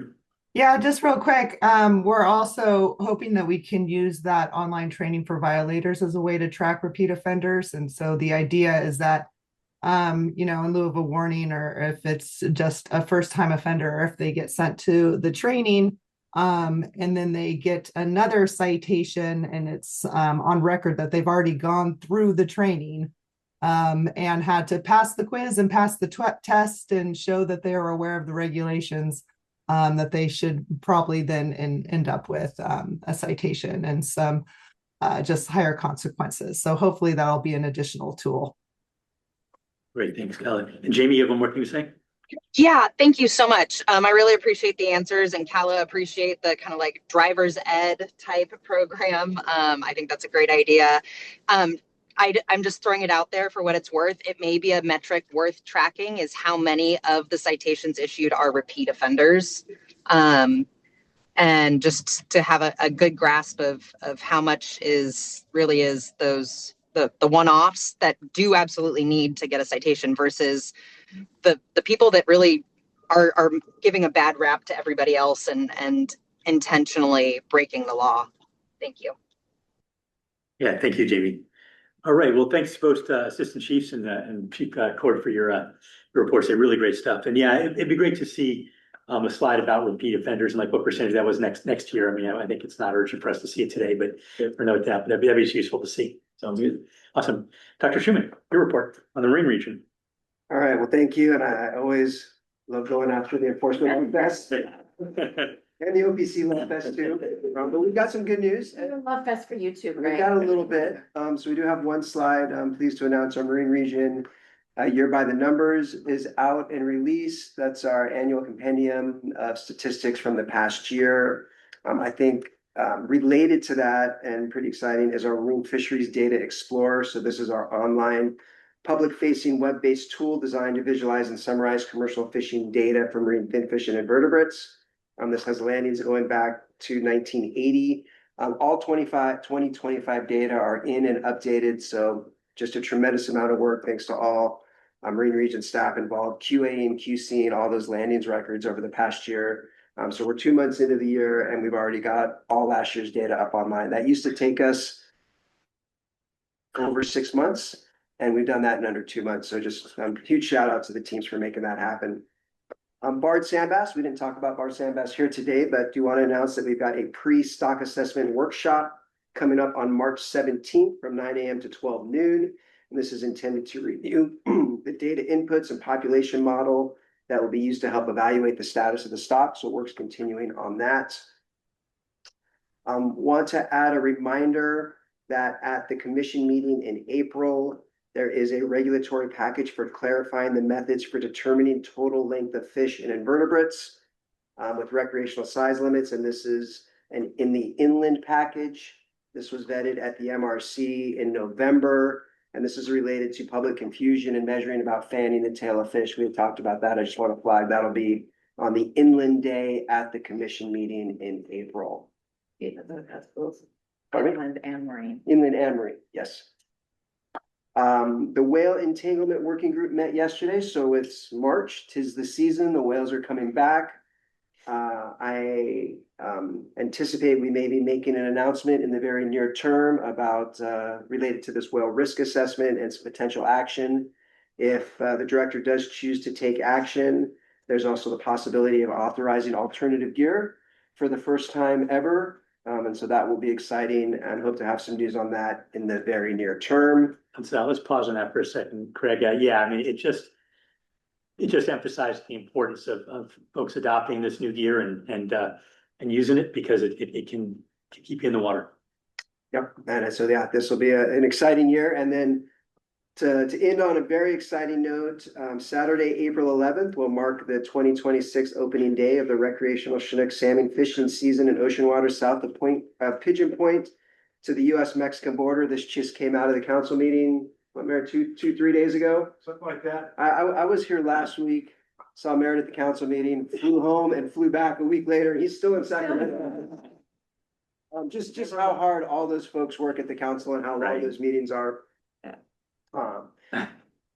We anticipate that announcement coming out shortly through our media channels, and then also to flag that the April 7th through 12th council meeting in Portland, Oregon will be discussing the recreational and commercial salmon seasons for the rest of the state. We have reason to be optimistic. We're not out of the woods yet, but a lot of work has gone into implementing the governor's salmon strategy, and we're starting to see some returns on that investment. So we're hopeful to get some folks out in the water and some salmon on the dinner plates. Awesome. And I'll stop there. Great, thank you. And our last presentation is, let me see if anybody wanted to speak to any of that real quick. Yeah, Chris, do you want to speak right now or do you want to wait till after the next presentation? Just a real quick question to Craig about the MPA evaluation of the petitions that I think we're expecting them soon. I haven't kept track of the details, but is there a time to expect those to come out? They will be out shortly. Okay, thanks, Craig. I'm sorry, Merrick. President Sklar, staff, thank you for the opportunity here. Dr. Schumann, first of all, thank you very much and your staff for getting the data, the 2025 data up and out there already. And my question is basically for several members that are in the audience online, are those data in RecFin yet? I would assume so, but I don't know. Okay, I think they would be, but I don't know. I'll get back to you. All right, thank you very much. All right, welcome, Taylor Williams, who's has talked to us about outreach and recent trends in sport fishing license sales. All the things. I got just real quick. I just want to thank Taylor for coming. So this came up at the last commission meeting, MRC meeting.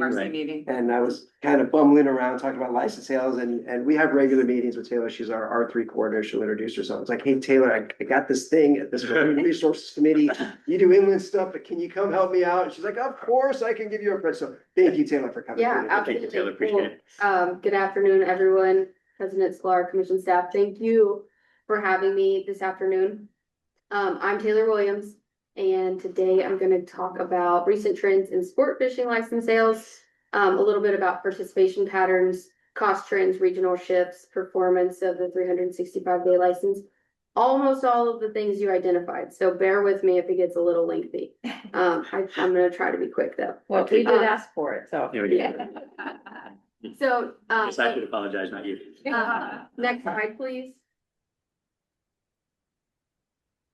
So just a little bit about me. As Craig mentioned, I am the R3 manager for CDFW. I've been here for about 5 years now. And in that time, I've had the privilege to work on a number of significant projects focused on recruitment, retention, and reactivation for hunters, anglers, foragers, and shooting sports participants. So my time is spread pretty thin between all of the participants in California. So next slide, please. So a little bit about R3. First, what is R3? R3 stands for Recruit, Retain, Reactivate. It is a nationwide movement that began in the late 2000s, and California adopted it back in 2017. CDFW's R3 initiative aims to recruit new participants, retain current, and reactivate those who may have stepped away from, like I mentioned, hunting, fishing, foraging, and shooting sports. Overall, it's a comprehensive approach that combines data analysis, education programs, partnerships, and policy improvements and implementation, like the 365-day license, to support long-term participation in outdoor recreation. The goal of R3 is really to make it easier for people to participate, get started, stay engaged, and then feel supported throughout their journey recreating in California. Next slide.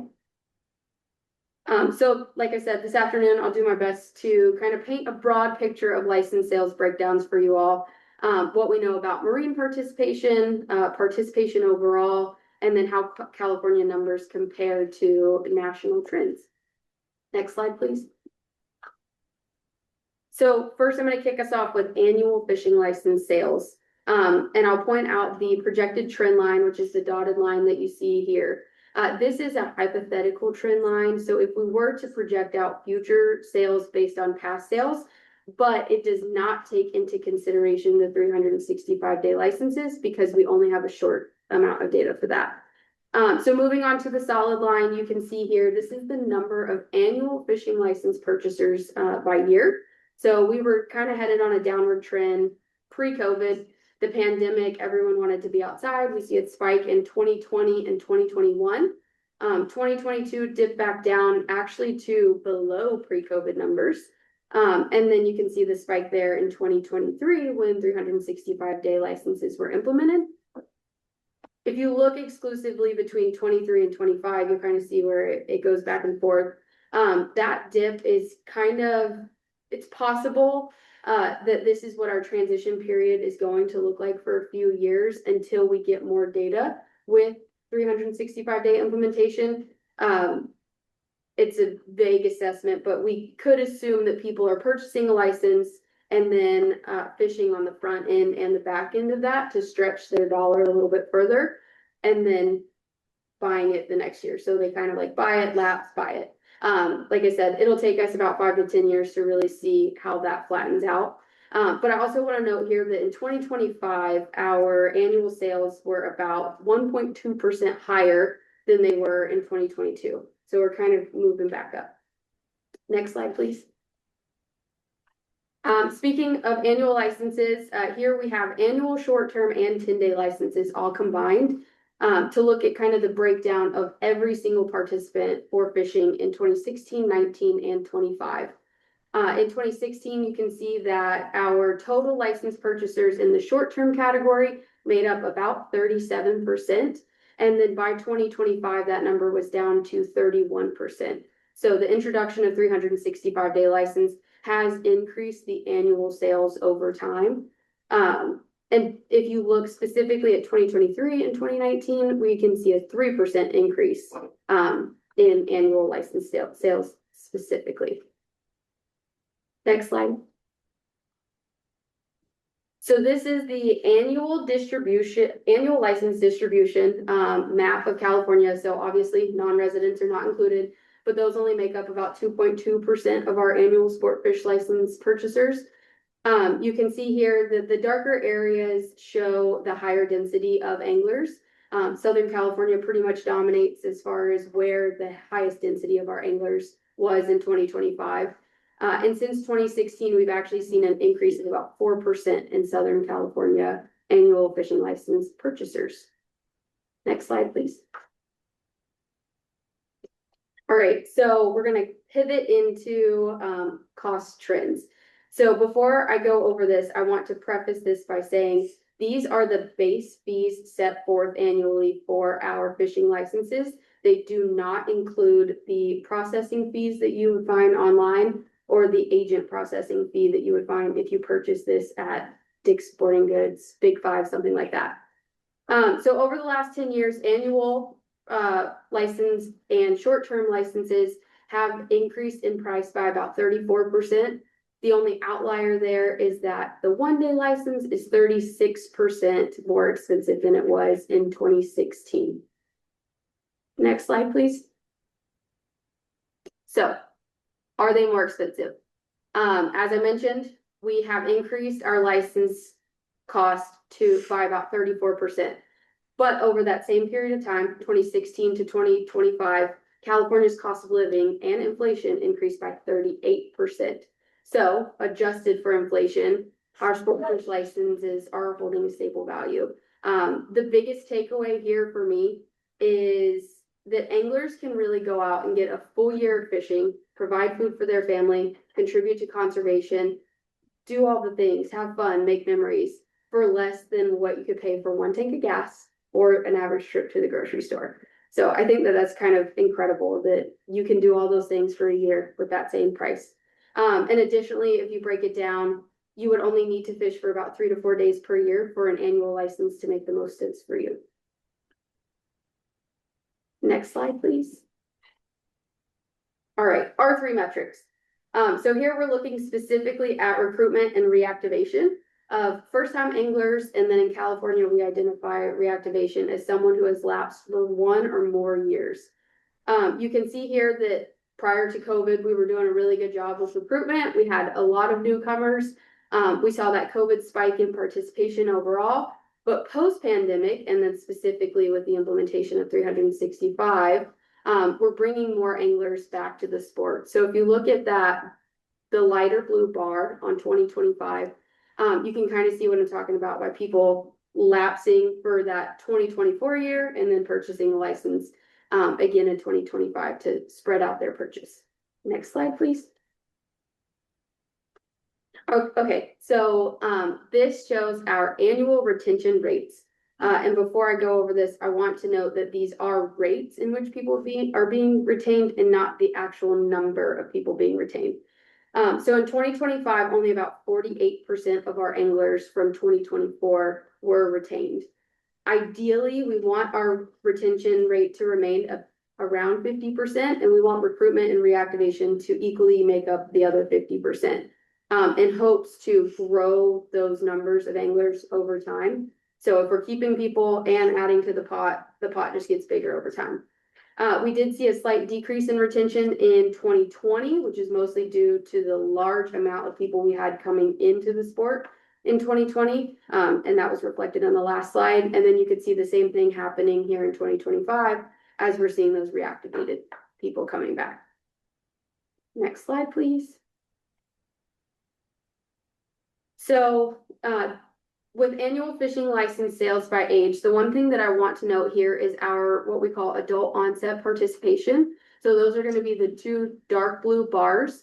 Those are people aged 25 to 44. And this actually mirrors national patterns and reinforces the importance of lowering barriers for people in that young adult age group. So the bracket of or cohort of 25 to 44-year-olds makes up a vast majority of licensed purchasers each year. And since about 2018, they have continued to be in the top 2 cohorts, making up about 38% of all licensed purchasers every year. As I stated in the last slide, our ultimate goal would be to retain these participants into the next age cohorts while we're refilling their spots in the one that they're in now to grow participation over time. Next slide, please. Okay, so moving on to auto renewal, and I'm sorry, I'm like speeding through this. That's okay. Auto renewal. This map shows the annual license auto renewal enrollment as of 2025. So in 2025, we had about 6% of people enrolled in auto renewal as far as just the annual fishing license are concerned. Auto renewal is one of our strongest tools for increasing retention, so we expect enrollment to increase as 365-day licenses mature over time as well. Next slide, please. Okay, so getting a little bit into the marine participation indicators. Unfortunately, the ocean enhancement validation is one of the only indicators that we have for coastal fishing activity. And as you all know, it's only required south of Santa Barbara County. So we're a little bit limited in the data that we have. Here I have overlaid 2 trends essentially. So I want to note that the axis on the left is annual sport fish license sales in the millions. And on the right is ocean enhancement validation sales from the thousands. I just kind of put these over top each other so you could see that the trend is similar over time.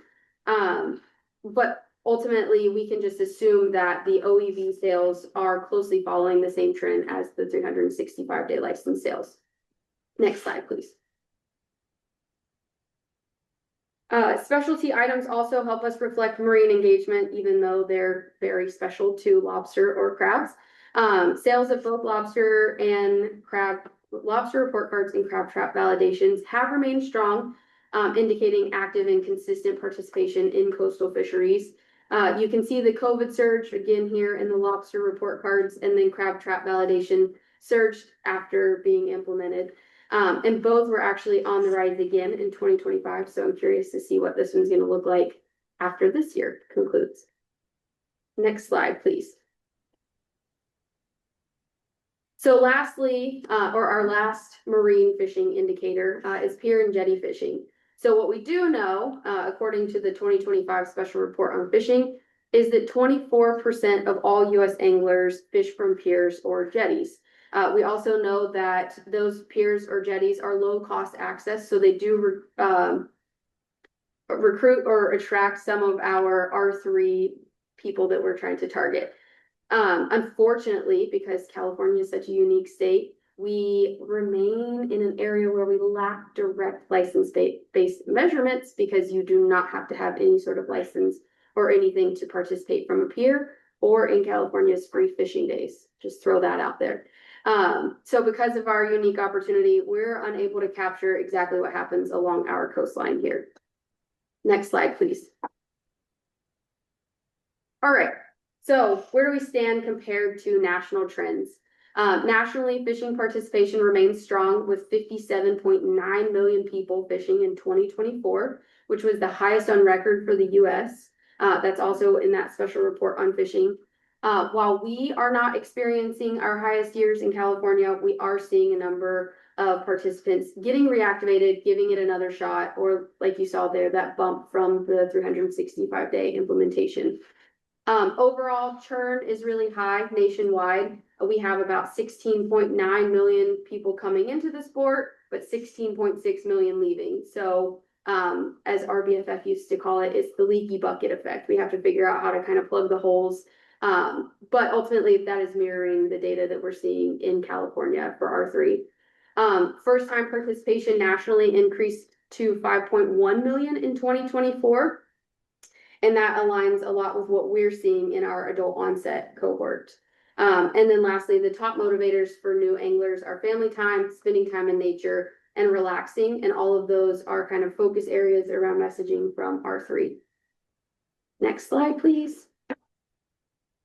So in summary, overall license sales are declining, but at a slow rate, and it's kind of due to the impacts of switching to different license systems. And then we're seeing that large decline in short-term license sales. License prices have a slower or have risen slower than they have with inflation. So our fishing license price remains stable, or you could even say slightly more affordable than it was a decade ago. We have seen a surge in reactivated anglers, like we talked about. Our adult cohort of anglers, that 25 to 44-year age group, makes up 38% of our overall annual license purchasers. And ocean-specific participation is following similar trends as annual licensing. And then before I go to the next slide, I just want to say thanks to people in the public who submit their photos to our CDFW photo submission page. We have featured all members of the public in this presentation today. So if any of you are ever out fishing or hunting and snap a picture, please submit it to our photo submissions webpage, and we would be happy to feature you in publications, presentations, whatever it may be. And next slide. That's awesome, Taylor. Thank you very much. Yep. Great information. Really great the way you're compiling it. I know you got a lot on your plate, so thank you for doing it. And really look forward, as you said, to seeing over the next year, 5 years, 10 years, how this plays out. But at least all indications are it's heading in the right direction. Absolutely. Well, if you have any questions, I'm happy to take them, or email me. I'd be happy to look into more data, whatever it is. Great, thanks, Taylor. Anybody in the audience here? Nope. Okay, I see Donna online. Go ahead, Donna. Oh my gosh. This is Donna Kales from Dana Wharf Sport Fishing and Whale Watching. Hi, Taylor. Nice to see you. I want to give a huge thank you to Dr. Schumann for putting me in touch with Taylor and talking through all the R3 and the fishing license concerns that I had. This report is amazing, and I'm so happy to see it. And I know that you spent a lot of time and energy on this report. I think it's super helpful for all of us because we really want to see where we are in getting angler participation. I just took a lot of notes. It was fast, but I took a lot of notes. Like auto renew, only 6% of our license purchasers are on auto renewal. So those of us that are licensed agents, we need to get that number up, and we need to tell the public to auto renew. You have to check and see when your license expires, so that auto renew would be perfect. I have a lot of comments, but I just really wanted to say thank you so much for taking the time, Taylor. And I know that we'll be talking more, but thank you so much for doing this report, and thank you, Craig, for pushing it. Great, thanks, Donna. Appreciate it. Thanks again, Taylor. Okay, with no more comments on this, I don't have anything to add. I'm sorry. Oh, okay. My plate's on you. I'm sorry. Yeah, Tony, please go ahead. Hi, sorry, I was a little late on this one, but if you don't mind just clarifying that retention graph, at first glance, it looked a little ominous with the downtrend, but if I understand it correctly, you were looking at the 50% mark of anglers that were returning from the previous year. Is that correct? Yeah, so this graph, and I don't know if y'all could pull it back up. We can try to bring it up, but go ahead. So it does look bad, but we actually want retention to be lower because we want recruitment and reactivation to be higher. So yeah, the trend line does make it look a little bit weird, but for it to be declining is in a weird way a good thing, because we want more people purchasing every year and coming back, but we want more people to also be introduced to the sport, come back over time. Yeah, I hope that answers that question. I'm also happy to talk about any of this like online if someone needs more time to digest it. Feel free to shoot me an email, and I'm happy to like connect one-on-one on any of this. Okay. It's a lot. Well, it's important that this is a proportion, right? Yes, So yes. the retention could actually be going up, but if recruitment and reactivation is going up faster, retention would show lower. Yep, exactly. Yeah, so you got to look at all the different charts in combination to see the whole picture. Right, and it's Which so is hard to appropriate. put it all together. You don't want it because that'd be confusing. Yeah, It's too busy, yeah. Yeah, exactly. Exactly. Great. Gotcha, Well, thank you. understood. Thank you so much for clarifying that. And again, this is amazing. So thank you for all your work getting this together. Thanks, Tony. Awesome. All right, on future agenda items, if anybody wants to raise their hand, go ahead and do that. But I would just say I don't have any changes to the work plan or the agenda. I'm sure the staff is happy to hear that. Maybe it's the advantage of having only one commissioner. I'm not going to get in trouble with the public for doing that. But so unless anybody wants to talk about any, Chris, I see your hand up. Go ahead and pipe in if you like. Chris. Just briefly, thanks, Commissioner Sklar. Just quick, I think at the last meeting suggested we have a conversation that goes into depth as to how restricted access in commercial fisheries can be applied in creative, constructive ways to get quality, sustainability objectives met. And there's ways to do that I've been exposed to, and I know others have expertise in analyzing how restricted access is implemented in the myriad of ways it can be applied to all kinds of different situations. So I think it would be valuable before we're posed with another decision-making process that requires a nuanced understanding of how restricted access policies can be applied effectively.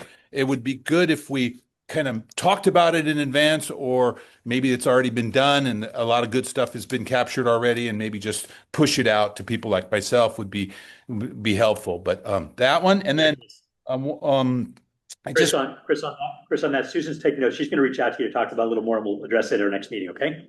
Thanks. Thank you, Commissioner Sklar. And then I have spoken in the past about a tailing petition. We drug our feet, unfortunately, in trying to get that in. We just got our petition in for a tailing option for the commercial lobster fishery. Clearly we suffered from a trade war impact on the price, which enables the tailing possibility to be more beneficial potentially for the fleet. Plus, it promotes the possibility of more of a domestic market that isn't entirely a live market, global live market that now has such volatility attached to it. So there's that, and then that's it. My other point was the petition evaluations, but Craig's already answered that. So thank you guys for a good meeting. Okay, great. Thanks, Chris. And again, I don't see any other speakers. So on this, I would just recommend that the commission approve the following, or the work plan as stated, that there are no changes. Okay. And with that, we're down to our final item, which is public comment, which is for any items that weren't on today's agenda. Please raise your hand, or if you're in the room and want to speak, please come on up. Keith, go ahead. You're up. You're at the table. While Keith is walking up, I'm going to go to the Zoom room. We're going to give them a chance. So Molly, because Keith was slow. So Molly, go ahead. Sir, can everybody hear me okay? Yeah, we can hear you, Molly. Go ahead, please. Okay. I thank you for having us here today. My name is Molly Lunabus, and I'm speaking on behalf of the Bolinas community in support of our new alternative MPA petition for the Duxbury Reef SMCA. I'm calling in from my classroom today, so please excuse any background noises. Our filing is a true regulation change petition because it uses the Commission's FGC1 process to amend the existing regulations at Duxbury by adding a site-specific adaptive management plan instead of proposing new closures. This plan is built around the least restrictive, most effective tools available: education, targeted management, and voluntary compliance. We're already putting this approach into action by prototyping community co-designed signage and launching our new Coastal Ambassador pilot program at the Bolinas Stinson School. This will ensure that the tide pool visitors at Agate Beach will know what is allowed, what is not, and why that matters. Our adaptive management framework is already working on the ground. Through our Eyes on the Reef network, a Bolinas resident flagged a roughly 5,000-pound concrete culvert that has been rolling back and forth across Agate Beach for the last couple of years. This has raised concern about repeated scouring of fragile intertidal communities and the underlying soft shale reef. Because our plan spells out the overlapping jurisdictions, it was reported immediately to Marin County Parks, who quickly notified NOAA, and NOAA is now reviewing funding options for marine debris removal. This experience has inspired community members to look at creosote-treated lumber and problematic drift logs as the next set of projects to reduce physical impacts on reef organisms rather than through the more restrictive closure designations. We've provided a handout outlining these efforts. We look forward to keeping you updated on these literally concrete remedies moving forward. We also look forward to meeting with the EAC to explore how their docent program can fit within our community-driven, science-backed plan. These efforts all build on Bolinas' long history of collaborative environmental stewardship that protects low-impact fishing and gathering access. Education is the answer, not exclusion. Thank you so much for all your hard work keeping our coastal communities and our coastal environments safe and thriving. Thank you. Great, thanks, Molly. We look forward to talking about the MPAs at the appropriate regional day. Cassia, please. I'm going to stay online for a second. We'll come back to you. You have the last word. Thank you, Chair and members. My name is Cass Kostelnik, and I'm speaking on behalf of the Bolinas community in opposition to EAC's Duxbury Reef Petition 2023-32. Duxbury was deliberately designated as an SMCA, not a full reserve, as a compromise to protect habitat while preserving rare rocky reef shore access for West Marin and Bay Area residents, including our small hook and line commercial fishery. That compromise matters even more today as Bolinas and West Marin have become older, more housing stressed, and more economically polarized, with low-income communities more dependent on this last rocky reef access in Bolinas. EAC's petition describes perceived ecological problems, but omits the only long-term, peer-reviewed, site-specific recent data set inside the SMCA, the UC Santa Cruz Bolinas Point record. This shows variability, but no sustained decline in key species that would justify a shift to no-take or a boundary expansion. This petition also provides no socioeconomic analysis of what a boundary expansion or a full closure would mean for local communities or for the remaining small, sustainable commercial fishery that supplies fresh, local caught seafood to West Marin. We've provided handouts that outline these ecological and socioeconomic gaps. Under Title 14 of the California Code of Regulations, Section 662D1, and the MLMA, MLPA, JEDI, and Coastal Fishing Communities policies, petitions are expected to rely on best available science, analyze socioeconomic impacts, and use the least restrictive tools. A proposal that omits the only site-specific ecological record, lacks data from more visited sites, and offers no socioeconomic analysis does not, in our view, meet that standard. For these reasons, we ask you to protect the integrity of the Decada Review Framework by recommending that Petition 2023-32 MPA be removed from this rulemaking cycle. Thank you. Thank you again. We look forward to talking about that at our North Coast MPA Day. Katie O'Donnell, please. Hello, Katie O'Donnell, Senior Ocean Conservation Manager at Wild Coast. I just wanted to actually just take a moment to appreciate the guidance that Fish and Game staff and commissioners have given on when it's appropriate to give public comment on these MPA petitions. I know it's been a long journey and many folks have been patiently waiting to share their thoughts on these MPA petitions, and we're so close to those bioregional meetings. So just want to, as we're getting closer, I know that staff and commission is thinking very carefully and thoughtfully about this process, and will continue to educate the public as new folks are joining in and not familiar with the process. So really appreciate this continued education. I think maybe what would be particularly helpful to make sure we continue to give direction and education on is when it's appropriate and what is appropriate to comment on, just as you guys have been doing. Differences between regulatory and non-regulatory petitions and what the Fish and Game Commission can take action on. Maybe perhaps like some sort of direct communication opportunities between staff and petitioners might be helpful. And then also clarity on seating time for process and public comment at the upcoming bioregional meetings. I know you all are already thinking of all these, but really, really appreciate it. And I know that there's going to be more and more new folks joining. So just want to make sure we take pause and give space for that. So greatly appreciate these efforts and looking forward to the upcoming, all the upcoming meetings. So thank you. Thank you. Last public speaker online is Ashley Eco-Gibbs. Thank you. Good afternoon, President Sklar. This is Ashley Gibbs with the Environmental Action Committee of West Marin again. I just want to speak very briefly to say that we very much look forward to meeting with Save Duxbury Access and the April meeting as well, And we also echo the importance of science-based decision-making. I was able to speak with a representative of Say's Duxbury Access this week on the phone, and I'm awaiting meeting dates. So hopefully we will be meeting soon, and we're all looking forward to the April meeting. Great, thank you, Ashley. That's the last online. So Keith, you're going to get the last word. All right, well, very good. Keith Rootsar. I'm with the Giant Kelp Restoration Project, and I'm listening to Bernard today. I kind of feel for him, you know, because I'm kind of in a similar situation where I've been trying to do this for 8 years, and I retired 2 years ago to just do this, and I'm still kind of waiting to get started in a real way.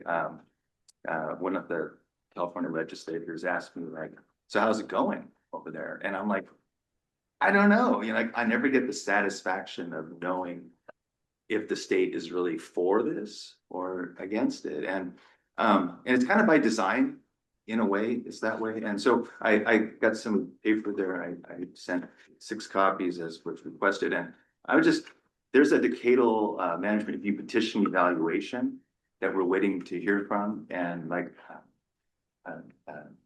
Dr. Schumann said, it's coming soon, but I never really know when it's coming. And it's like, you know, is it something good? Is it something bad? Can you email it to me? Like, can I know what is the evaluation going to be? Not answering. I'm going to suggest you and Greg speak offline about that, okay? Rather than, because it's No, that's the public Yeah, comment. so we are, when the evaluations are released, as we did before they were released, we notified all of the petitioners, right? Did you get an email from us? Yeah. So you got we did communicate with you? Yes. That petition evaluations were not out yet, and then they would be coming. It'll be coming on the 6th. I included that on the bottom of what you had sent me. Yeah. So yeah, I heard it was going to be the 6th, and then on the 6th we heard it was going to be like. And you got another later. communication. I got another one. Right. Saying You will get another one when they are released. okay. Okay. So it just, when we hear that we're not getting, we were communicating, right? You're communicating. Thank you. You may not like the answer. No, I may not like the answer, but I'm waiting to. Okay. And then the Ocean Protection Council, Katie's here too, but this is not her bailiwick.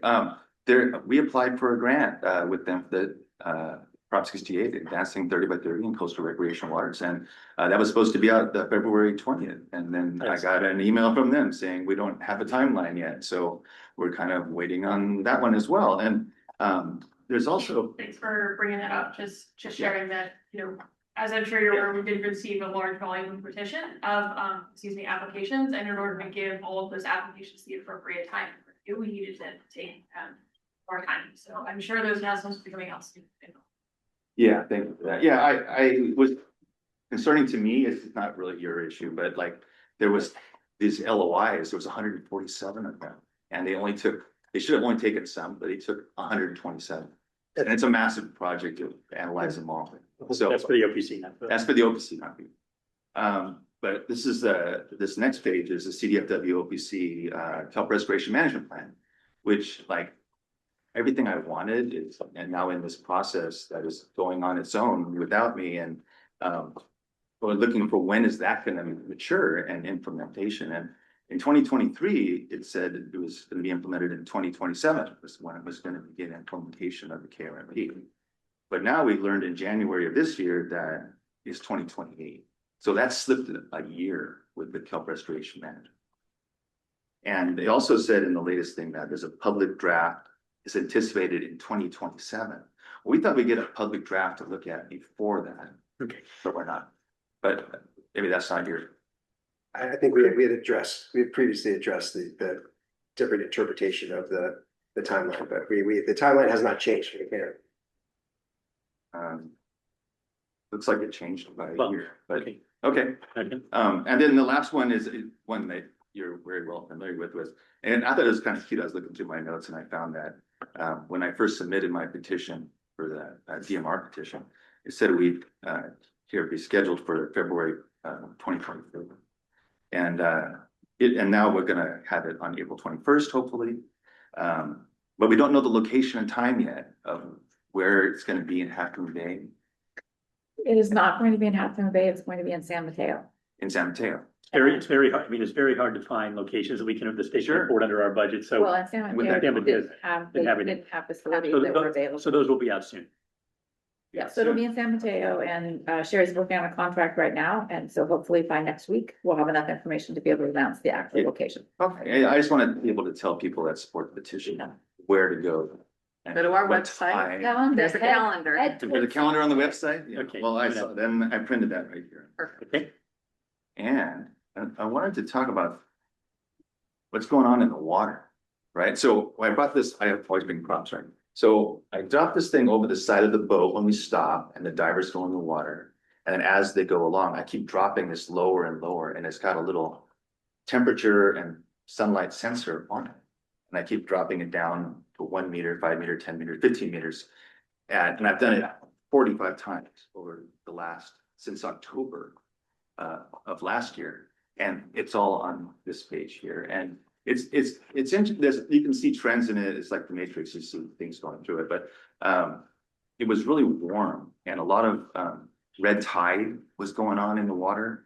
And that was pretty consistent for about 6 months. We had a big marine heat wave come through. And it's kind of weird that it happened in September, because we've had it before in 2021, and it started in the spring, and then the summer was big, and then it ended in the fall.